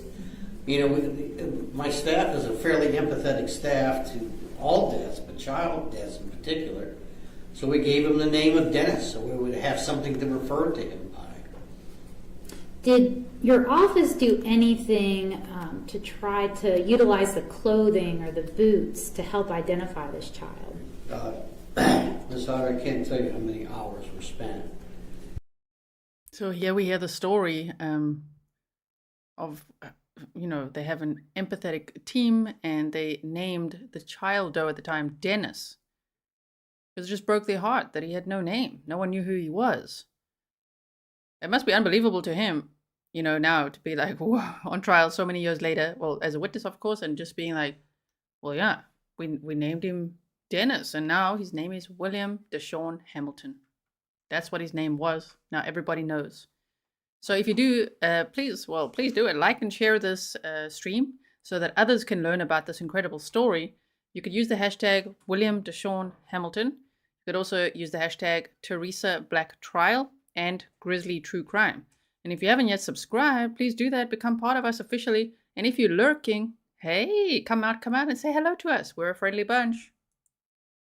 The child was relatively well dressed. If you don't mind, let me just read this to you. Well, what do you can't read? It's in evidence, Your Honor. Just like we would publish it over the screen while the witness tests, it's in evidence. It wouldn't go back with the jury. I don't need to read it. I can remember what it said. Mm-hmm. He had on, a jacket, pants, and shoes that all had brand names in them. In fact, he had Timberland boots on, which are not cheap boots, even in a kid. One of my Timberland boots, yes, that his grandmother bought for him. We heard that when she was on the witness stand yesterday. If you missed her testimony, you gotta see it, and you gotta see that look that William's grandmother, paternal grandmother. Ooh, the way she looked at Teresa. Wow. My investigators spent many hours tracking down the serial number of these boots and where they may have been shipped to and what stores might have gotten them. It didn't help us a whole lot, but we made the effort to try and see where the boots were purchased, as well as the other clothing too. It wasn't like he was just a skeleton out there with nothing else. I mean, he was a skeleton out there with clothes on that you'd expect to see in a well cared for child. And I'm showing you Exhibit 55. Is that, if you'll look at the screen in front of you? Yep, I see it. Is that the shirt that was recovered for the child? It is. And Exhibit 56, are those the pants that were recovered? Those are the pants. And Exhibit 57. And those are the boots in question. Shame. Oh man. There's the little boots. Okay. Did you do anything with the tissue, the leg tissue that was available? Yeah, the muscle that was still present on the lower legs, we took a piece of it, we sent it to a reference toxicology lab. And what were the results? Yeah, the determination that was made by the toxicology lab is that the muscle tissue contained a drug called acetaminophen. You might know it as Tylenol. It's a very common drug. And it also contained another drug called diphenhydramine, also commonly known as Benadryl. Both of these drugs are over-the-counter drugs. You can go to any drugstore and purchase them. They were over-the-counter then, they're over-the-counter now. Would that be common in over-the-counter medicines such as Tylenol PM? Yeah, a PM is just they could have something else in it. If they were together? Yeah, Mm-hmm. yeah. Yes. Now, did the results of the toxicology screening allow you to determine when the drugs were administered? Well, fairly recently, Counselor, I don't think they would have been there. Shortly before death, he was given these drugs. Are you able to determine whether the child was given one dose or multiple doses? I could not.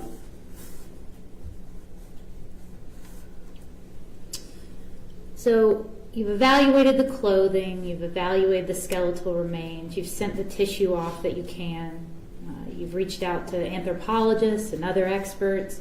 Did you ever utilize the media or send out the information the office had? We most certainly did.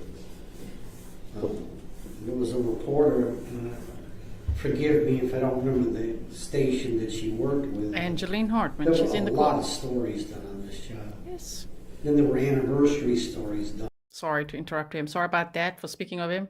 But I'm pretty sure he's talking about Angeline Hartman. She reported on this case from the day when William's body was found. She was out there, you know, as a reporter reporting on and there was a child's body found here, and followed the story the entire time. And she eventually went on to become the spokesperson for the National Center for Missing and Exploited Children. But as well as that, on top of all of her work, she also launched her very own podcast called Inside Crime, which is linked in the description box.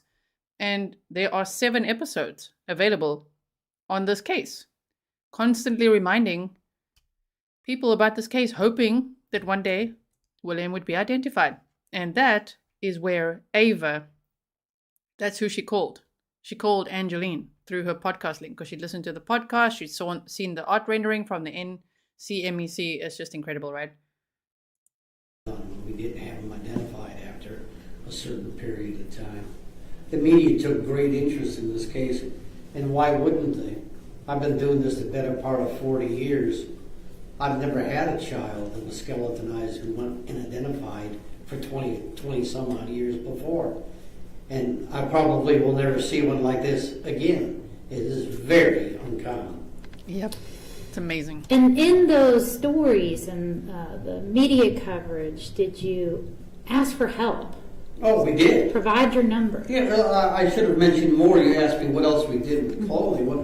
We went to the school system and tried to see if any school kids had not showed up that had been there the year before, hoping that he had been enrolled in a school that might say, well, geez, you know, this child was here last year and he didn't appear this year.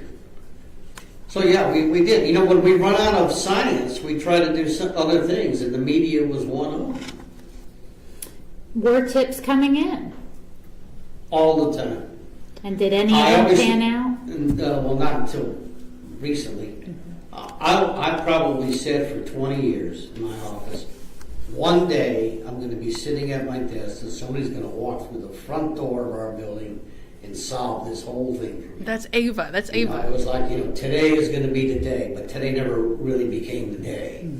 It was much more legwork and science work that got it done. Mm-hmm. But I always held out hope that a kid 5 to 7 years old, somebody knows him.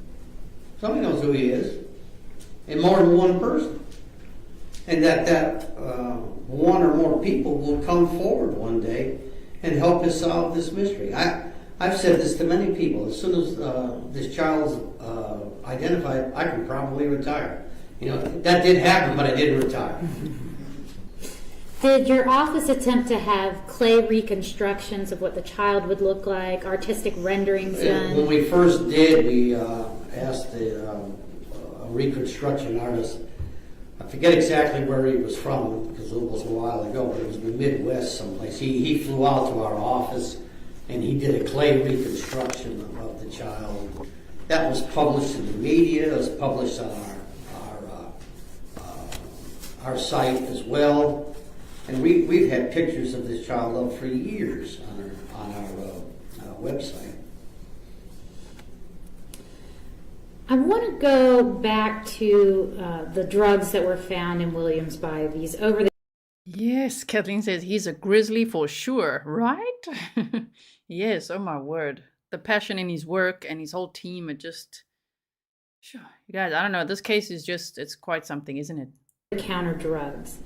Acetaminophen, Tylenol. If it's administered incorrectly, can it be toxic? Sure.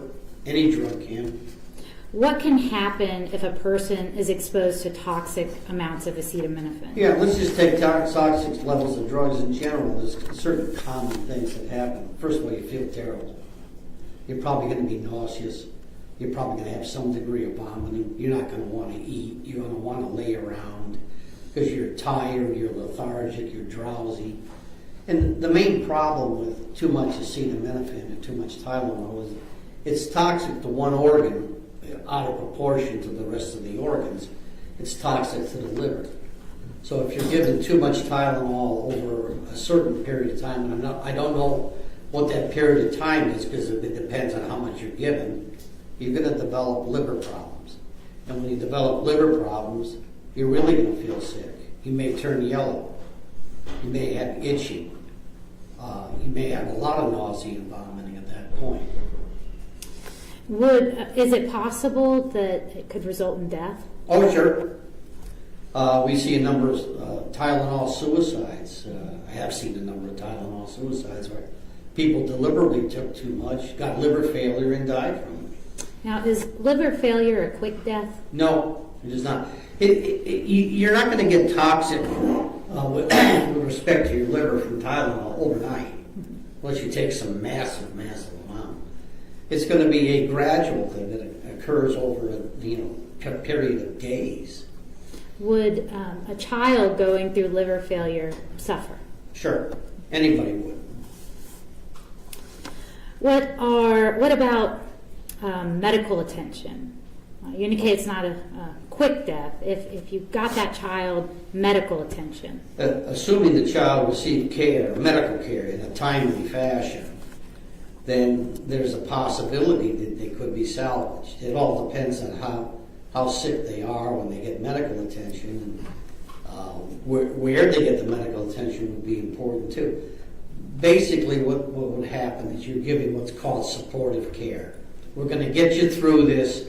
Hopefully, your damaged liver will regenerate, and that you can survive this. But that isn't always the case. My office has worked a number of deaths from Tylenol toxicity, in which people did make it to medical care but didn't survive. What about diphenhydramine? If it is administered incorrectly, can it be toxic? Sure, it's like any other drug. If you give too much, you have a lot of the same symptoms and signs that you do with the acetaminophen or with many other drugs. First thing, you're going to feel terrible. And that's going to be obvious to people that are taking care of you because you're going to be laying around. You're probably going to be nauseous. You may vomit. You're not going to be eating. And even to the untrained medical eye, you should be able to tell that the person's sick. And then what's going to happen, more so than even with Tylenol, Benadryl is an antihistamine, and it makes you drowsy.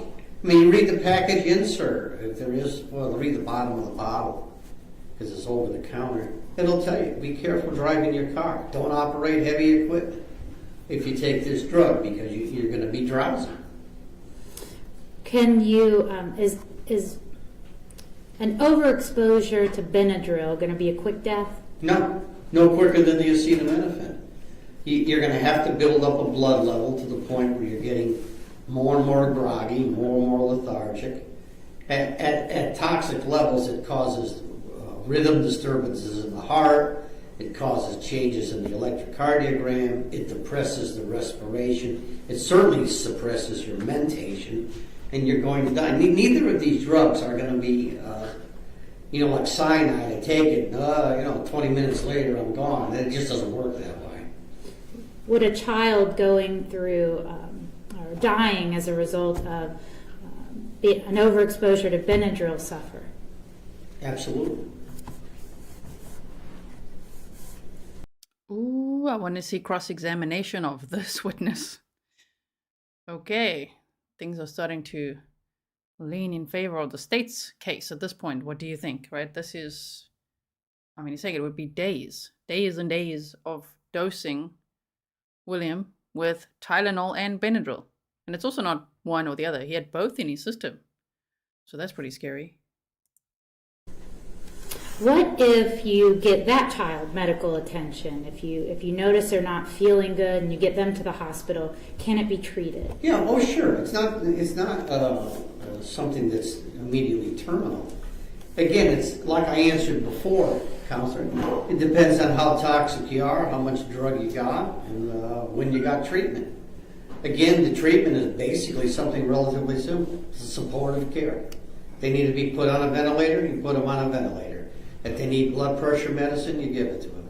You hope that you get them through this acute phase trauma, and that they'll be able to, you know,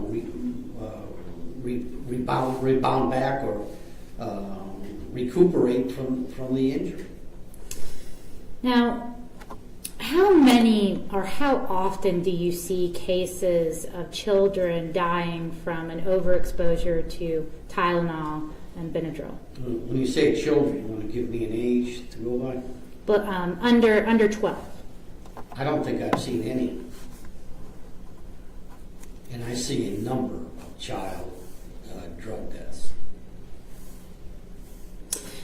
I know you can't say just based on the toxicology report by itself that whether or not in this specific case there was a lethal amount of these drugs. But if it was reported to you that prior to death a child with acetaminophen and diphenhydramine in their system was not wanting to talk, they're not wanting to get up, that they're gagging, that they appeared to have something wrong with them, that they were lethargic and tired, could that be consistent with a child being exposed to a toxic amount of either of these drugs? Yeah, all of the signs and symptoms that you just listed are consistent with either Tylenol or Benadryl toxicity. In the course of your time with the medical examiner's office and conducting autopsies of children, do you ever see cases where children have died as a result of abuse and neglect? I personally have seen about 200. Do you ever see cases where children have died under unknown circumstances? All the time. We used to call them SIDS deaths or crib deaths. They're now called sudden unexpected deaths in infancy. But usually kids less than 12 months old who, after a scene examination, a complete autopsy, including microscopic examination of tissues, complete toxicology studies, review of medical records, we just don't come up with a cause of death. We call it sudden unexpected death in infancy, but we actually begin shifting away from that terminology to just say that the cause of death is undetermined. We just don't know. And have you noticed a difference in how the family works with your office or communicates with your office when you're dealing with abuse and neglect cases versus a truly unknown death or unexpected death? I have noticed a difference. What have you noticed? The immediate caretakers in a fatal child abuse case don't often contact our office for what happened to the child. They kind of know what happened. But in the sudden unexpected death in infancy, or some child that just collapses where there's no history of trauma or no trauma found at the autopsy, we're getting calls from the parents and the grandmother and the aunts and uncles all the time. So there is a distinct difference, and it isn't universal, but I'm more likely to get calls on sudden unexpected infant deaths, or the kid that collapses on the playground that had undiagnosed congenital heart disease, or the kid that was diabetic that nobody knew about it, than I am to get calls on the child that was fatally abused. Is it fair to say that in cases that you've worked, yeah, what a witness. You guys know I'm South African, so when I say yo, that means it's hectic. Like, yo, guys, this is getting goosebumps here. Sharing a lot of info here. The jury's definitely watching. Everybody's perked up now. that parents with unexpected deaths are dying to know what happened to their child? Yeah, for lack of a better term, they're very anxious about what happened to their child. Thank you, Dr. Black.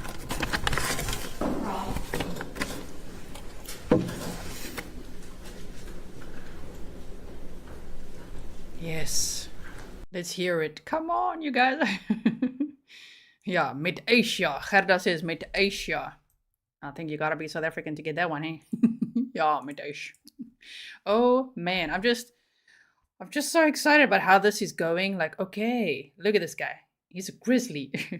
Jay says Dr. Grizzly isn't gonna take any shenanigans from the defense. I don't think he's gonna take. I wonder what they're even gonna ask him. This is so hectic. Okay, time for cross. Here we go.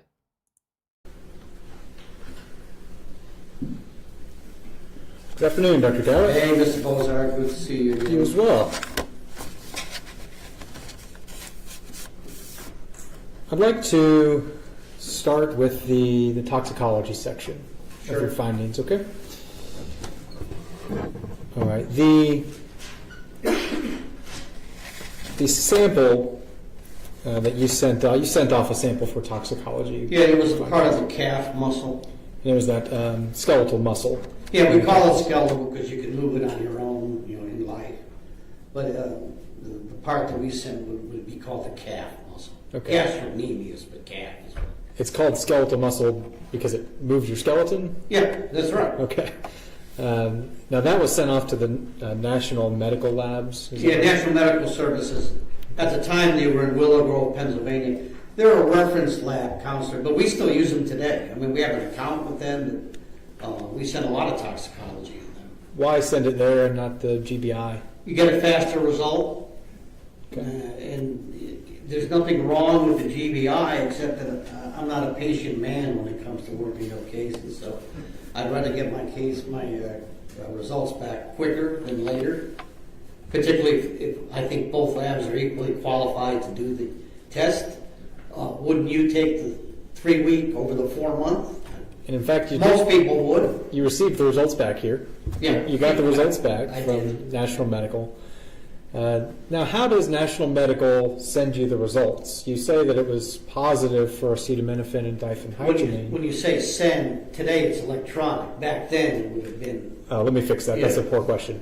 How are the results listed on their report? Does it say positive for acetaminophen? Well, it'll give you a quantitation. Okay. They'll say acetaminophen dash so many this is per so many of that's. Like so many micrograms per nanoliter? Yeah. I mean, the standard form for muscle would be so many either milligrams or micrograms per gram of tissue. It has a unit to it. Sure. So that when another toxicologist or somebody like me looks at it, it makes some kind of sense as to what volume we're dealing with.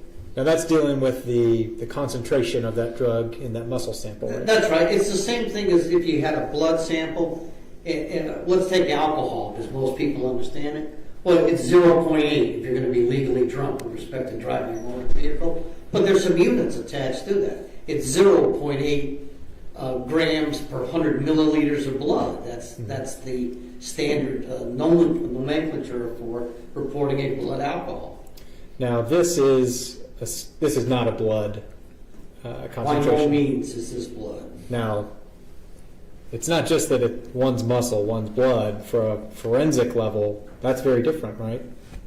If you're going to try and compare it to two of anything, can we keep it apples and apples and not apples and bananas? That's what it would be like, comparing muscle to blood, right? In my estimation, it would be. I rely a lot on blood levels for determining toxicology. I rely a lot on urine levels for determining toxicology. On all other tissues, and you can do this on almost anything, kidney, liver, brain, fat, muscle in this case. Yes, you'll be given a value, but be exceedingly careful of taking that value and trying to say, based on that value, this is what the blood level would have been. If we could do that, it'd be pretty easy work. But we can't do that, right? We don't do that. We don't do that. And you didn't do that. You don't because it's misleading. So that's why right now, in 2024, it's fair to say you can't say if these two drugs, acetaminophen and diphenhydramine, were a toxic level, a therapeutic level, or a trace level, correct? Or a lethal level. Right. What you said is, let's use the terminology out, subtherapeutic. It's too low to do much of any good.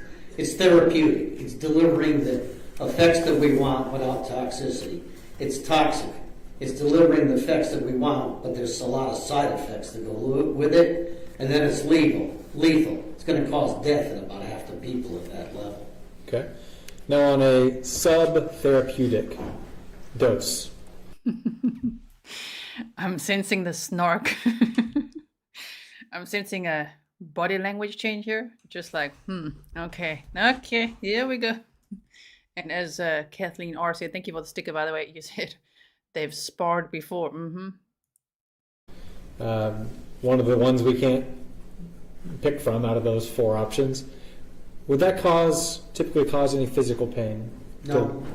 What if it was to a child? No, wouldn't matter. What about a therapeutic level? Would that cause any physical pain? No. Even to a child? No, I mean, that's why we have therapeutic levels.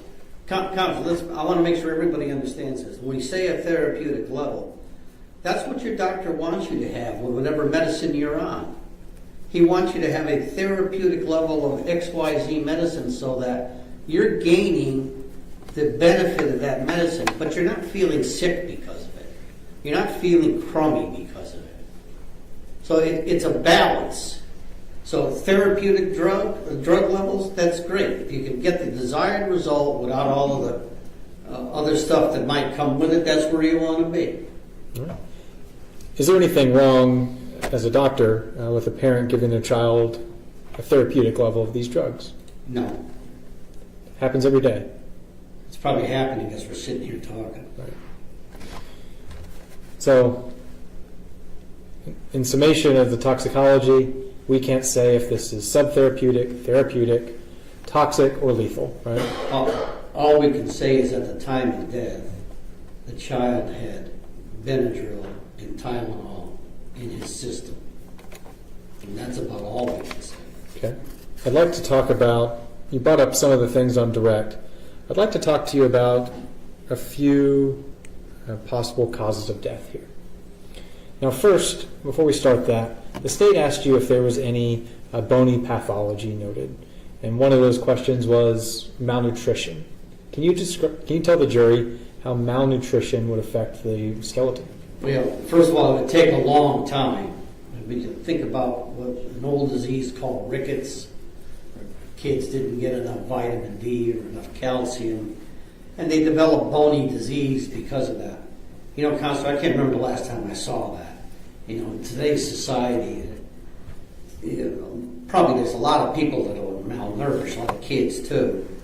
But to get to the point where you actually have bony disease from that, you have to go pretty far. All right. So is it fair to say that the lack of any bony pathology or bony disease certainly doesn't rule out the fact that the child might not have been getting enough to eat? That's correct. And if you're not getting enough to eat, how would that feel for a child?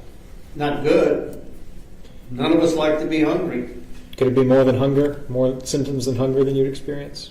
It could be. I haven't seen very many kids that were starved to death, but those that I did see weren't skeletonized. Right. What about if a kid wasn't eating well enough? What if they were eating out of the garbage? Is this over a long period of time? Sure. Oh, let's say this. Yeah. We understand in this case there's no skeletal issue here for pathology. Not in my estimation. I want to talk about some other possible causes of death, and none of these would leave skeletal pathology, I imagine, but we'll ask about them. What is exposure? Are we talking about environmental exposure? As in the cause of death? Yeah. Well, we see it frequently here, particularly this time of the year. How does that happen? You're outside in a cold environment for too long a period of time. And actually, the autopsy findings are relatively non-specific. There's a few things you might see, but they're not diagnostic for low body temperature or death due to exposure. If you talk on the other side, and too hot, left out in the summer, well, you might see a few more things at autopsy, but again, nothing really specific. Would you see anything in an autopsy like this one? Absolutely not. Can you rule out exposure as a possible cause of death in this case? I cannot. What is sepsis? It's an infection in your blood, usually from some source like pneumonia or an abscess. Can you rule out sepsis as a cause of death in this case? I cannot. What about food poisoning? Can you rule out food poisoning? I can't. Would it be possible to get food poisoning from eating garbage from dumpsters out behind fast food restaurants? I'm sure it would be. Somebody with food poisoning, are they likely to experience vomiting? They most certainly are likely to experience that. Could that lead to fatigue? Sure. Feeling lethargic? Sure. Not wanting to talk? Sure. What about pneumonia? You mentioned The point the defense is trying to make, is that all those symptoms could be from food poisoning, sepsis, exposure. But the thing is, imagine if that were true and he had those two, the Benadryl and the Tylenol in his system. Damn. Okay. That would be very hectic. mentioned it earlier as a possible lead-in to sepsis. Yeah. If you have a pneumonia, it's not uncommon to get a bloodstream infection from it. It becomes septic. What would some symptoms be for pneumonia? Cough, fever, shortness of breath, coughing up phlegm and sputum. Some people might have some chest pain, particularly when they take a deep breath. I mean, you have some symptom. Most people with pneumonia, you have an idea that they have pneumonia. Okay. What about a seizure disorder? Prone to cause sudden death without much of an explanation. And I don't have a brain to examine, so if you're telling me that this child might have had a seizure disorder, could he have died from it? Sure. Have you done autopsies on children who have passed away from seizure disorders? Usually it's prolonged seizure activity, and it's more common in adults to die of a seizure disorder. Would a parent see a seizure disorder coming if it's undiagnosed? No. They'd see the seizure Right. if they were in the same room, but they wouldn't see this coming. What about undiagnosed diabetes? Happens all the time. We probably see half a dozen deaths a year from undiagnosed diabetes. Would a parent see that coming? I think they might, because again, it's like all the other things we talked about today. It doesn't just come on overnight. Your blood sugar is building up over a period of time in which you feel terrible, you are lethargic, you are drowsy, you're thirsty, you don't want to eat, you may be nauseous, you may have vomiting. But it would come on over days, maybe even more than days. Could that be a possible cause of death in this case? I can't rule it out. What about undiagnosed congestive heart failure? Again, I don't have a heart to examine. And I had, let's go one step farther. Not only did I have a heart to examine, I have any medical records either. So sometimes we'll have a person that comes in, they're partially decomposed, but they have a long, extensive heart history that helps me a lot with how they died. I don't have either. I don't have a heart or a medical record here. Oh, so brilliant. Just redirecting to, so the jury understands, he was also never taken. William was never taken to the doctor or the dentist or for help or anything. What about congenital or cerebral abnormalities of the brain? Same answer, Counsel. Okay. You can't rule that out? I can't. Would a parent see something like that coming on? Depends on how they present. May not, may.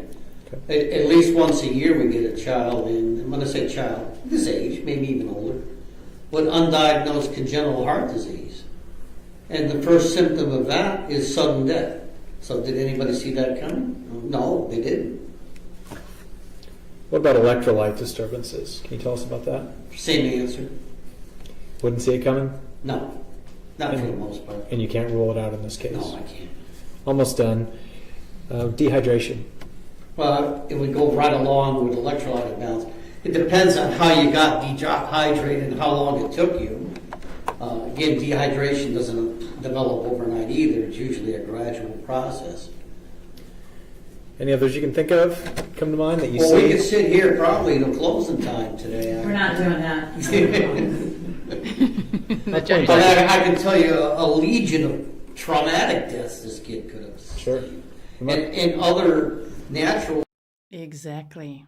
What's the point of this? Because it could be anything. It could be all of these. I get that that's their point. That's the defense's point. But to go over every single possibility, oh man. That you have not brought up that are still there. And, you know, my point here is we don't know how this child died. You know, Mr. Bozard, if I knew, I wouldn't be sitting here telling this jury that I don't know. Yeah. And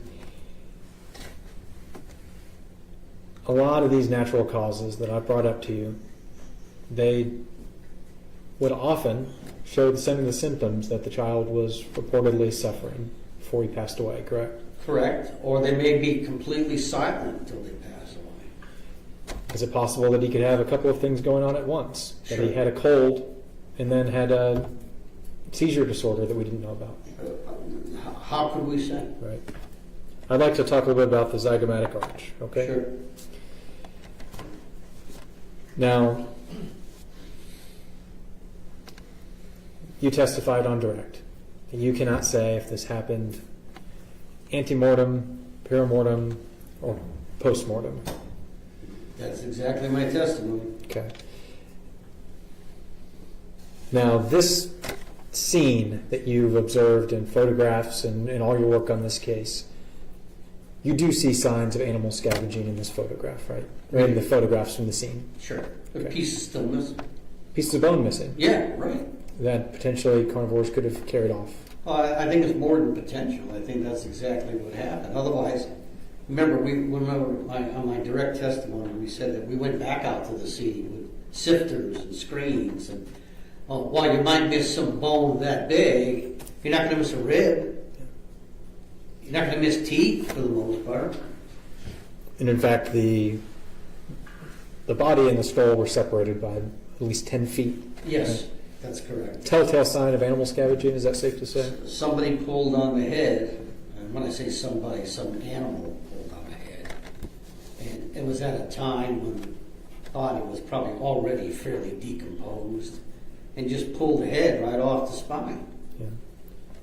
Can you have evidence of, or can you have trauma due to animal scavenging without observing pits, furrows, scoring, and scraping on the bones? You can't. If all that stuff is there, it's helpful. But if it's not there, it doesn't mean it didn't happen. Now, did you consult with any forensic anthropologists in this case? Couple of them. Okay. And in 2013, you sent the remains to the University of South Florida, right? Correct. Now, is this pretty commonplace for you in a case that's unidentified? Yeah, look, you can't expect my office to know everything about death investigations, so sometimes we have to ask for consults. I mean, it's done in the hospital all the time.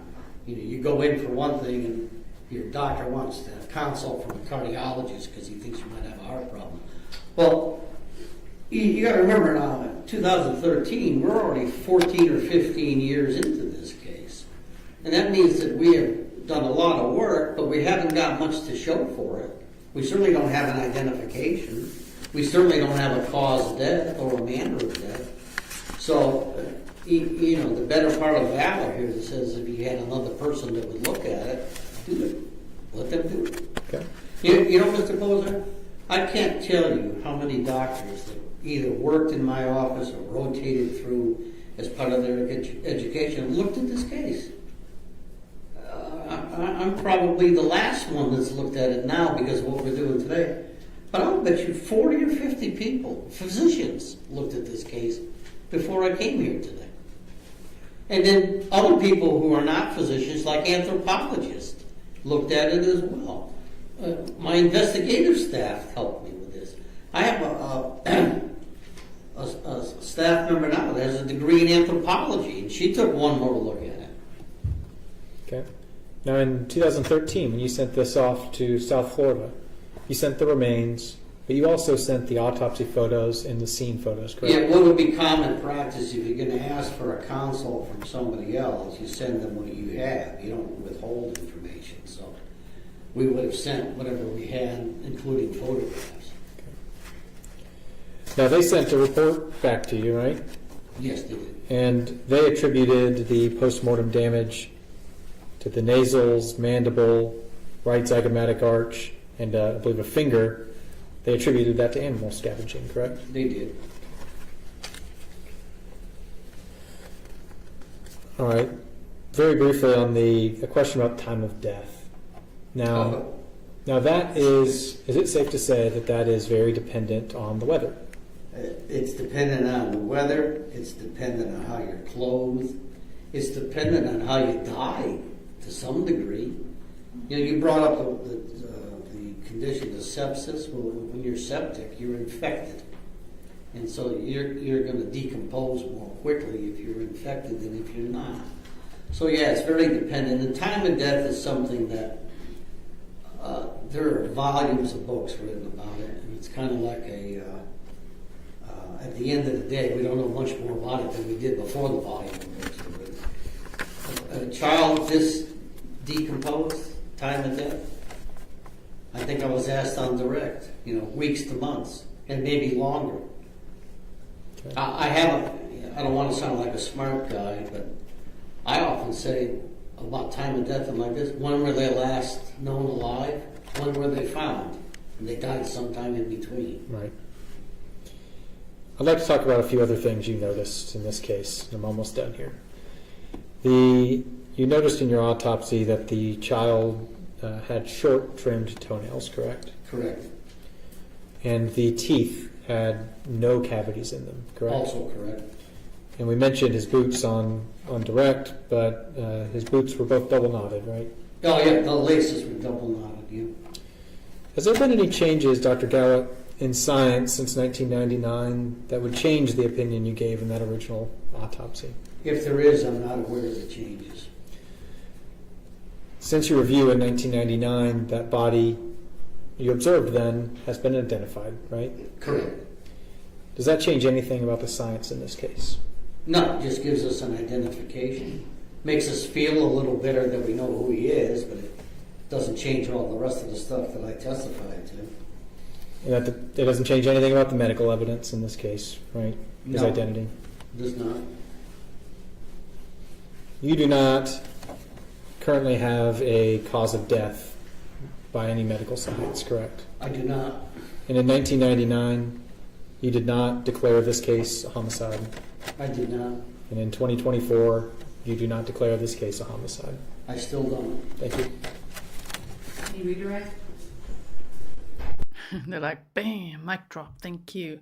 I wonder how they got to 2 counts of felony murder. Obviously, one of the 2 counts is because the victim was under 12. 2 counts of cruelty to children, aggravated assault, and concealing the death of another. I feel like if I was on the jury right now, the 2 things that would stand out to me would be how he was left in the woods, just like that. Terrible. And that child support that came up today. Ooh, those 2 things are not helping her.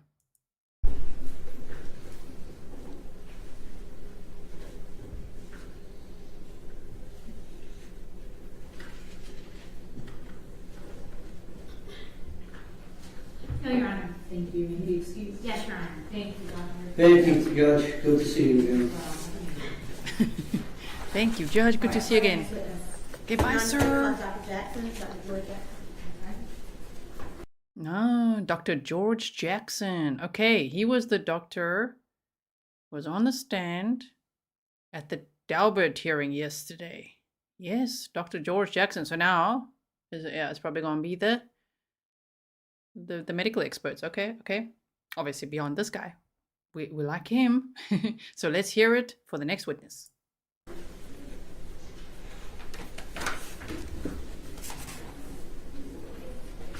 Judge, the jury may take a break. Does the jury need to take a break? Yes? Okay, sure. All right. Go ahead and sit back to the jury room. We'll take a quick one. So I'm going to Okay, quick break. We teleport forward. This is why we start our streams later, so that we can do this, which is great. I love it.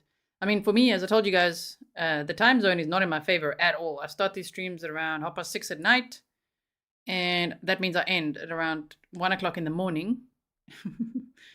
Not so great. Not great for the next morning, but never mind. Coffee fixes everything. So the point is, I just love starting later so that we can actually just teleport, as we say, skip through the coffee breaks and the lunch break. Okay, so now we've got Dr. George Jackson on the stand. Oh, sorry, I'll update this now. And I believe the state will be questioning him now. I am currently employed with the New Jersey's Office of the Chief State Medical Examiner. I serve as the Executive Director of Laboratories and Chief Toxicologist for the state of New Jersey. And what did you? How long have you served as the chief toxicologist at the? From December 2019. And have you memorialized your resume and your CV? All the places you worked, have you written that down into your CV? Yes, I have. Absolutely. Yeah, may I approach? Yeah.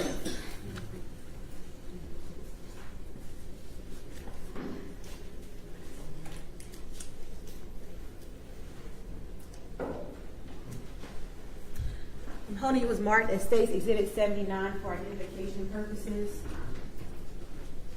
Dr. Jackson, what is depicted in States Exhibit 79? It is a copy of my CV.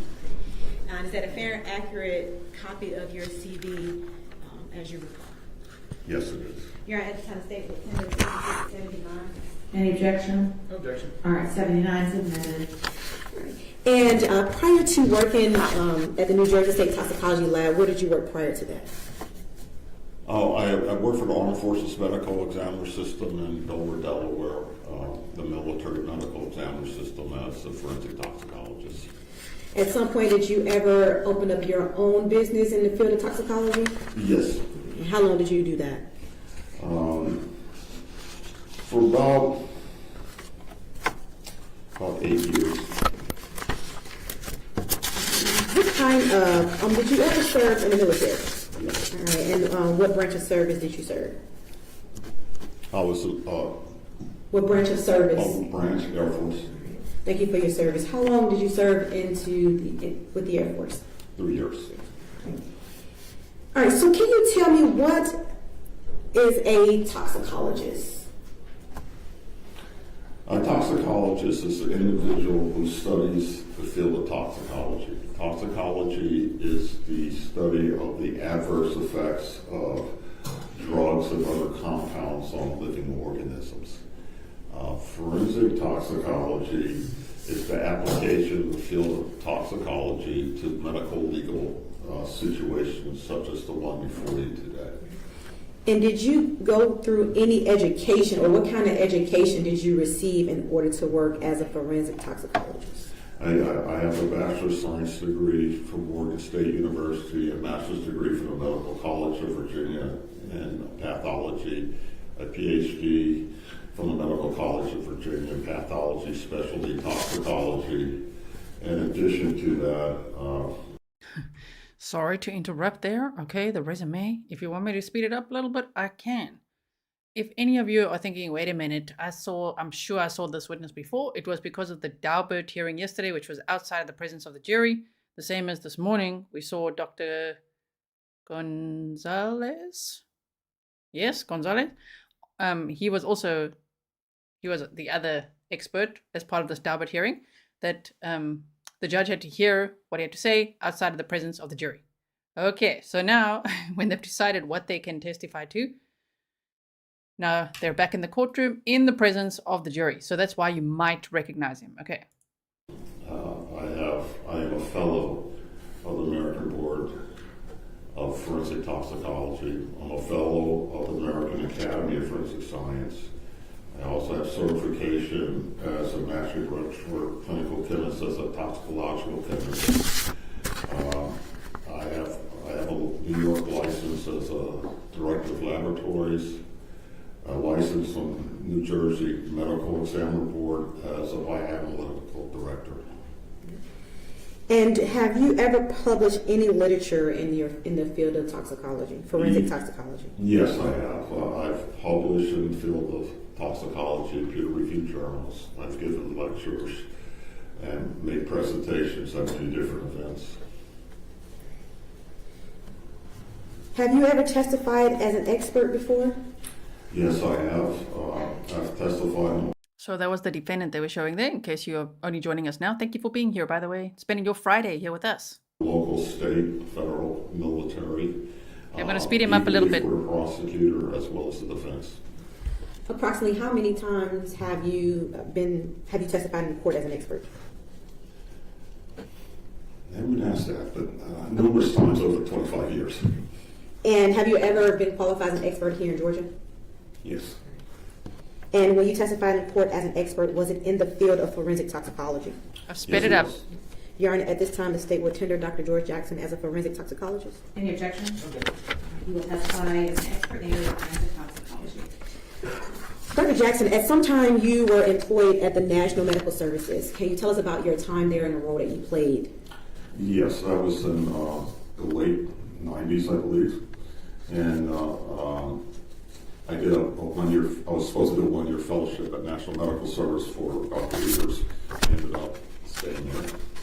And my position was as a forensic toxicologist, which we handle cases from many different types of cases from all over the country.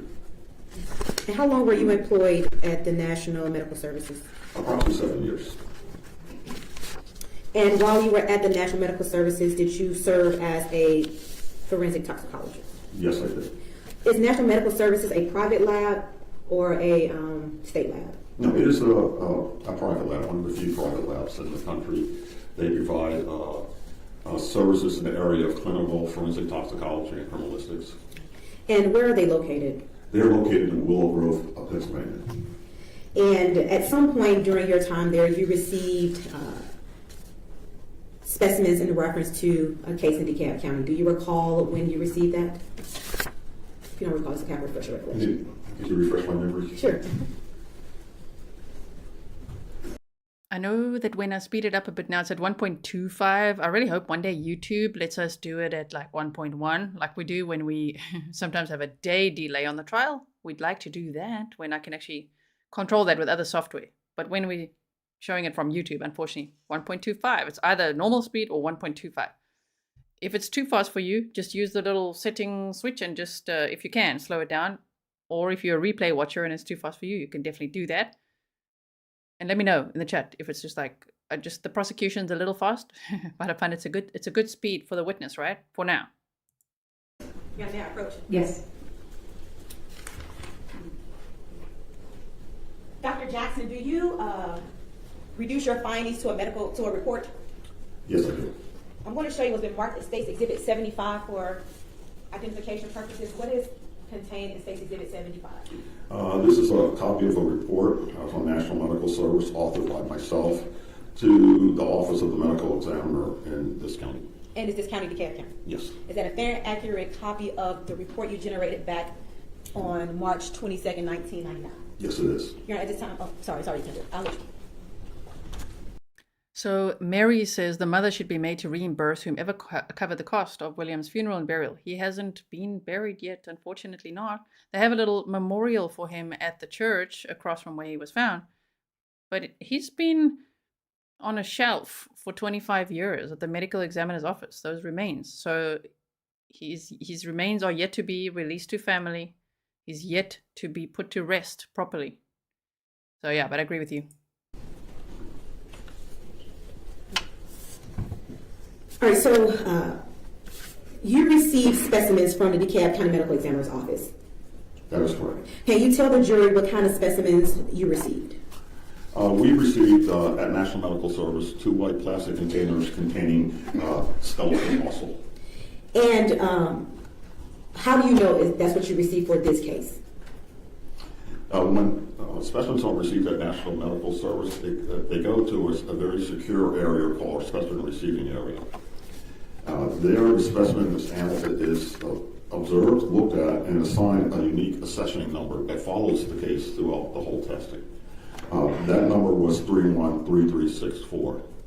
In addition, the medical examiner of this county had an identification code, which is also listed on the report. The specimen never leaves that area. We perform all action within that secure area. So you received, what did you receive in reference to this case? 2 plastic containers containing skeletal muscle. And what was requested, what type of tests were requested by the Office of the Medical Examiner in DeKalb County? They requested a toxicology analysis of the submitted specimen, which means we would look for any or all drugs, including illicit drugs or therapeutic drugs. And can you explain to the jury how you analyze these samples? We take, first, everything is done in the chain of custody, so everything has to be Use the tracked. mic. Would you use the mic? You're not talking into the microphone, so it makes it hard for the court reporter to hear you. Okay, thank you. First thing that we do is we have to prepare the tissue for analysis. We cannot take solid tissue and use that for some of our techniques. So we prepare a slurry, which we call homogenate. We then analyze it by an instrument called gas chromatography mass spectrometry, or GC mass spec. What that does is we will identify any compound by its molecular makeup. So the testing was done that way, and as a result of the testing, we were able to identify, confirm, and quantitate substances in the submitted skeletal specimen. Can you tell the jury what substances were found within the skeletal muscle samples that you received? Yes, we found acetaminophen, Tylenol. We found diphenhydramine, or Benadryl, and we also found the metabolite of diphenhydramine, the breakdown product of diphenhydramine. And so, is Tylenol and Benadryl, are they commonly over-the-counter cold medicine? Medicines that are generally found over-the-counter? Correct. And in reference to your studies, how can you tell the jury the amount of acetaminophen that was found within the sample? In the submitted specimen, we found 93 micrograms per gram of acetaminophen or Tylenol. We found approximately 2,000 nanograms per gram of diphenhydramine in the skeletal muscle. And we also found the breakdown product of diphenhydramine in the skeletal muscle. And was there any other elicited or therapeutic drugs that was found in your sample aside from the ones you've already mentioned? No, there were no others. That was all that was found. And in reference to, are you able to tell the jury, based off the information you found within the samples, when these items were administered into the body? I can say that the individual was recently exposed to those compounds that I mentioned. And when you say recently, was it before death or post-mortem? Oh, it was definitely before death.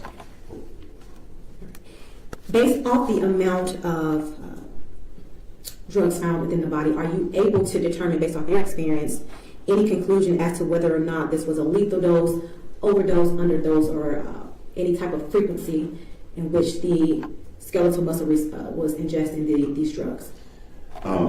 Based on the findings and the type of specimen that was submitted, all I can say is the individual was exposed to those compounds. I cannot calculate, because the skeletal muscle was decomposed, so I cannot calculate dose, frequency, or whether or not this was acute or chronic exposure. The 2 skeletal muscle samples that you tested, were those the only items you received as it related to this case? Yes, ma'am.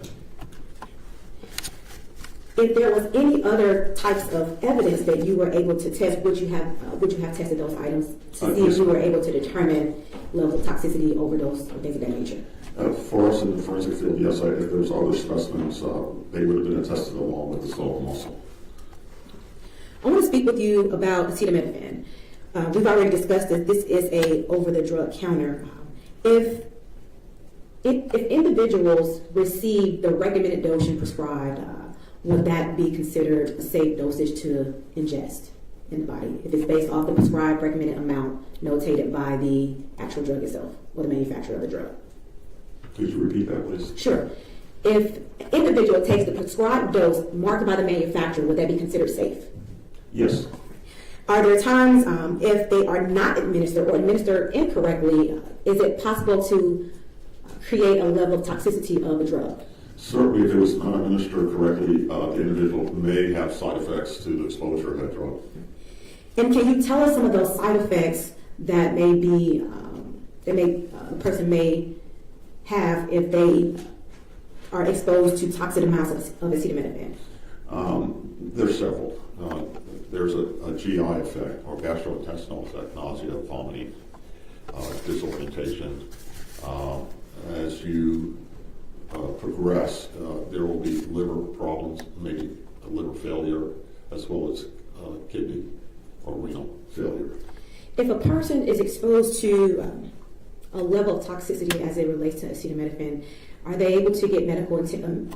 Can medical attention to those injuries within the body be, can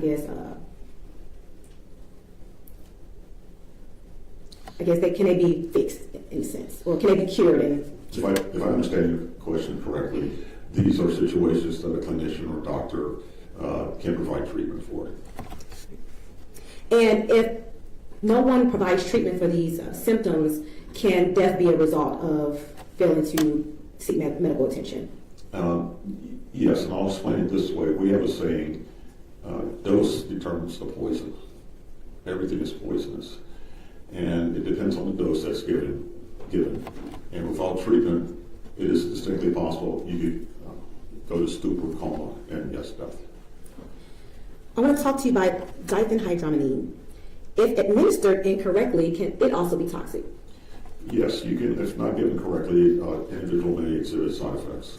And what are some of those side effects that may be exhibited? They're similar to acetaminophen. You have GI dysfunction.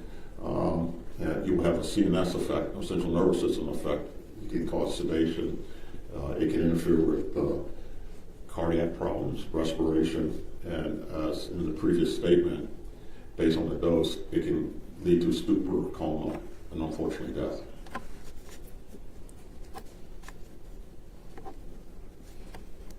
If you're overexposed or you overdose or have a significant amount of diphenhydramine, can you get medical attention?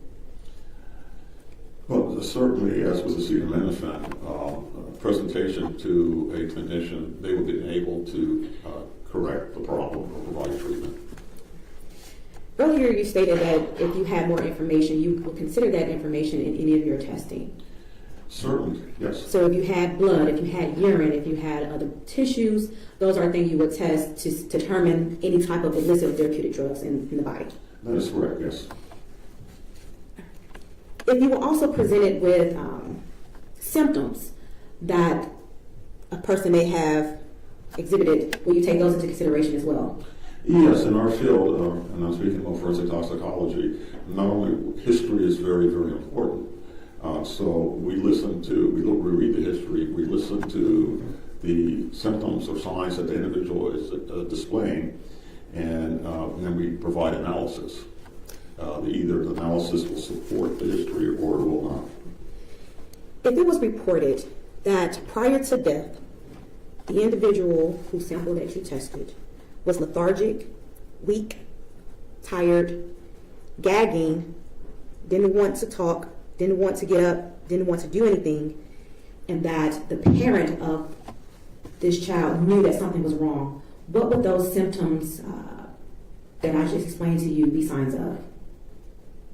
It could be a sign of many different things. However, given that history and being in the field that I'm in, I'm looking at what types of drugs would cause those signs and symptoms. And if you were to receive those symptoms and you've tested these samples and know that what contained within the body is acetaminophen and diphenhydramine, using your expertise, what can you say, given those symptoms, whether or not there could have been a level of toxicity between acetaminophen, diphenhydramine, and or both? If I understand your question correctly, I would take, based on our findings, and those findings are absolute, we've identified those compounds. Based on the history, I would say that this individual was exposed shortly before death to those compounds. Unfortunately, given the nature of the specimen, I can't go beyond that. So could it be an overdose? Could be. My question, Dr. Jackson, is these symptoms, are they signs of, potential signs of levels of toxicity? Yes. Okay. And is it potential signs of level of toxicity with diphenhydramine, acetaminophen, and or both? Both.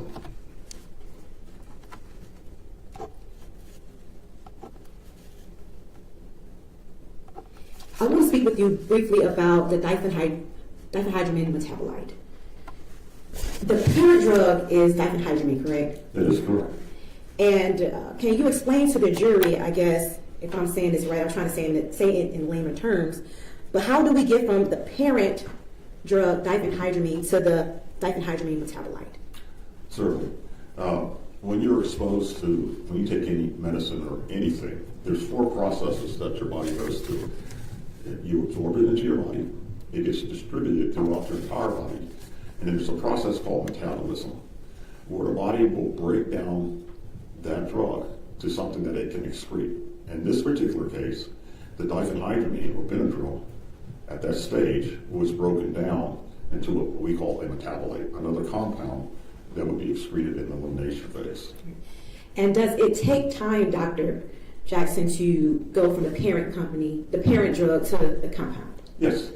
And in these samples, you had the parent company still active or still present, and then you also had a metabolite that was present. That's correct. Is it fair? I'm just going to pause it there for a second. Thank you so much, Tamster. You said, I'm confused. I thought he was a defense witness. Why is the state calling him? So this would be the time for the state to be presenting their case. So I don't know if they're calling him and the defense will be calling him. I'm not sure. Remember, I'm not a lawyer. If there are lawyers in chat and you know the answer to this, please let us know exactly why that would be, right? Because it was a Daubert hearing and it was a battle of the experts. Okay, so it was Dr. George Jackson clashing with the opinion of Dr. Gonzalvez. But we're going to see them both on the stand today.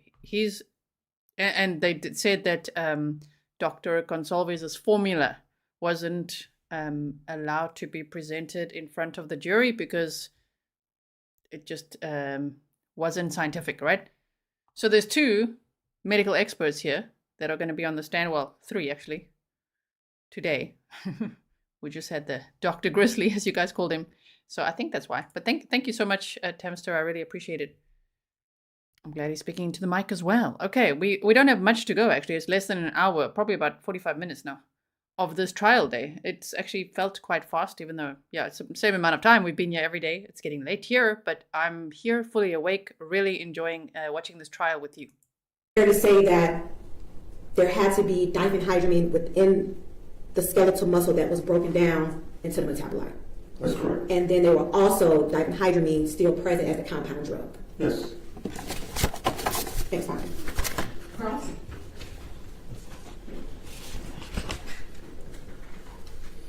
Ooh, cross-examination. Okay, Alyssa, thank you so much. You said the state can call any witness that is subpoenaed. Thank you so much for that clarification. Okay. Yes, Angela said, this is the state asking these questions. Yes, indeed. Now there's going to be cross-examination. Good afternoon, Dr. Jackson. Good afternoon, sir. Just a few questions. Okay. The metabolite of diphenhydramine that was found, there is no way for you to say if the parent drug of diphenhydramine and the metabolite were from the same dosage of Benadryl given or multiple dosages, correct? But just to clarify, the state hasn't rested their case yet, you guys, and they don't rest their case today, from what I can gather, based on, you know, just seeing who's kind of on the stand today. As you know, I try to keep an eye so that I don't show any graphic content here. So I feel like I'm in a flight deck here. There's like all these screens and I'm monitoring all of them. So there's Dr. George Jackson and Dr. Gonzalvez for the state's case, and then they continue on Monday. They've got apparently about 1 more witness or so. So maybe the state will rest the case on Monday. Then the defense has to present their case, and I really wonder if Teresa will take the stand. Do you think so? Do you think she'll take the stand? I wonder. Okay, so cross-examination, here we go. That's correct, sir. Given the nature of the specimen, it's decomposed. I cannot determine dose. I cannot determine frequency of administration. I can say they were present. Okay. Because let's say I take diphenhydramine right now. I take Benadryl. How soon would it show up in my skeletal muscle if you were to take a sample of my skeletal muscle? You wouldn't let me take a sample of your skeletal muscle. I can't give you exact time. That's okay. Just a ballpark here. What are we talking? An hour, 2 hours? Maybe an hour. Okay. Or less. All right. Now, that's going to remain in my skeletal muscle for a while, right? That's going to remain in my skeletal muscle for a while as it processes, correct? That's correct, sir. At the same time, my liver is now starting to metabolize this drug that's floating around my body, right? Correct. As it makes its way to my liver metabolizes it, and we are left with a metabolite, correct? That's correct, sir. Now, at the same time, while that metabolite is now present in my body, potentially in my muscle, that parent drug, diphenhydramine, is still likely sticking around for a little while, right? Well, the absorption, distribution, metabolism, elimination is a cycle, and that's a constant cycle. So yes, the diphenhydramine is going to be there. While the metabolite is there, potentially. Yes. Okay. So the fact that there is a diphenhydramine concentration given and a metabolite given doesn't tell you anything about the amounts of dosage. No, given the nature of the specimen, and this is a post-mortem, I cannot, without additional information or additional tissue, I cannot determine dose. Now, you went through this a little bit on direct. I just want to be very clear. The findings you found were the 93 micrograms per gram of acetaminophen, correct? Is that correct, right? sir. Okay. And approximately 2,000 nanograms per gram of diphenhydramine, right? True. Because of the sample and because of limitations of science, you will say that it is possible that that represents an overdose, right? Actually, all I can say, they were exposed. Whether or not it's an overdose or therapeutic, I cannot say. Okay. But it's any. But what the previous doctor said was that it wouldn't be that amount just from one time. It would be at least a few days, right? It could be an overdose. It could be therapeutic. It could be a trace dose, correct? Correct. And a trace dose is one that the child who ingested the drugs would have no even of the positive effects of the drug, correct? Well, yes, sir. In this particular case, there's very limited information that I can give you, unless you're giving me hypotheticals. Other than that, this is what we found in a skeletal muscle. I would, to answer all of your questions with a absolute answer, it's going to require a lot more information than what I have here, sir. And that's information that we don't have in this case, right?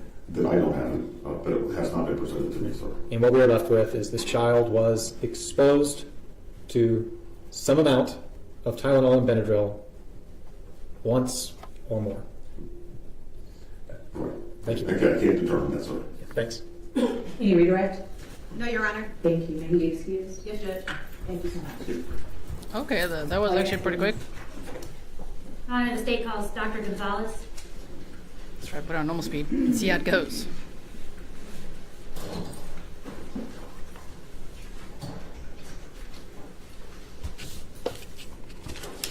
Dr. Gonzalez. Dr. Mark Gonzalez, a pharmacologist.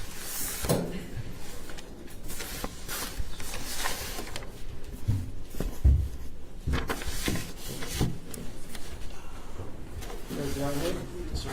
Do you solemnly swear or affirm the testimony you give to the court should be the truth and nothing but the truth, so help you God? Yes, sir. You may lower your hands. State your name and spell it for the record. Sure, my name is Mark, M-A-R-C, Gonzalez, G-O-N-Z-A-L-E-Z. Good afternoon, Dr. Gonzalez. Good afternoon. Were you asked to evaluate this case for evidence of overdose? Yes. And could you tell the jury about your background that allows you to give these sorts of opinions? Yes. Well, I started off with a doctor of pharmacy in 1980, and I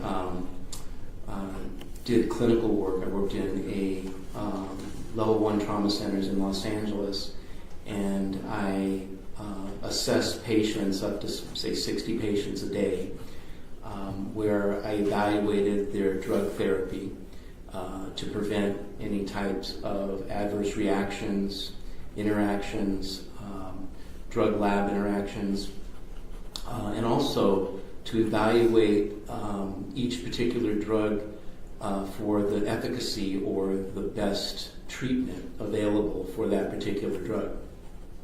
And so from there, I ended up working, or actually teaching, at the University of Southern California Healthcare Sciences campus, and I was a clinical instructor for residents and interns that would rotate through various rotations. And what we would do is we would teach them how to dose. There were various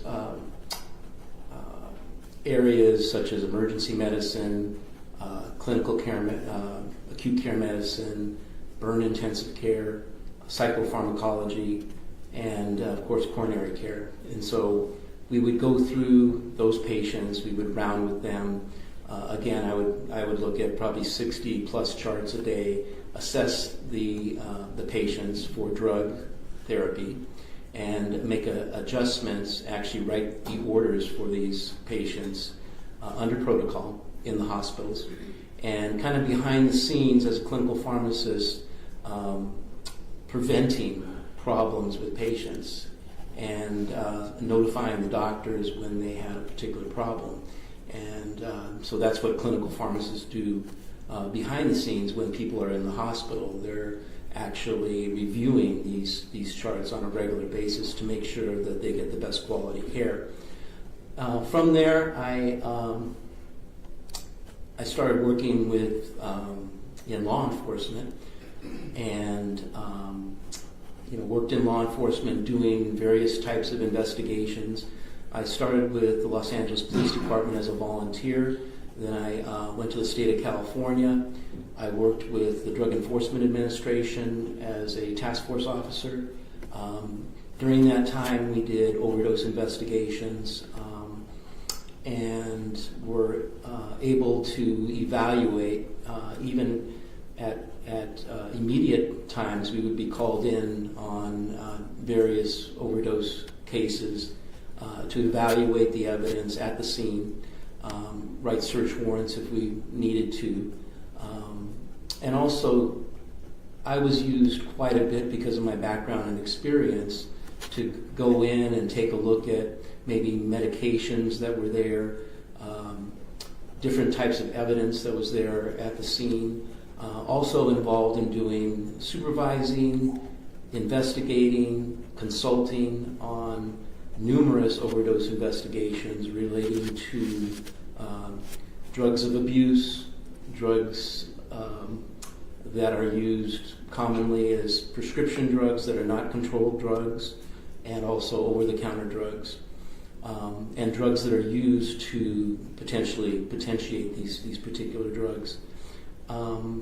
The other thing is that we would be involved in high-profile cases with a number of celebrities, overdoses, where we would look at all the different facets of an investigation and assist in determining whether we need to do some extra work with regards to that particular case. Perhaps it may be pharmacy audits, looking at the prescription drug monitoring program, and taking a look at what they may have been receiving from other doctors, in addition to maybe even drugs that they were using that were illicit drugs or drugs on the street. And I did that for many years. After 9/11, I ended up doing military training. So I retired one time in law enforcement, and I went and did military training for a number of years after 9/11 because I had expertise in bioterrorism, warfare agents, signs and symptoms, medical aspects, and antidotes. Also, tactical combat casualty care, where I'm able to get soldiers in the golden hour and get them help and get them to surgery. So I was involved in training military and law enforcement. Also trained different SWAT teams in the aspects of tactical emergency medicine and advanced life support. And of course I was also involved in military training for various types of defensive tactics and other military type topics. And then I also am an instructor as a drug recognition expert instructor for a number of different, actually with the International Chiefs of Police Drug Recognition Expert Program. That's a national program, and it's gone into other countries such as Canada, where I teach law enforcement officers how to evaluate people that are impaired, that may be under the influence of any type of drug, based on a 12-step program. So I've been teaching that, and I've recertified officers from all over the different states in regards to drug recognition expert training. And I still do recertifications for the Los Angeles Police Department on a regular basis, just about every other month. And basically go over a lot of the new drugs, new trends, new abuse trends that are going on. But in my law enforcement work, I also looked at impaired physicians, impaired healthcare professionals. We evaluated them. We would interview them, sometimes when they were practicing. And again, we did respond to a number of overdose investigations as well at the same time. We actually walked in on different healthcare practitioners' offices and places of their employment, and they were under the influence to the point where they were actually toxic and dying, and actually were able to not only save their life but also get them help in rehabilitation programs and such. About how many overdose cases would you say that you've investigated or consulted on?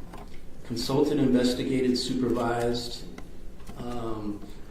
I basically stopped counting. I would say at least over 1,000. We receive 10,000 cases a year that were triaged. And have you ever personally evaluated overdose cases involving Benadryl or diphenhydramine? Yes. Have you ever personally evaluated overdose cases involving those drugs in children? Yes.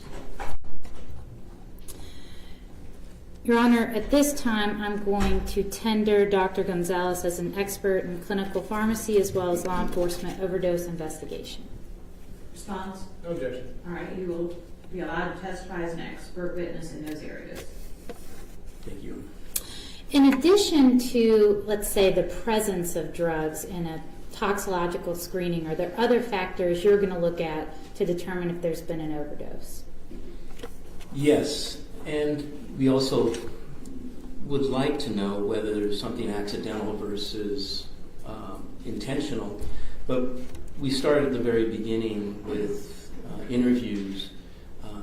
You have coroner's notes, you have investigators' notes that you would look at, statements from as many witnesses as possible.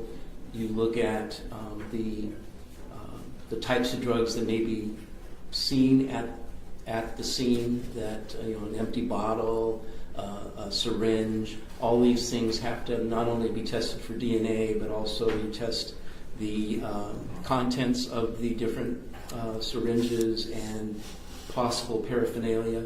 You go further into, of course, gathering samples if necessary for toxicology purposes.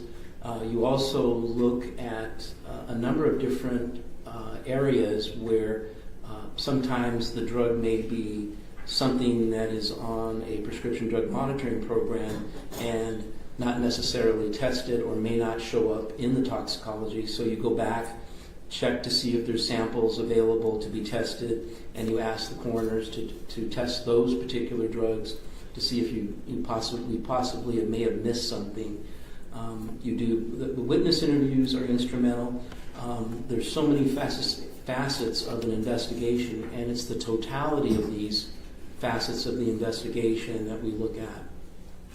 And in this specific case, did you evaluate the entire case file that was provided to you by the district attorney's office? Yes. And were you able to review the toxicology report? Yes.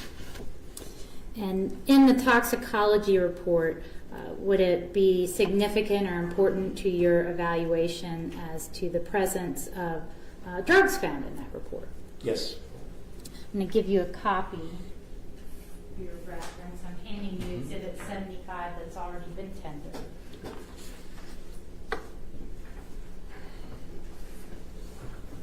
And what were the drugs that were identified in the toxicology screening? Acetaminophen, diphenhydramine, and a diphenhydramine metabolite. Acetaminophen, what is that commonly known as? Tylenol. And diphenhydramine, what is that commonly known as? Benadryl. Was the diphenhydramine metabolite significant to you? The diphenhydramine, yes. And why was that significant? It was significant because the level of Yes.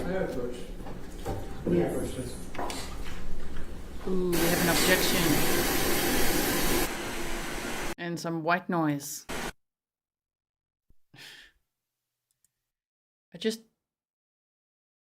I don't know. Sometimes it's just when if I feel like I'm clocking out a little bit because it's just so much information, long answers, then I can just imagine the jury, because this is the end of the day now, you know?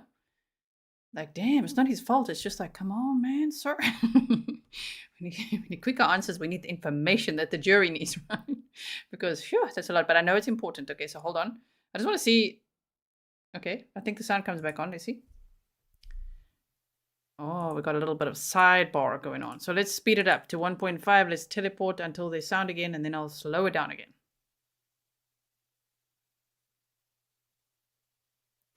If someone could please tell Karen who Angeline is, I've said it probably 40 times per stream. It would be helpful. And Dr. Gonzalvez, specific to the metabolite, are you able to say whether that drug was taken shortly before death?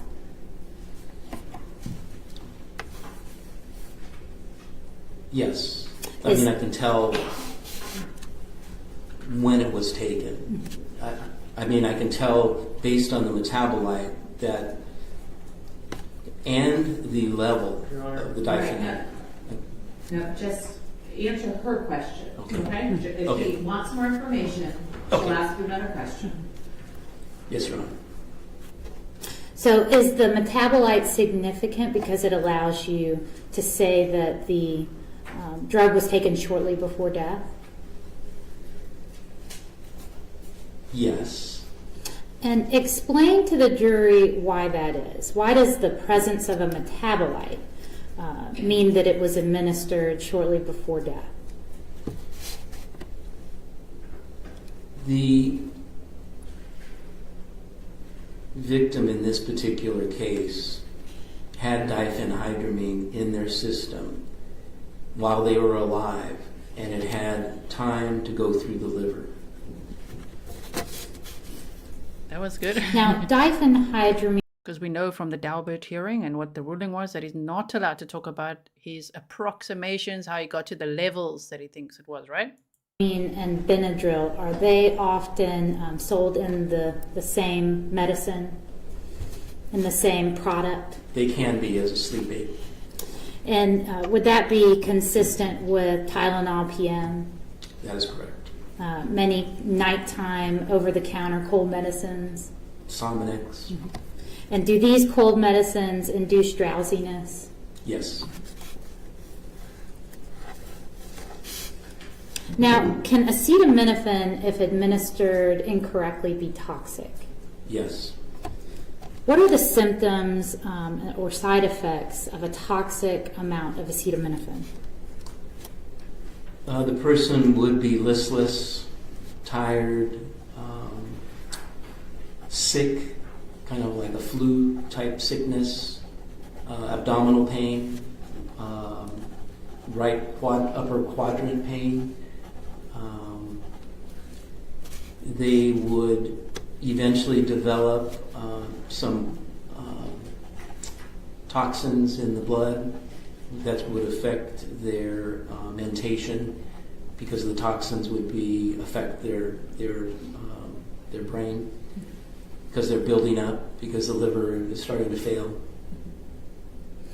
And if the subject was able to get medical treatment, could those symptoms be treated? Could the person be cured? Absolutely. If left untreated, could death result? Yes. Would that be a quick death? No. Would that be a painful death? Very slow and painful. What about diphenhydramine? If diphenhydramine is administered incorrectly, can that be toxic? Yes. And what can happen if a person's exposed to a toxic amount of diphenhydramine? You would see, again, drowsiness. It's a central nervous system depressant. Antihistamines are, the original antihistamines are sedative, and they, with the central nervous system depression, they can cause respiratory depression, shortness of breath. They can actually go into an anticholinergic delirium, and eventually death could ensue from the respiratory depression of the central nervous system depression. Can a toxic exposure to diphenhydramine be treated if you seek medical attention? Usually with anticholinergic overdoses, we would use, and in the emergency rooms, we would use supportive care. Mm-hmm. So in other words, we would have to put them on a respirator. We would give them, they could give them an antidote called physostigmine, which would reverse some of the anticholinergic effects.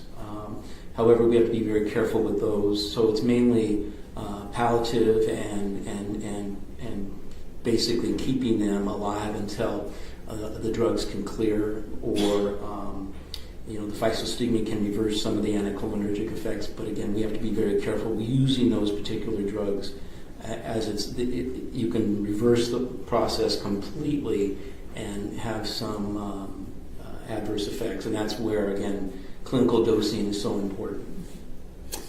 And if death does result, would that be a quick death? That could be a quicker death, much quicker death. I mean, central nervous system depressants at high dosages, high levels, that would kill someone much quicker than the acetaminophen. Would it be a painful death? Yes, because the anticholinergic effects. Now, you indicated you want to take into account factors other than just the tox screens in an investigation of a potential overdose. Yes. What about witness statements about the victim's behavior and symptoms? Would that be important? I think everything is important in every investigation. If you had a case where an individual passed and their screening showed acetaminophen and diphenhydramine, and it was reported that prior to death, the individual was showing symptoms of having something wrong with them, that they didn't want to talk, that they didn't want to get up, that they were lethargic, tired, and gagging. Would these kinds of symptoms be consistent with being exposed to toxic levels of those two drugs? Yes. Is the gagging significant? Very significant to me. Tell me why. Based on my background and experience, and having investigated many overdose deaths, in doing my interviews, particularly with parents, and this is,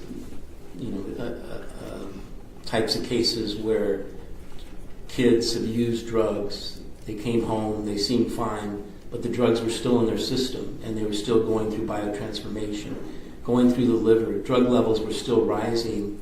They would the family would all go to sleep. This is the story that I heard many, many times. And the parents felt that their child was home safe at home, and what they would hear is this real loud type of snoring on a very infrequent basis. And the parents would think that, oh, my son and daughter are sleeping deeply, and in fact they were dying. And it was because of agonal breathing. They would go down to sometimes one respiration a minute, and which is not conducive with life. What sort of behaviors might a child be exhibiting if they are going through these symptoms? They've been exposed to toxic levels of one or both of these drugs. How might they be behaving? You could see agitation. You could see just the person just being out of it because of the delirium.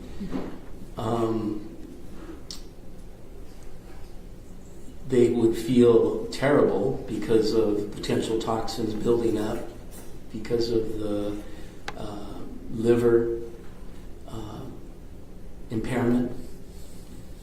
And of course, children have less developed livers, and they are a smaller package.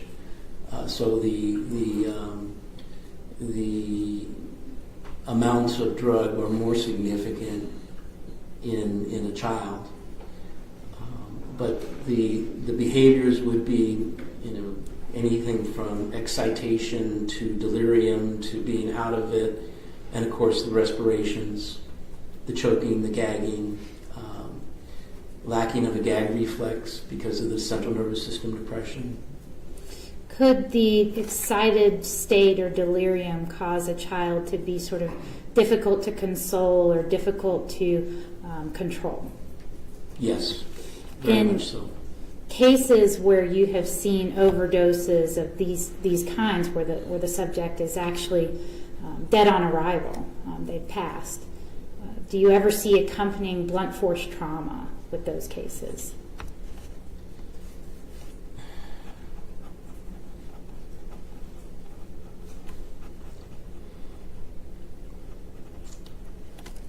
I'm trying to think right now of the different cases, and usually these just pop in my head.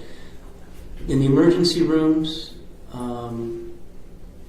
no. When I was working, or when I was in graduate school, I was able to be blessed with the ability to attend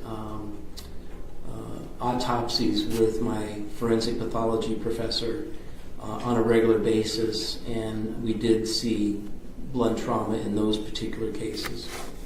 But in the emergency room, I don't believe I saw blunt trauma with these particular drugs.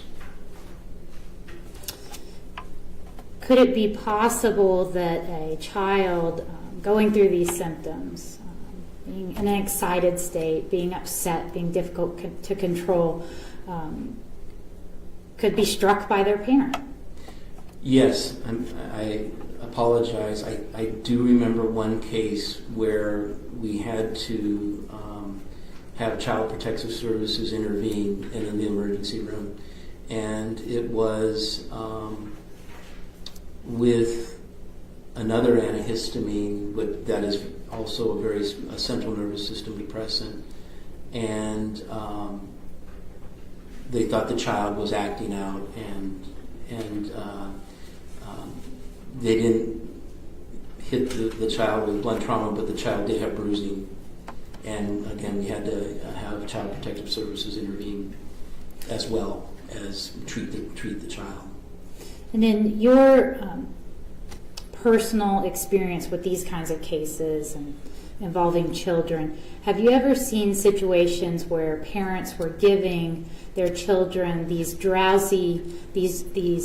over-the-counter medicines that induce drowsiness, even when they weren't sick, even when they didn't have a cold? It probably happens every day. And what sort of reasons were the parents giving a drug that induces drowsiness even when their kid didn't need it? Well, one case in particular, but I know that we had a child come into the emergency room with agitation, sort of an idiosyncratic reaction to Benadryl. The parents had given the child Benadryl so they could sleep, the child could sleep through a flight. And with children, you can get an idiosyncratic reaction where it's the opposite effect, where they become very agitated. And it's possible that it could be part of an anticholinergic delirium. We don't have long to go, you guys. Or it could be just that idiosyncratic reaction that diphenhydramine specifically has that causes excitation, sort of the opposite of what you would normally see. And yes, we had a patient, a child come in, but there are, unfortunately, parents think that, well, I can give them a little antihistamine, they sleep through the plane flight, they're not screaming, yelling, or crying, and half the time that's usually because of equalization of the ears, because their eustachian tube is at a 90-degree angle.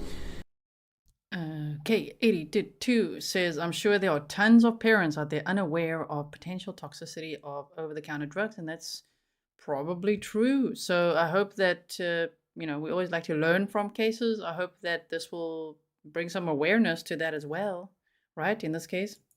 Instead, but they want the child to sleep, and maybe they want to have a comfortable flight and not bother anybody else in the airplane. But we've seen that many, many times. And even working in a clinical setting and also teaching, doing continuing medical educations, we've seen, I've seen pharmacists actually tell me that, parents come in and they're going on a flight, they don't want to know what to give their child so that the flight will be, a comfortable flight. But it's not always a good thing to put medication into anybody that may not be needed, and it's just unfortunate that it does happen. Oh, must be Speedy Gonzalez. The forensic bureau says, Speedy Gonzalez? The reason I'm nervous to now is because this is still a live feed. If I refresh it now, we might lose our place, and we don't want to do that. So I don't want to fiddle with it right now because it looks like it's only just a little bit to go, okay? So let's just see how this goes. As you know, the live stream already ended, okay? But I haven't refreshed it since. So it's just a little technical thing. I'm just being careful with it. Have you, especially in your law enforcement work, encountered situations where maybe a parent without other resources to help watch their kid sort of use these drugs as a babysitter? Looks like about 7 minutes left. Let's try Speedy Gonzalez.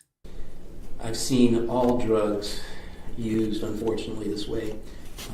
And I can go into multiple cases that are coming to my mind right now. Now, she'll ask you if she needs more information. Just answer her question. Yes. Thank you. Cases where the parent needed to work, so they induced drowsiness in the child so they could work, and then the child had to be rushed to the hospital because of a toxic exposure. Well, unfortunately, some of the cases that come to mind, they didn't. They didn't go to the hospital. Mm-hmm. They were dead. And typically when they don't bring the child to the hospital, is that because there's been an illicit drug involved or because the drug was used non-therapeutically? Yes. Thank you. Cross.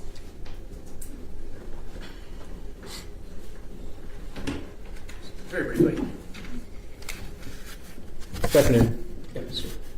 So, some of the side effects of acetaminophen or diphenhydramine toxicity could be a child is lethargic, right? Yes. Okay. But then at times, a child could be agitated? That's what diphenhydramine, yes. Potentially. Okay. Yeah. So, but diphenhydramine can also slow the central nervous system down.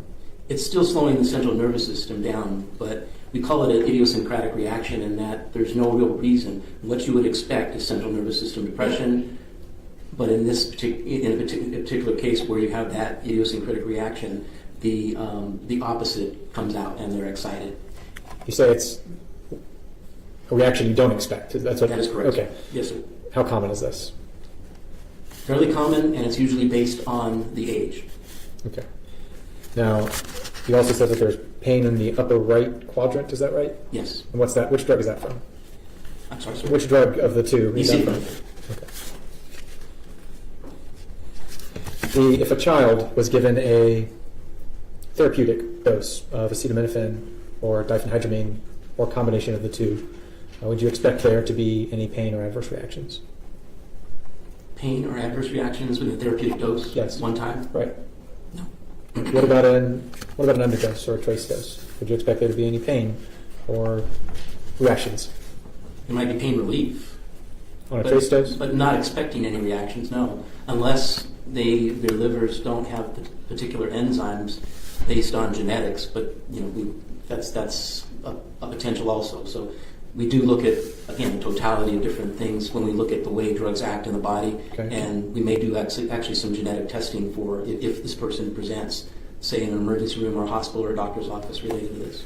So there could be a genetic disorder with the liver that what is thought of as a therapeutic dose or even a trace dose could be serious. Correct. That's all I have. Thank you. Any redirect? No, Your Honor. Maybe the witness speaks to you? Yes, Your Honor. Thank you so much. Thank you very much. Okay, off goes All right, are Dr. there any other Gonzalvez. witnesses for this afternoon? We have one witness remaining, Your Honor. Approximately how long do you think that witness will take? Who is it? The investigative with me. Okay. Longer, you think, than like 30 minutes? Okay. All right, we're close to being done with the state's case. So it's 5 o'clock on Friday. We're going to go ahead and... What kind of a camera angle is this? Would you mind scooting over? Sorry.